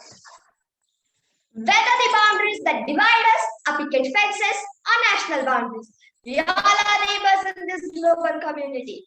A very good afternoon to respected judges and my dear audience. I, representative of youth, who collectively aspires for world peace and peace at international borders, Shriya Simitra Shankar from St. Vivekanand English School, Tarakpur, Ahmednagar, stands here to express how love is the weapon to bring peace along national borders. Just as the atomic structure represents the structure of entire universe, similarly, the way we live from day to day represents working of the world. Here, we have neighbors. We do not think of the world as something that divides us, but something that connects us. We share our food, ideology, traditions, festivals, and we even work as one during difficulties. What I want to imply here is that if we think of the world as a whole, then the countries that live together become neighbors. It is beyond the borders that separate us or the seas that part us. It is the invisible string of love that keeps us together and makes harmony. For sure, there have been many wars, but there also have been measures to avoid it, even if it is a pact between two countries or a humongous world peace organization like United Nations taking measures for world peace. But my dear judges, there are 193 countries in the world. But how many are really taking efforts towards cooperating with UN? We can easily mention the Syrian war going on since 2011. How many days will those people be deprived of peace? Is this how we will be progressing in future? With children starving, people dying and getting surrounded by missiles? What is the solution for this? I say love. Love which we have between neighbors. Love between citizens. Love which keeps our country in peace. Love between the people of countries which leads to peace. So how we will bring peace? There are various platforms, various ideas, various cultures that we all come together as one. Olympics, being one such platform, brings athletes every 4 years from different countries together to celebrate common passion for sports. There is a trade of culture, traditions, nature of living between athletes all over the world. As a matter of fact, we all are proud that this respect which athletes have for each other is beyond borders. It justifies the symbolism of Olympic logo design of 5 continents coming together, united by Olympism. This is how a platform like Olympics takes steps towards world peace. The Dalai Lama, a spiritual leader, says peace does not mean absence of conflicts. Differences will always be there. Peace means solving these differences through peaceful ways, through dialogue, education, knowledge, and through human ways, which is very valid if you think about it. When the governments of two countries sit together, discussing the problems, the demands, they peacefully find a way to get through these problems. We really do realize that love for one's country is a splendid thing. But why should it stop at the borders? Do you know that the soldiers along India-Pakistan border exchange sweets, love on Eid and Diwali? In spite of the tension between both, they find a way to connect with each other. I strongly believe that when the power of love overcomes the love of power, the world will be at peace. There's a very beautiful song I would like to share with everyone. It goes like, पंछी नदियां पवन के झुके कोई सरहद ना इन्हें रोके सरहदें तो इंसानों के लिए है सोचो तुमने और मैंने क्या पाया ऐसा होके just think about it if the river does not have any boundaries or the air we share does not have any limits then why are we limited to belong towards a single piece of land why are we struggling to find a way to end our differences I as a youth want to find solution for decade-long wars decade-long differences just to lead a peaceful life ahead. So here I stand, one girl among many. I speak not for myself, but for all girls and boys. I raise my voice, not so that I can shout, but those without a voice can be heard. For those who have fought for their rights, their right to be treated with dignity, their right to see world and experience life beautifully, and most importantly, their right to receive love, give love, and spread love. Thank you.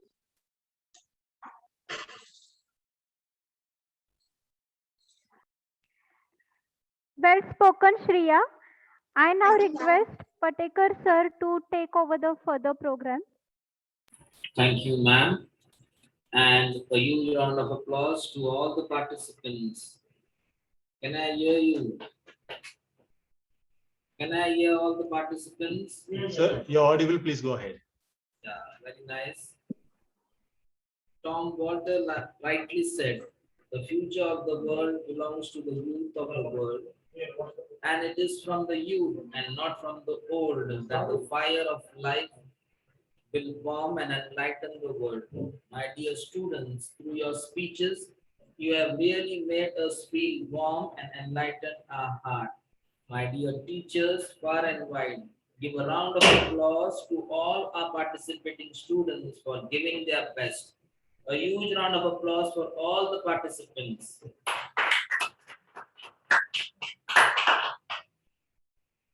If you want to reach real peace in this world, we should start educating children.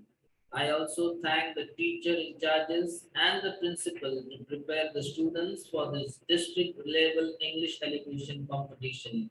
I request all the students far and wide to give a huge round of applause to all the principals and the principals and teachers.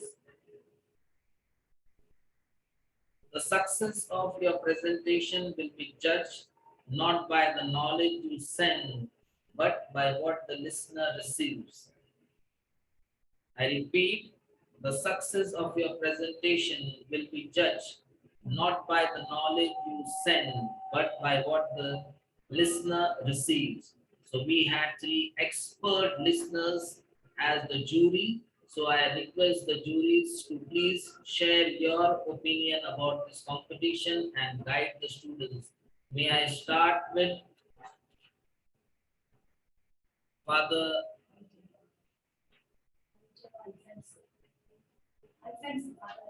For the Nigel, for the Nigel. Father Nigel is ready to speak. Okay, Father Nigel, please speak. Thank you. At the outset, I would like to congratulate all the participants for putting up such a wonderful performance.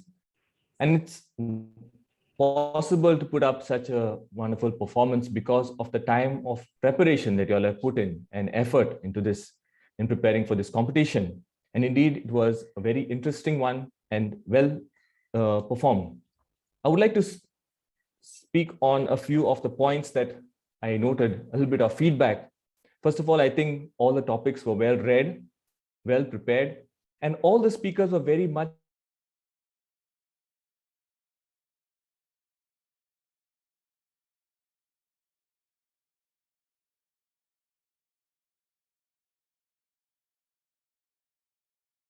Patekar sir, he's finished. Just call the next. No. He stopped.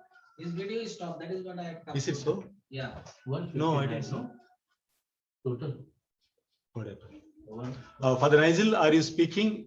I think we lost your video.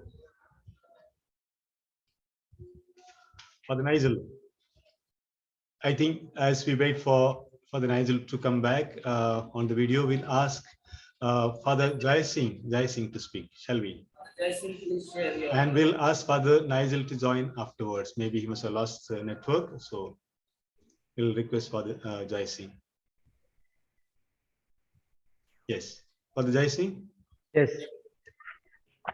At the outset, I'm so happy to be part of this grace-filled moments to learn from our young leaders, young citizens of our country. I thank and congratulate all the members of the organizing committee for systematically and meticulously planning this program event and executing it in a wonderful way. I'm grateful to all the students who enlightened us with various topics and with the convincing beliefs and expressions that we can learn from them, from these young minds who will change the world surely in the times to come. I have learned a lot from this moment, and The hard work that is put by the students, the teachers, the principals of the various schools are well appreciated. And surely this moment will give them better experience to be the better citizens of this country and to be better human beings, better leaders in this world. Thank you so much. Father, for enlightening our students. Nigel, Father Nigel, are you present there? Father Nigel. If he's not there, we'll call Miss Malika Padam from Loyola High School Pashan, the coordinator. She has been patiently doing her service for us. Miss Padam. Yes, Father, thank you so much. Father, on the onset, I would like to congratulate all of you, the organizing team, as well as all the participating schools for being successfully able to conduct this online elocution competition. We have a lot of effort and time put in, and I'm indeed very honored to be judging this district level elocution competition. And I would like to say one very important thing, that I was happy to see that so many students have taken examples from such impressive characters. And if you have noticed, some of you have taken quotes from Mother Teresa, from Buddha, and also from Kailash Satyarthi, who has been a social worker on the front of children's education and liberation of children, and talking about freedom. And I'm really happy that in the process of preparing for the elocution, efforts have been made to take in and read these great people's work.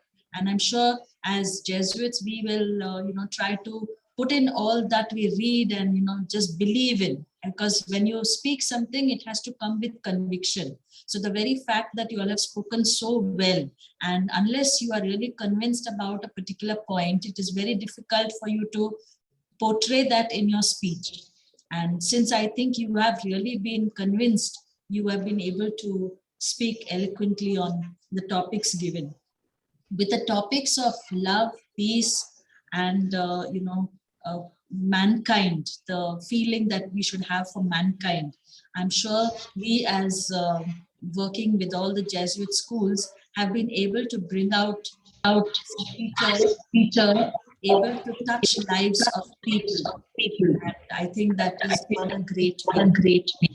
Okay, so I would like to thank Father Reverend Father Joe, Father Titus, for offering me judges competition. Congratulations to all the students, whether winners or not, with the very fact that have been able to stand and speak in front of the audience here itself makes you a winner.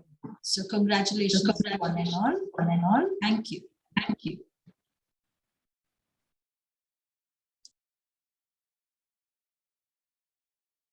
Guidance. Father Nigel. Yes, Father Nigel is back. Yes, sorry for the small technical problem. The internet.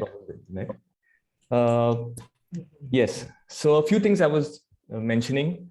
One of them was that I was very much impressed with the different kind of dimensions and aspects that were brought up by different participants. Though the topics were similar, there was a lot of variety with regard to your own point of view, experiences, and also the current situation that we are going through. And I think that was something very interesting and something very beautiful to see. There was also a very steady flow in many of the speakers, and that was something very well prepared, and that is why there was a steady flow in the development of the topic.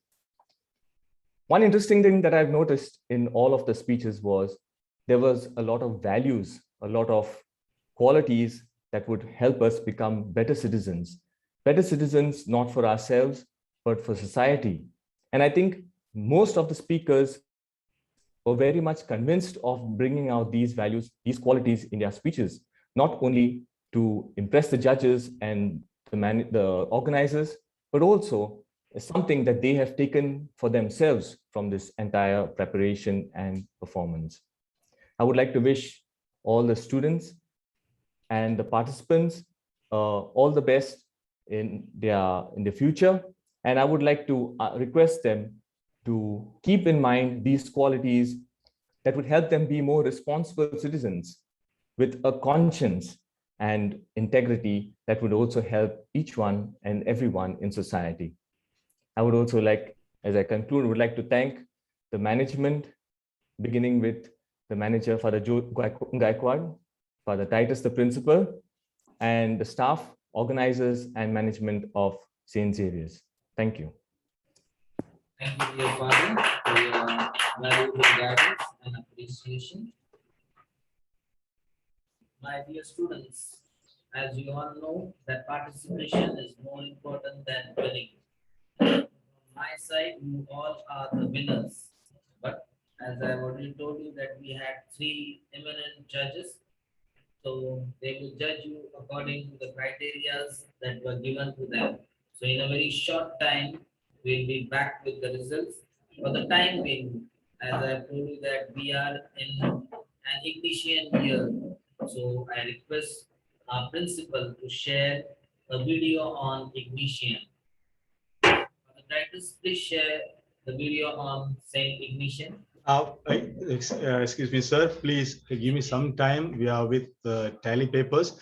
I would request you to ask some first students to speak about their experience, Sure. and afterwards, please request some principals or some teachers to give their feedback. In the meantime, we'll get the sheets ready, and we'll ask. I will go through a particular process of transparency. I will explain, and we'll try to show it on the screen.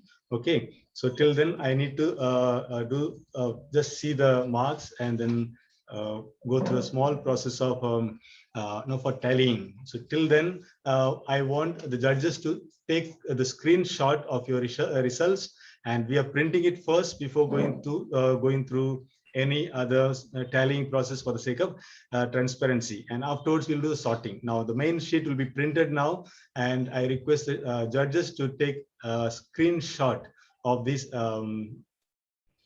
this sheet so that it remains trustworthy. And we wanted to show that we are totally transparent. We do not make any keep any place for any misjudgments. Okay, now I am printing the sheet. In the meantime, I would request sir to invite some students first, maybe 3 students and a couple of teachers to give their feedback. Okay, thanks. Okay, Father, all the best. May the best come out of your judgments. Now I request the participating students to share his or her view about this online competition.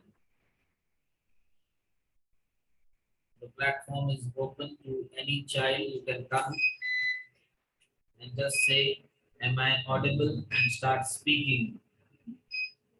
My dear students, you have really given your best. Now it is time to do something extra. So please speak about this competition. Did you like or you did not like? Feedbacks for us, place for us to improve. All the suggestions will be accepted. Students. Okay, so by the time the students prepare themselves, may I request the teachers to come forward and speak.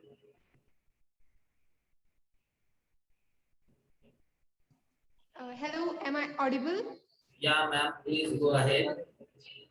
So we are the students of Sri Sai Baba English Medium School, and we really want to thank the organizers for St. Xavier's for organizing such wonderful competition and providing us this platform. It will really help us in our future, and the teachers and the staffs are really working hard since yesterday. So thank you very much. Thank you for your appreciation. Any other? Am I audible, sir? Yeah, you're audible. Please go ahead. Yes, sir. So on a whole, it was an amazing competition organized by St. Xavier Schools. Really appreciate the way it was done, even on an online platform. And it was a first experience for everyone on an online platform, but it was organized so well with all the proper requirements. And also these things will surely make us confident for our future generations and for us also. This competition made us feel very good, and although there is pandemic, so we cannot do anything from home, but you helped us in inculcating ourselves to you, and this is very great, proud for us that online also we can give speech and can be seen. Thank you for organizing such a wonderful competition. Thank you, sir. Thank you. Thank you for your kind compliments. And St. Xavier's is always there to bring out the hidden talents of the students. Spiritually. And Xavier's are always there. Any other teacher or principal? Father, are you sharing the video? Am I audible, sir? Yeah, you're audible. Please go ahead. This is Norbert from Sri Shaji. I'm Apurva Norode from Sri Sharda English Medium School. It was a very beautiful and enriching experience for all of us. It helped us a lot. The competition was very well organized and we enjoyed a lot. We are thankful to the organizers and St. Xavier School for providing us these facilities, and the competition went on very smoothly.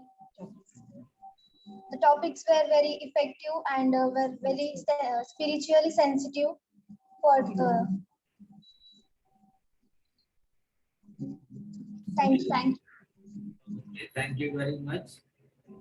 Any other student, teachers, principals, far and near, please share your views. Please guide us. St. Vivekanand Icon Public School.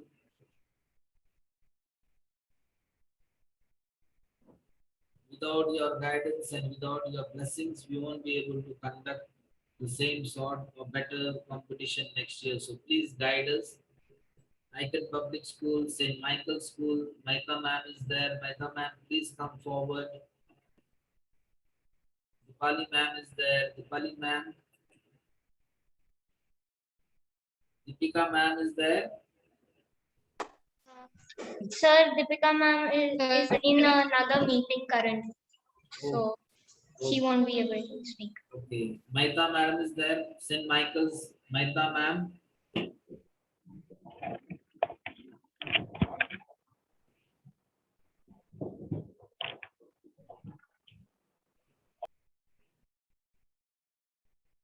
Any other teacher? Vivekanand. Good afternoon. Am I audible? Audible. Mr. Patikar? Audible. Please go ahead. I'm Nandita D'Souza from St. Michael's School. I'm afraid Mahima ma'am has just gone downstairs to the washroom. It's been a rather long day. She's taken the children downstairs for just a minute. And I'm here with one of the students. Thank you very, very much for an absolute wonderful program that you put together. As usual, Jesuit schools leading. That's why you are known as pioneers. Thank you very, very much. My children were very excited. It kind of pulled them out of their lethargy, ennui. There was something to look forward to. And I can't thank you enough for that. And your entire team that carried out this program with such a plumb, seamless. Thank you very, very much. And once again, Father Titus, if he's there, I am very sorry that I declined the invitation to be a judge. But like I mentioned to you in my email, I don't think it was prudent that I should be a judge. My own children are participating. My school is participating, and there is every possibility that I might be biased in my judging. And like you said, there are some very eminent judges, Father Nigel and Miss Patham. And I'm sorry, I didn't get the other gentleman's name, Father Joyce, if I'm not mistaken, or Father Gaikwad. The connectivity was a little poor. Thank you very, very much. Thank you. Thank you, ma'am, for appreciating us. She is a principal of St. Michael's School. And thank you, ma'am, for really speaking to us and blessing us. Now I request the other teachers or principals to please come forward. Excuse me, sir. Yeah, ma'am. I think you had taken our school's name before a few minutes. Yeah, St. Vivekananda teacher. So I would like to say a few words. First of all, hearty congratulations to all the participants for putting up such a great show. And I must appreciate all the efforts taken by your school and the organizing committee of your school, plus all the teachers and the students who have done a great job in the preparations and the execution of the entire competition. Thank you so much for inviting us, sir. Thank you very much. For the titles, I'm ready with the video.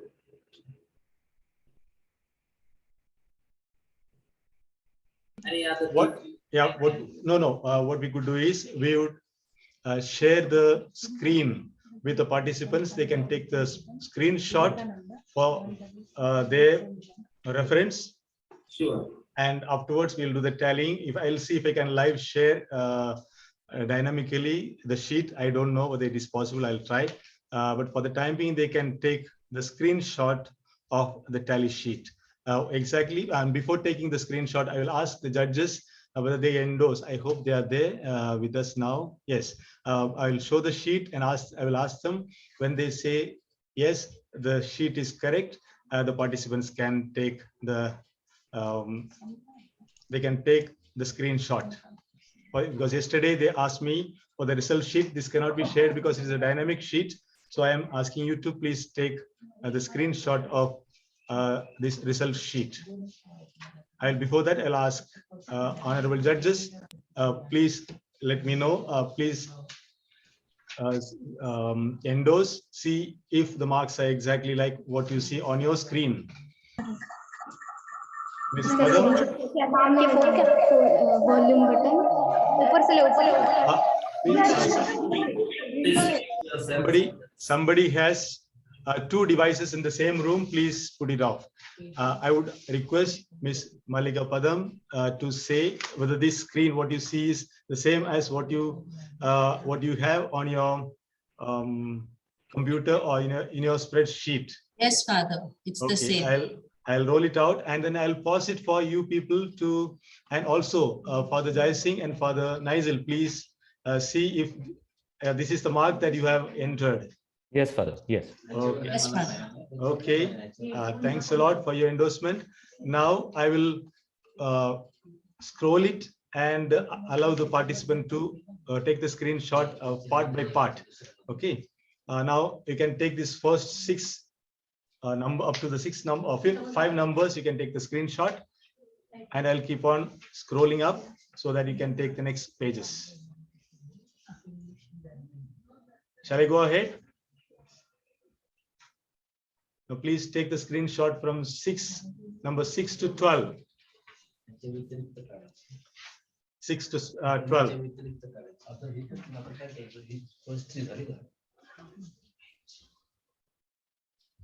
Then please take the screenshot of 13 to 18.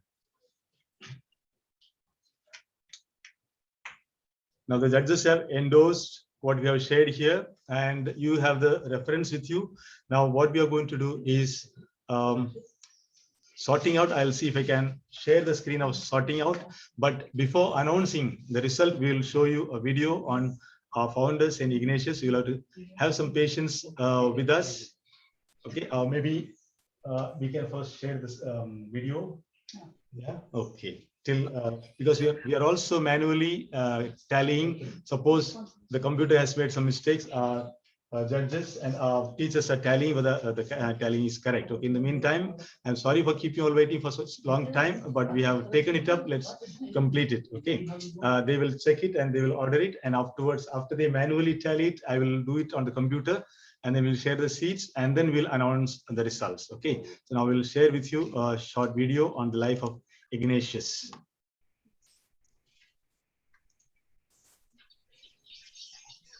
Please mute your mics.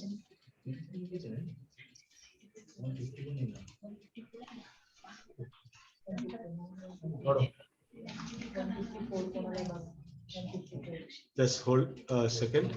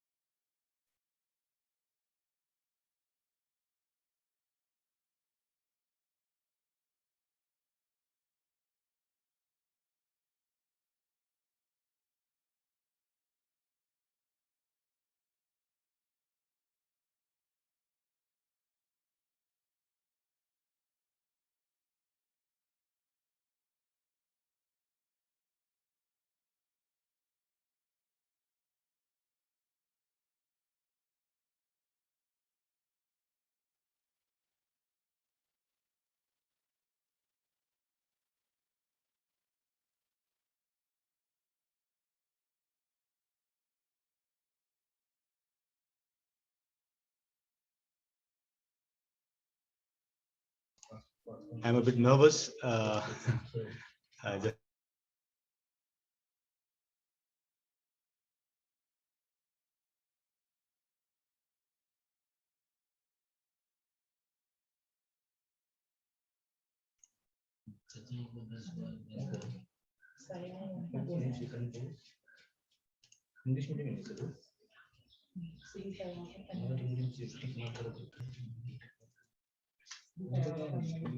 Are you able to see a? Yes, Father. Okay, thanks a lot. Are you able to hear the sound? No. Oh. I think the sound is mute, Father. Okay, just 1 second, please.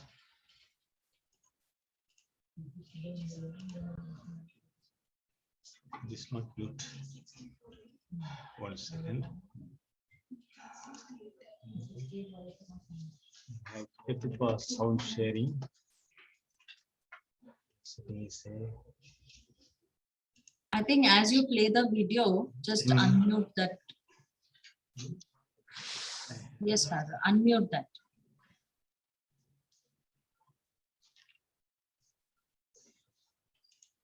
The speaker button near the. Yes. Oh, sorry, sir. Yes, you are right. Yeah. Thank you. Thanks a lot.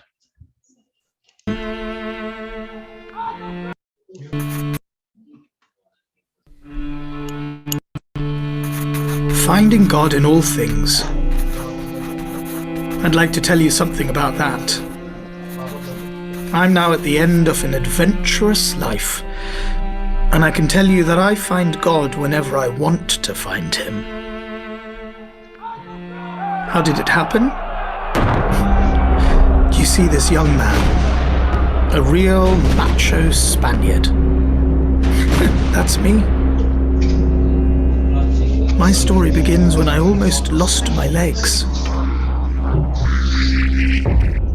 To my own amazement, there on the battlefield, my adventure with Jesus began.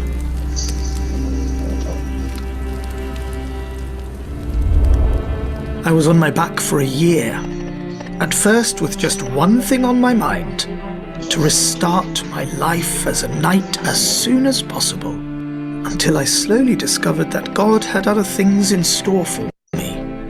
I daydreamed a lot in those days. What else was there to do?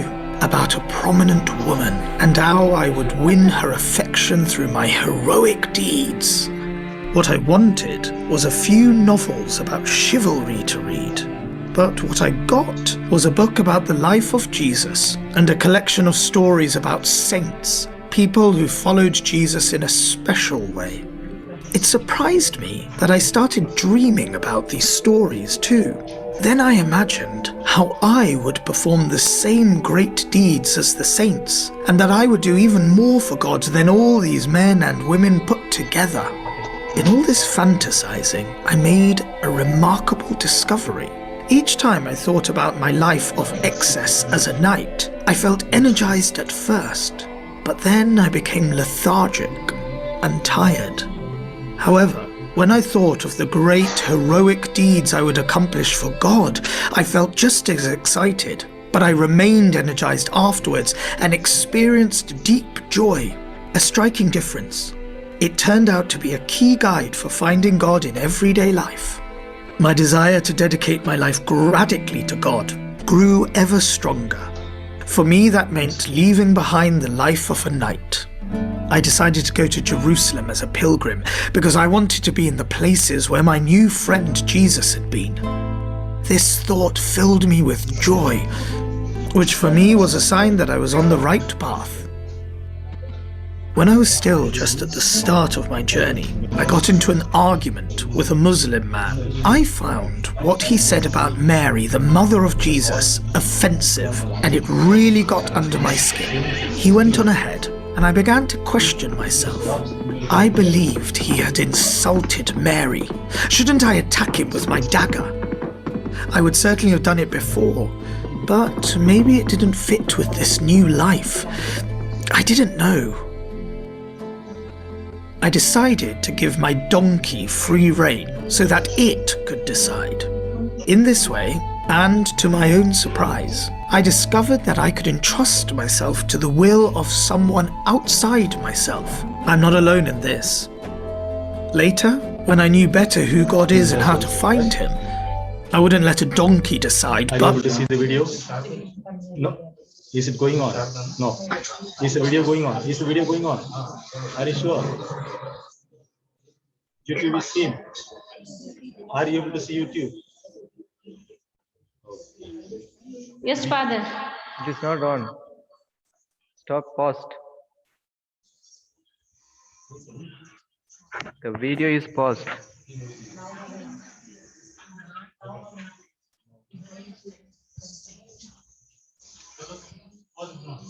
No? Oh.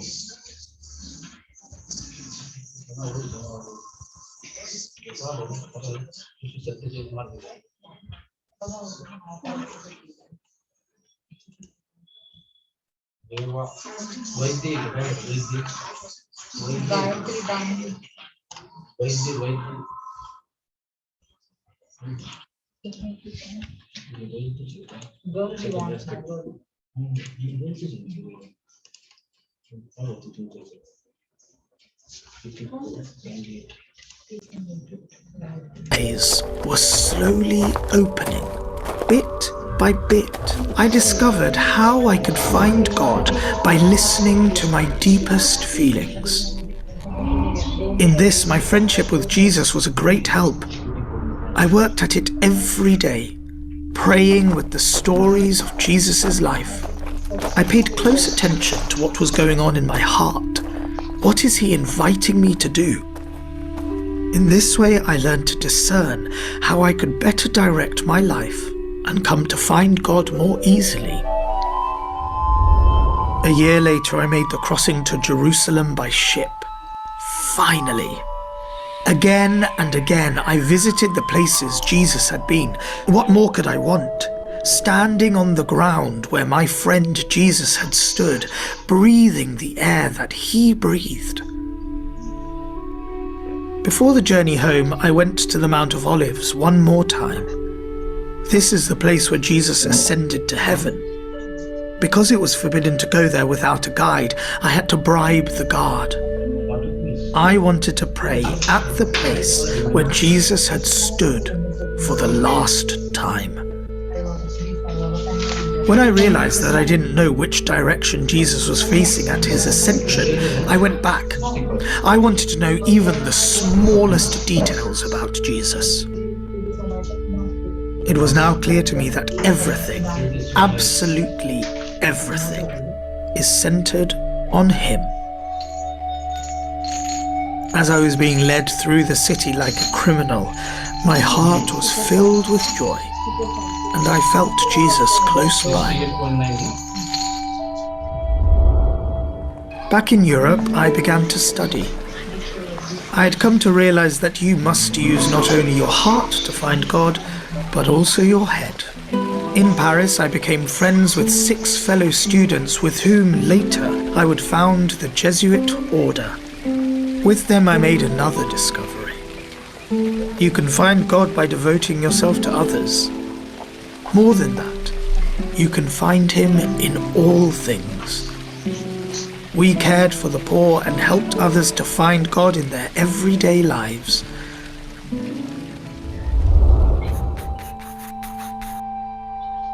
It's hard to believe what that cannonball set in motion. A tough guy who founded a religious order. What a conversion. And yet, this is not offered as something exceptional. Absolutely not. You too can learn to discern God's voice in the feelings and longings already present in your life. In this way, God invites you to a life of great joy and deep love for yourself and for those around you. It's up to you to choose to make your decisions on this basis. There are many ways to find God. Find Him among young people hoping for a meaningful future. Listen to the earth that groans and longs for healing. See the countless poor, refugees, and outcasts yearning for justice. God invites you also to seek Him and find Him in all things. What conversion, what change of direction is He calling you to?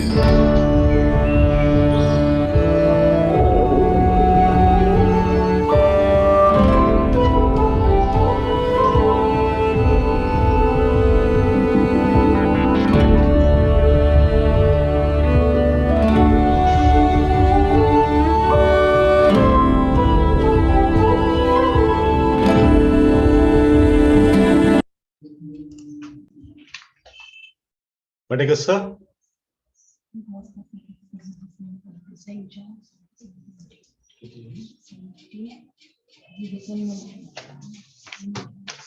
Your mic is on mute. Please unmute your mic. Okay. Am I audible? Yes, you are. Now you have seen a on Saint Ignatius of Loyola, which transformed his life. So in real sense, we as the youth and the future generation of this country, we need to intercede and ask. Your voice is not clear, it's low. We need to intercede. Am I audible now? Yes, you are audible. Yes, Maybe the other end there may be a problem with network. It is clear here. Yeah. We need to intercede and ask the blessings of Ignatius of Loyola so we can be transformed. Now I request the principal of our school, the Reverend Father Titus, to guide all the students. Father Titus. Yes. First of all, I'll begin with a note of apology for keeping you hungry for such a long time. We wanted to be fair with you, so we gave a chance for many schools. So that is how the program ran quite long. And I really want to thank honorable judges for giving their precious time and waiting with us. Now, just a few lines of my sentiments. If I take part in this competition with the students, along with the students, I will have to bribe the judges to get even 35% mark. I would not fare. Excellent content, my dear students. You had excellent language skills and expression. I feel humbled and deeply satisfied that the objective of this objective of organizing this competition is fulfilled. The topics that we gave you were kind of keys to open the treasury of your wisdom, your knowledge, your understanding, and your personal integration more than anything else. Hearty congratulations to you, my dear students, and the teachers, those who trained them, and the principals, those who supported them. I had something else to I had planned to share. I'm not going to speak anything more than that. Just wanted to tell you what we stand for as Jesuits when we are in the field of education. We have 4 goals of education. There is 4 C's. I want you to repeat for me. First goal is competence. Second is conscience. Third is compassion. Fourth is commitment. Can anybody repeat these 4 C's? Competence, conscience, compassion, and commitment. Competence is the training of the head, the intellect. Conscience, the training of the soul to speak what is true. Yes. And compassion, training of your heart. And commitment. Commitment is training of your hand, not to give up, persevere. These are the 4 C's that we promote in educating the young people. And I see all of you have those qualities, and I wish my colleagues, my teachers will imbibe these qualities that we have in promoting competence, conscience, compassion, and commitment. And also we have 4 strands of education. One is educating for faith. Faith is faith in that one God. We call in different names. We see in the name of God, there are so much of killing taking place. We don't promote that. Anybody who is behaving violently in the name of God is a terrorist. We want to have faith in one God who has been called in different names. So we educate for faith, whatever religion you belong to. Educating for depth. We live in a culture of swiping. We take the mobile and keep on swiping, scrolling culture. We don't want any depth, superficial culture. We want to educate you for depth. And education for reconciliation. The world is torn with wars and injustice. We want to promote reconciliation and education for global citizenship. My dear students, today you are studying here, tomorrow you'll be going to some other country, and you will feel at home if you are trained in these human values, that you will see every human being as your own brother and sister beyond the national borders. These are the values that we promote. I'll quickly summarize these 4 goals and 4 strands, and I'll stop, and then I will start sharing the screen of our sorting of the results. So competence, conscience, compassion, and commitment. These are the 4 C's we promote. And we have these 4 strands of education: education for faith, education for depth, education for reconciliation, and education for global citizenship. I wish you all the best. Once again, I thank each and everyone who is part of this whole enterprise. It's an enterprise of God who himself has sown seeds of good thoughts. And I wish and pray that these good thoughts will mature into action with commitment. Thank you and God bless you. Now I'll try to share the Excel sheet that we have copied the same mark on a separate Excel sheet, which can be sorted out. I'll try to share that screen to you, and keep your fingers crossed. And after sharing, I'll try to see if you are able to see the movement on the screen, and afterwards we'll announce the results based on that.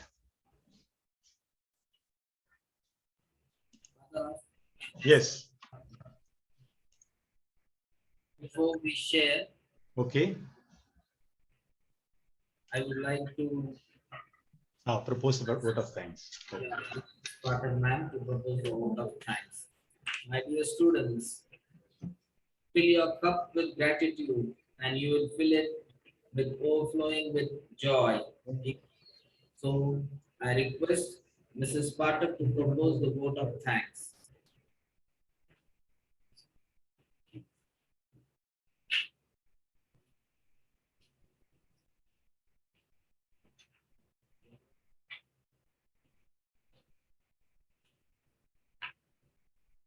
Good afternoon, everyone.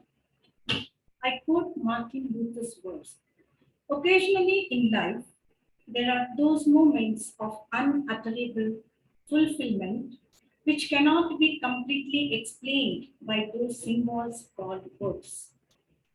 Their meaning can only be articulated by the inaudible language of the heart, saying thank you. Our most valued invited guest, I'm very much humbled and honored to be the one making the closing of today's function by proposing vote of thanks. I, on behalf of the school, St. Xavier, Shrirampur, extend my sincere thanks. I express my sincere gratitude to Ma'am Sailata, the BO of Shrirampur, for gracing the occasion as the chief guest of today's function and sharing her experiences with us. Thank you, ma'am. I mention my deep sense of gratitude to the honorable judges, Reverend Father Nigel Alfonso, Father Jai Singh, and Miss Malika Patam for keeping their presence and giving valuable time. Thank you, judges. Thanks to the teachers for putting their efforts in training the participants. I also thank the principal of different schools for the wonderful cooperation. Special thanks to the captain of the ship, none other than for the principal, for the Titus, for his valuable guidance and support. On behalf of entire staff, I thank the teaching and non-teaching staff, as well as the people behind the curtain who work very hard. Thank you everyone for making the mega event successful. Once again, I thank all of you and have a great day. Thank you.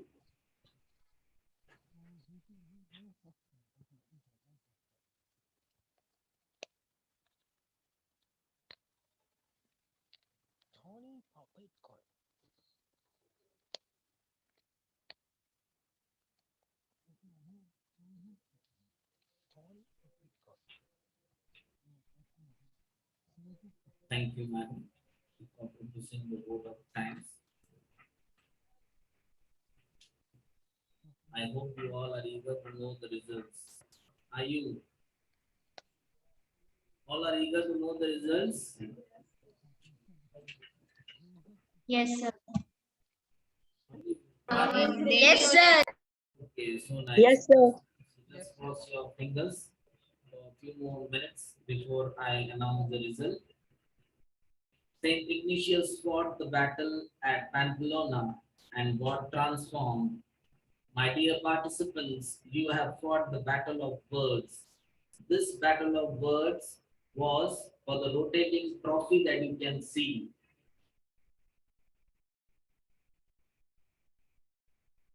Can you see the rotating trophy?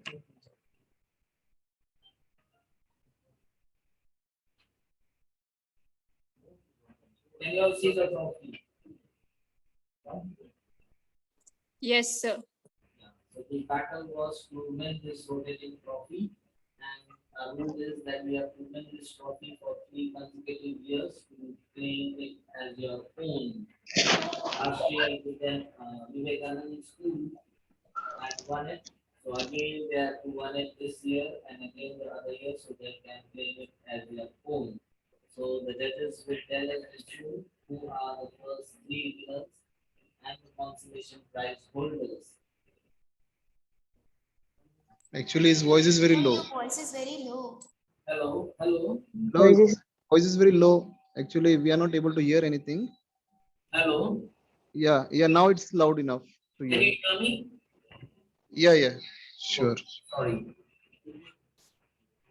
As a cannonball transformed Ignatius to become Saint Ignatius, so let us intercede and ask Saint Ignatius to bless us with wisdom, and may he transform our life.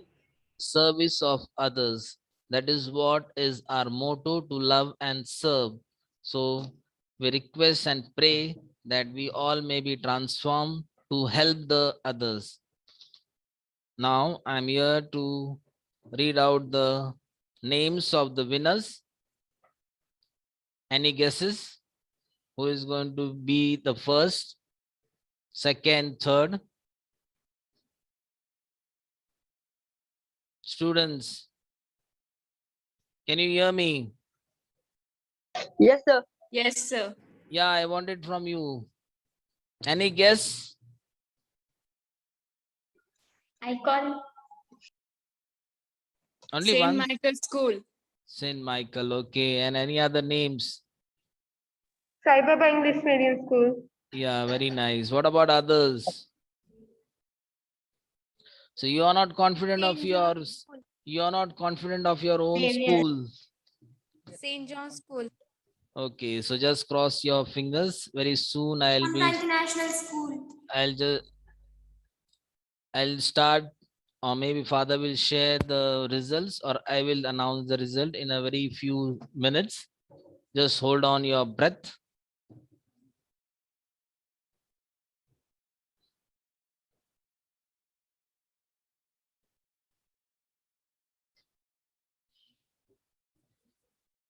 I'll just get it confirmed whether father is going to share it on the screen or do I have to announce the results? Go ahead and announce.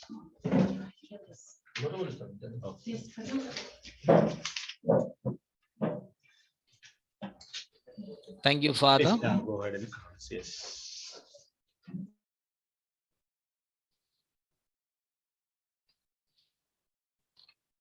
Here are the results. And the first place for this district level English elocution competition goes to, any guess? Any guess? Sir, keep the suspense. Keep the suspense and start from the third place. Okay, so nice of you. Thank you. So we won't start with third. We start with the consolation prizes. The fifth consolation prize goes to Seva Niketan School. The fourth consolation prize is backed by Samta International School, Kopargaon. The third consolation prize is backed by Shri Sharda English Medium School, Kopargaon. Second consolation prize goes to St. John's School, Rahata. And the first consolation prize goes to the last year's winner, that is Saint Vivekananda School, Ahmednagar. Now, before I read out the names of the winning team, I start with the remarkable performance. We had kept two remarkable performances, that is, one is in Marathi medium for the Marathi medium students and other was for English medium students. So I read out the names of Marathi medium students. The remarkable performance boy goes to Aditya. Give a huge round of applause to Aditya. Remarkable performance Marathi medium girls goes to Gayatri Dange, Gayatri Dange. She is from Sri Sai Baba English Medium School. Remarkable performance English medium boy goes to Devansh Jhawar. Is he there, Devansh? Congratulations. And remarkable performance English medium girls goes to Zoya Inamdar. So congratulations to all the remarkable performances and also those who have won the consolation prize. Now, let me announce the names of the schools that have topped first three. The third place of this competition goes to Shri Sai Baba English Medium School, Shirdi. They really spoke very well. Congratulations, Shri Sai Baba English Medium School. There was a neck-to-neck competition between these two teams and one team should be a winner and the other team should be a runner-up. So I won't call up the name of the runner-up. There are two schools. One is St. Xavier School and the other one is Icon Public School. I won't read out the name of the school who stood second, but I will read out the name who stood first. Any guess? Icon Secret, Icon, or is it St. Xavier's? Any guess? Icon. Yeah, very nice. It is Icon Public School who gets the first prize. So congratulations, Icon Public School. Deepika ma'am, if you are there in and around, congratulations. And the second place goes to St. Xavier School, Shrirampur. So congratulations, Father Titus and the team in charge. Thank you very much. I hope you all are satisfied by this result. If you have any problems, if you feel that the results are not being up to your mark, you are most welcome to St. Xavier School to see the tally. So once again, I congratulate the winners, Icon Public School, St. Xavier School, and Shri Sai Baba English Medium School. My dear winners, all those who have won the consolation prizes, the remarkable performance, there will be a notice sent to you on the WhatsApp group when we are going to hold the prize distribution ceremony. So till then, have a good day and thanks for taking part in this competition. Let's call it a day. Thank you very much. Thank you, Father Nigel, Father Jai Singh, Miss Malika Padam, for your wonderful, valuable service. And congratulations to all the winners. It was a great pleasure being with you all, hosting you all. You have been a wonderful guest with us. Sorry for keeping you hungry. I wish you were here to have a refreshment. Next time, hopefully we'll have a refreshment together. Hopefully we'll be able to have it here. We'll pray, hope that things will be better next year. Thank you, Father Thank you, Titus. Father. Thank you. And congratulations Congrats. to all the winners. Well done. Thank you, Father, and congratulations to Father Titus and all the organizers. Well organized competition. Thank you. Thank you. Thank you so much. Thank you, Father. Thank you, Miss Padam. Thanks a lot. Yeah, really. Congratulations. Congratulations. Good. Nice work. Nice technology. Technology has. This is very important along with the really done one. Yes.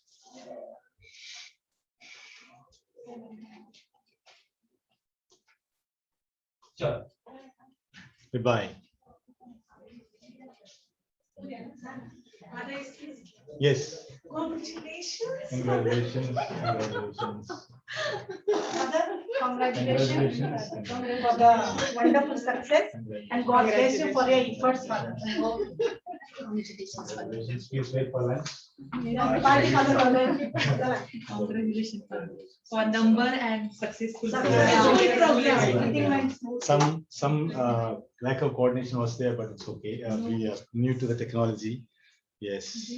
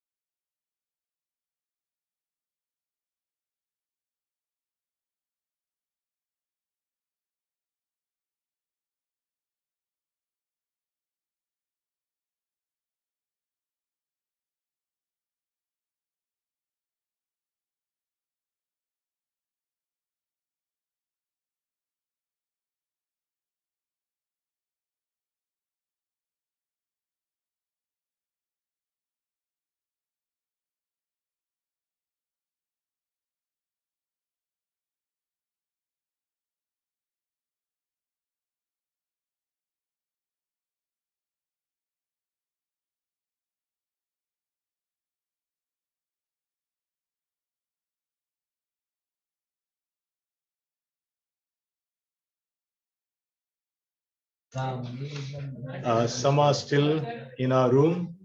It is time for us to say goodbye. I think maybe you're away. So thanks a lot once again. I will take your leave now. God bless you all.